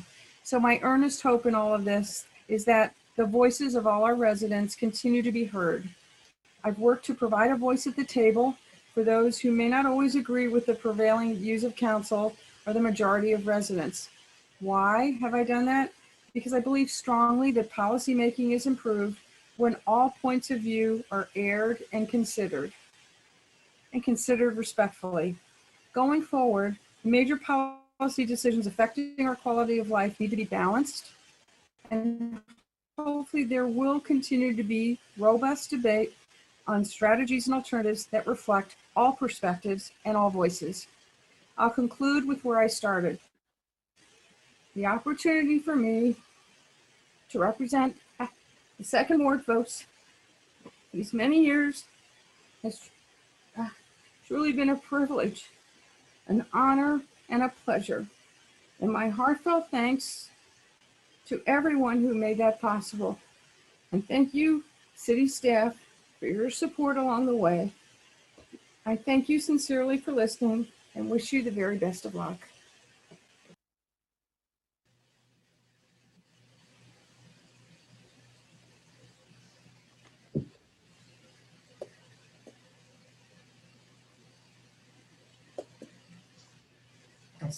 Councilmember Romali. Thank you, Mayor Taylor. I won't be as long as my colleagues were just now, and both, including the mayor, have spoken very eloquently and passionately and thoughtfully on what it means to be a council person. And I can't expand on that. It's already been explained and described to perfection. I just want to, take this moment. This is going to be our last time together. It's been quite a journey. It's been quite a ride. I know we all started. There was a spark that ignited our passion to run and luckily be fortunate enough to win a seat to represent our constituents, whoever they are, in this body. And I know it's been a very challenging 2 years, but I also believe it's been a very rewarding 2 years. As the mayor said, this position gives us an opportunity to become a part of so many different people's lives that we would normally never come in contact with. We were, forced to work together, whether we liked it or not, in ways and to get the work of the people's work done. Sometimes it was ugly, but everyone here showed up every time and gave it their all, and were very passionate about their convictions. And so, anyhow, I just want to say a few things about everyone who's leaving, and hopefully this isn't the final time that we see each other, whether in Zoom or in person, I hope soon. Zach, I mean, you're a prodigy. I mean, for someone to join this body at the age of 21, it's truly remarkable. I think you have a big future ahead of you. I don't know what it holds, but to do what you've done in your early life, and now you're setting out for a new chapter, having done so much already is pretty impressive. And you've spent your time here. I know you've been at odds on the political spectrum, but you've tried at times and sometimes succeeded and sometimes not in trying to find a compromise, trying to find a way to make those two parts of the spectrum come together, so government does what it's supposed to do and work for the people. So I'm really excited for you and what the future holds for you, because I think it's extremely bright. Jane, I mean, what can be said about you? I mean, what hasn't been said, that is, and you're the hardest working person on council. I mean that, and we benefited from that. We benefited from your veteran leadership, your experience, your maturity, your statesperson-like. You represented the city in a very high level of integrity and respect and dignity and honor. You are really somebody who we need to model our behavior on when it comes to representing the city and representing this body, regardless of our differences. And all the work that you did made our lives a little easier in this very hard job. You did the work of more than one council member, and many of us benefited from that. And you're going to be greatly missed. You're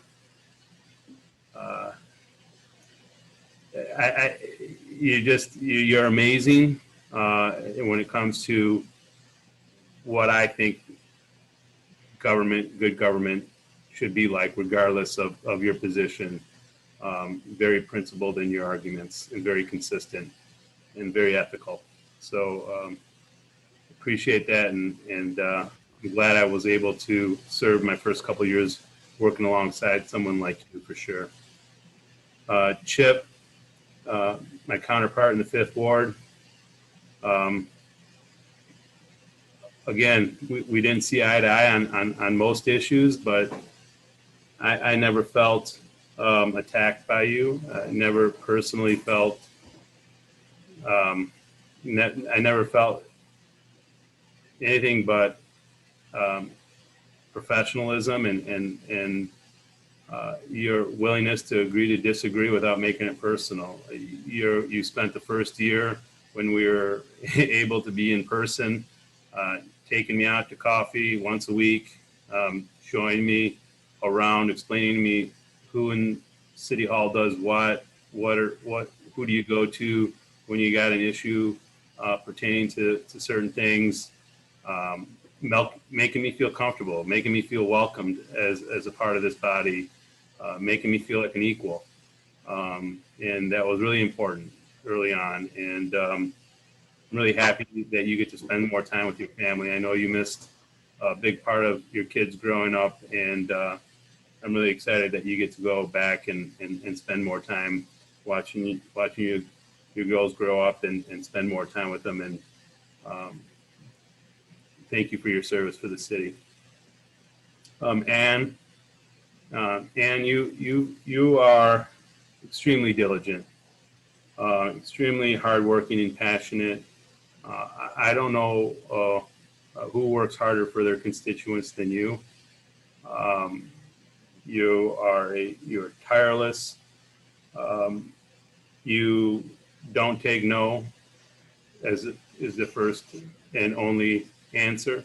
You keep scratching, you keep clawing, you keep fighting, and you keep looking for better ways things can be done. And really, one of the biggest achievements, I think, out of it all is the millage that we were successful in passing for sidewalk gaps. I mean, we spent so many meetings here going around in circles, and we felt like we weren't going anywhere, and we were going backwards in some cases.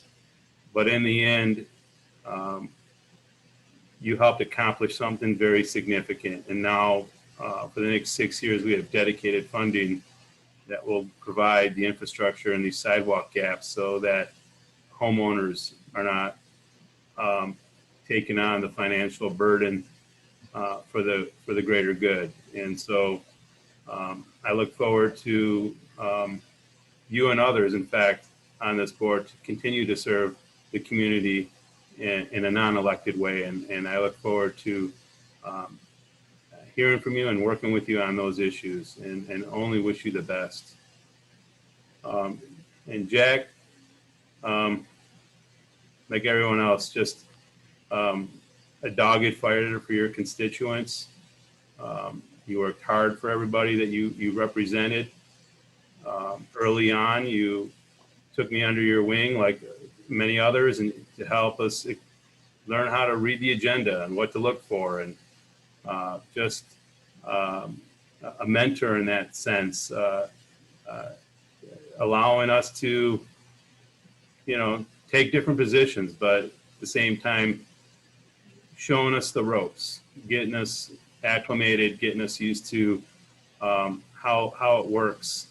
And many folks in the community don't know the value of having you in closed session, and having you as someone who has very sharp negotiating skills and your background in labor law, and how much that helped many of us in closed session on many of the cases that we were involved in litigation. And so you don't get the credit you deserve, like many others, because the work of a council member isn't just here at these meetings. It's all over throughout the month in ways that most people don't get to see. So I appreciate what you did for me in my early days, and will continue to do for the community. And thank you so much. Councilor Griswold. Yes, I showed my appreciation for the outgoing council members earlier in the day so that I could focus on some other issues right now. And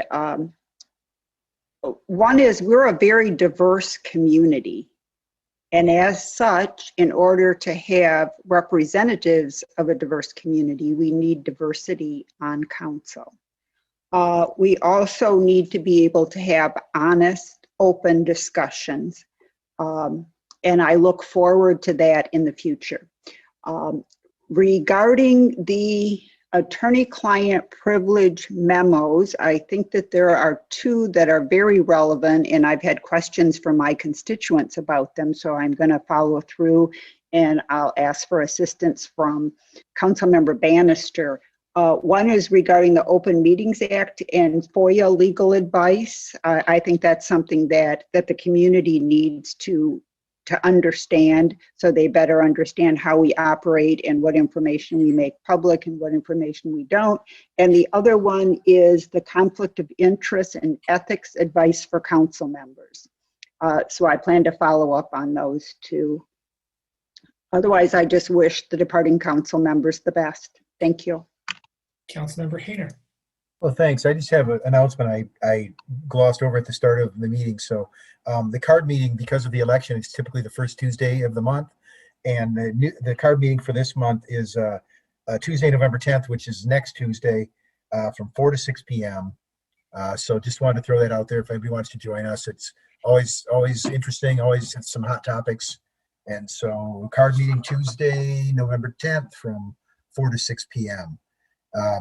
I guess just speak. It's gonna be a change here in council, and like everyone, I'm gonna miss some of our council members for the specific things that they brought to this body. I know we're losing some, keen legal analysis, some labor analysis, institutional knowledge, and I can't make any promises to staff, but I fully intend to go into a Jane Lumley questioning mode over the agendas because she's been doing all the heavy lifting for 2 years. I'm going to miss sitting next to her at the budget meetings. I learned so much doing that, and at the audit committee and so on. And so just thanks for sharing what you did. And anytime I asked, you shared that. And so I really appreciate that. It made a big difference to my being able to better serve my constituents. So thanks for that. And, you know, my questions may or may not be as revealing because I don't have that massive institutional knowledge behind them. But, you know, hopefully they will suffice for us to learn more about what we're, you know, what we're discussing here at the table. So thanks for everybody's service, and, you know, see you later. Councilmember Grant.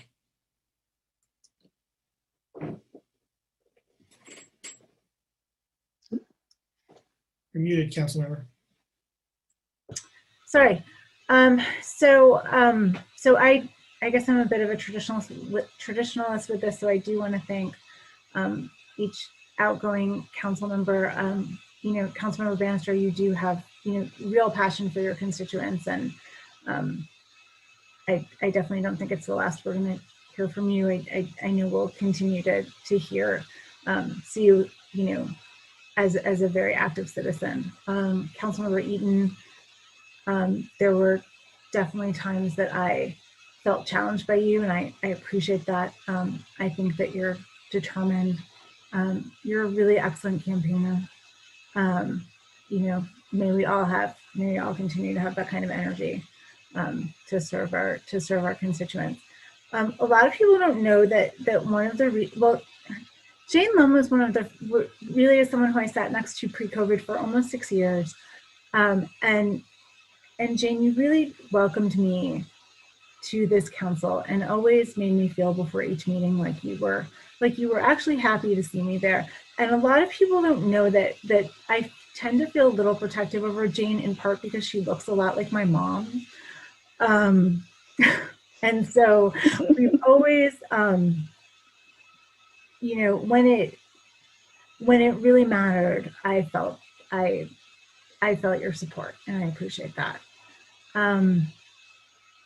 I am really going to miss Chip Smith's expertise, and he may be the one person who's actually more pragmatic than I am about things. I truly appreciate your experience, your intellectual depth, your consistency in your values, your care for your family and your community. And I'm gonna miss you a lot, definitely. But I wanted to reserve most of my comments for my partner in public service to the people of the 3rd Ward for the last 5 years. About 5.5 years ago, I sat down in a meeting with this wonder kid who presented me with a either 9 or 10 page single space plan, neighborhood by neighborhood, for how to win a close election in the 3rd Ward. And he won by 40 votes. Zach Ackerman is the only person that I have ever seen come up with a campaign plan that literally played out neighborhood by neighborhood. When you know, Ollie said he's a prodigy, I don't think people understand what they were dealing with. And when other people would say, well, how do you get a 21-year-old to win a council seat? Well, this is an outlier. You don't, you know, it's great that he's encouraging young people, but most of them didn't start going to council meetings and breaking them down when they were 15 years old. So over these 5 years, I've had the privilege of collaborating, discussing, going over, but really mostly getting to watch someone who was clearly so talented really come into their own in terms of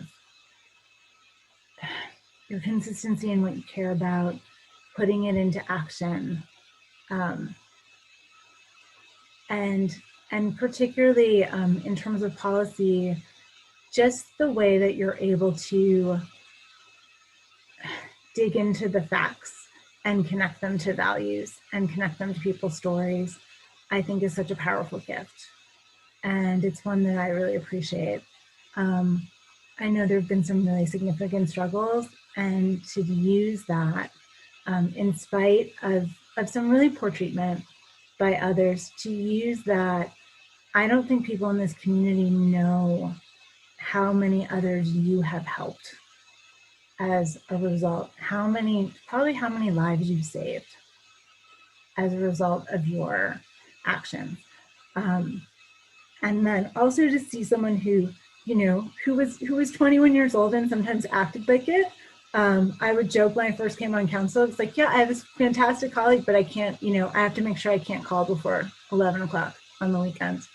Into someone who's now getting married, building a life with a fantastic partner, making great choices, and taking this work that you did and going off with a life plan to build affordable housing for others. You have had a tremendous impact on our community. You've been a great partner to me.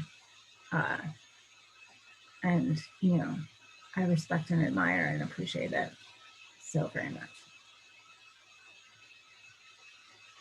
Councilmember Bannister.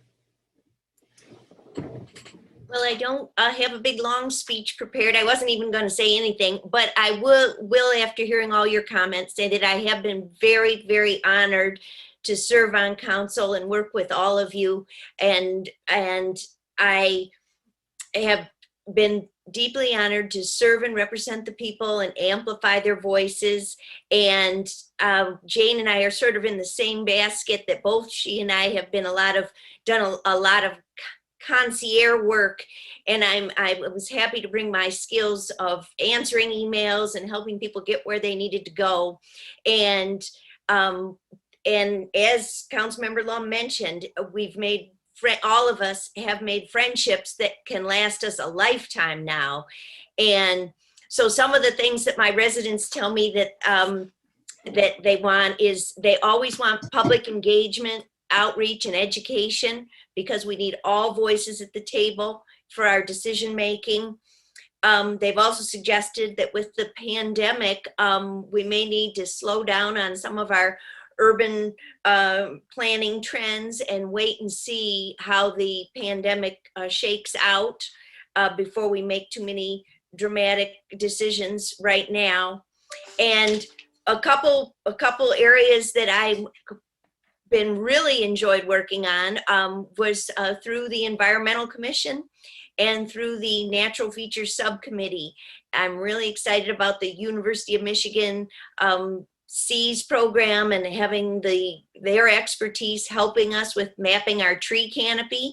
So everyone can be at the Natural Features Committee is not an appointment, so I intend to continue to help there, and then also helping with the performance metrics evaluation and performance management, so that when we use our money and our resources and our energy to go in certain directions, we can quickly see whether it really pans out in the data, whether we're reaching our goals, or whether we need to change course. And as Missy Stoltz likes to say, fail fast. Know what we're doing and change course. So I hope to be around still here in town, and you all will see me. And I encourage people to reach out to me, and I'll be reaching out to you. And just thanks again for having me these last 3 years. It's been a great experience. Councilmember Eaton. Thank you. It's been a privilege to represent the constituents in the 4th Ward over these last 7 years. It's been a privilege to serve with the many council members who have sat on council over those same 7 years. I especially want to thank our city staff for the excellent work that they do, working on behalf of our residents. I'm very impressed with our organization and how much we accomplished with really quite a spare staff. I want to wish those of you who, like me, are leaving council the best of luck, and I hope that you enjoy your new free time, which will be plentiful. I want to wish those who are remaining on council and those who are joining council the best of luck facing the many challenges that our city is facing in these next couple of years, most especially the pandemic and the recession. I think that we will have difficult choices to make as a community, and I hope that everybody in the community appreciates the difficulty that those decisions present to a person who serves on council. So thank you all, and have a good evening. Further communication from council?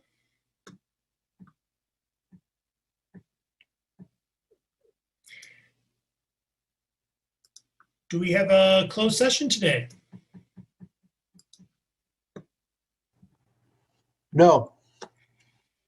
May I have a motion to adjourn, please? Moved by Councilmember Griswold, seconded by Councilmember Smith. Discussion. All in favor? All opposed? We're adjourned. Thanks, friends. Peace. Thank you, everyone. We lost James.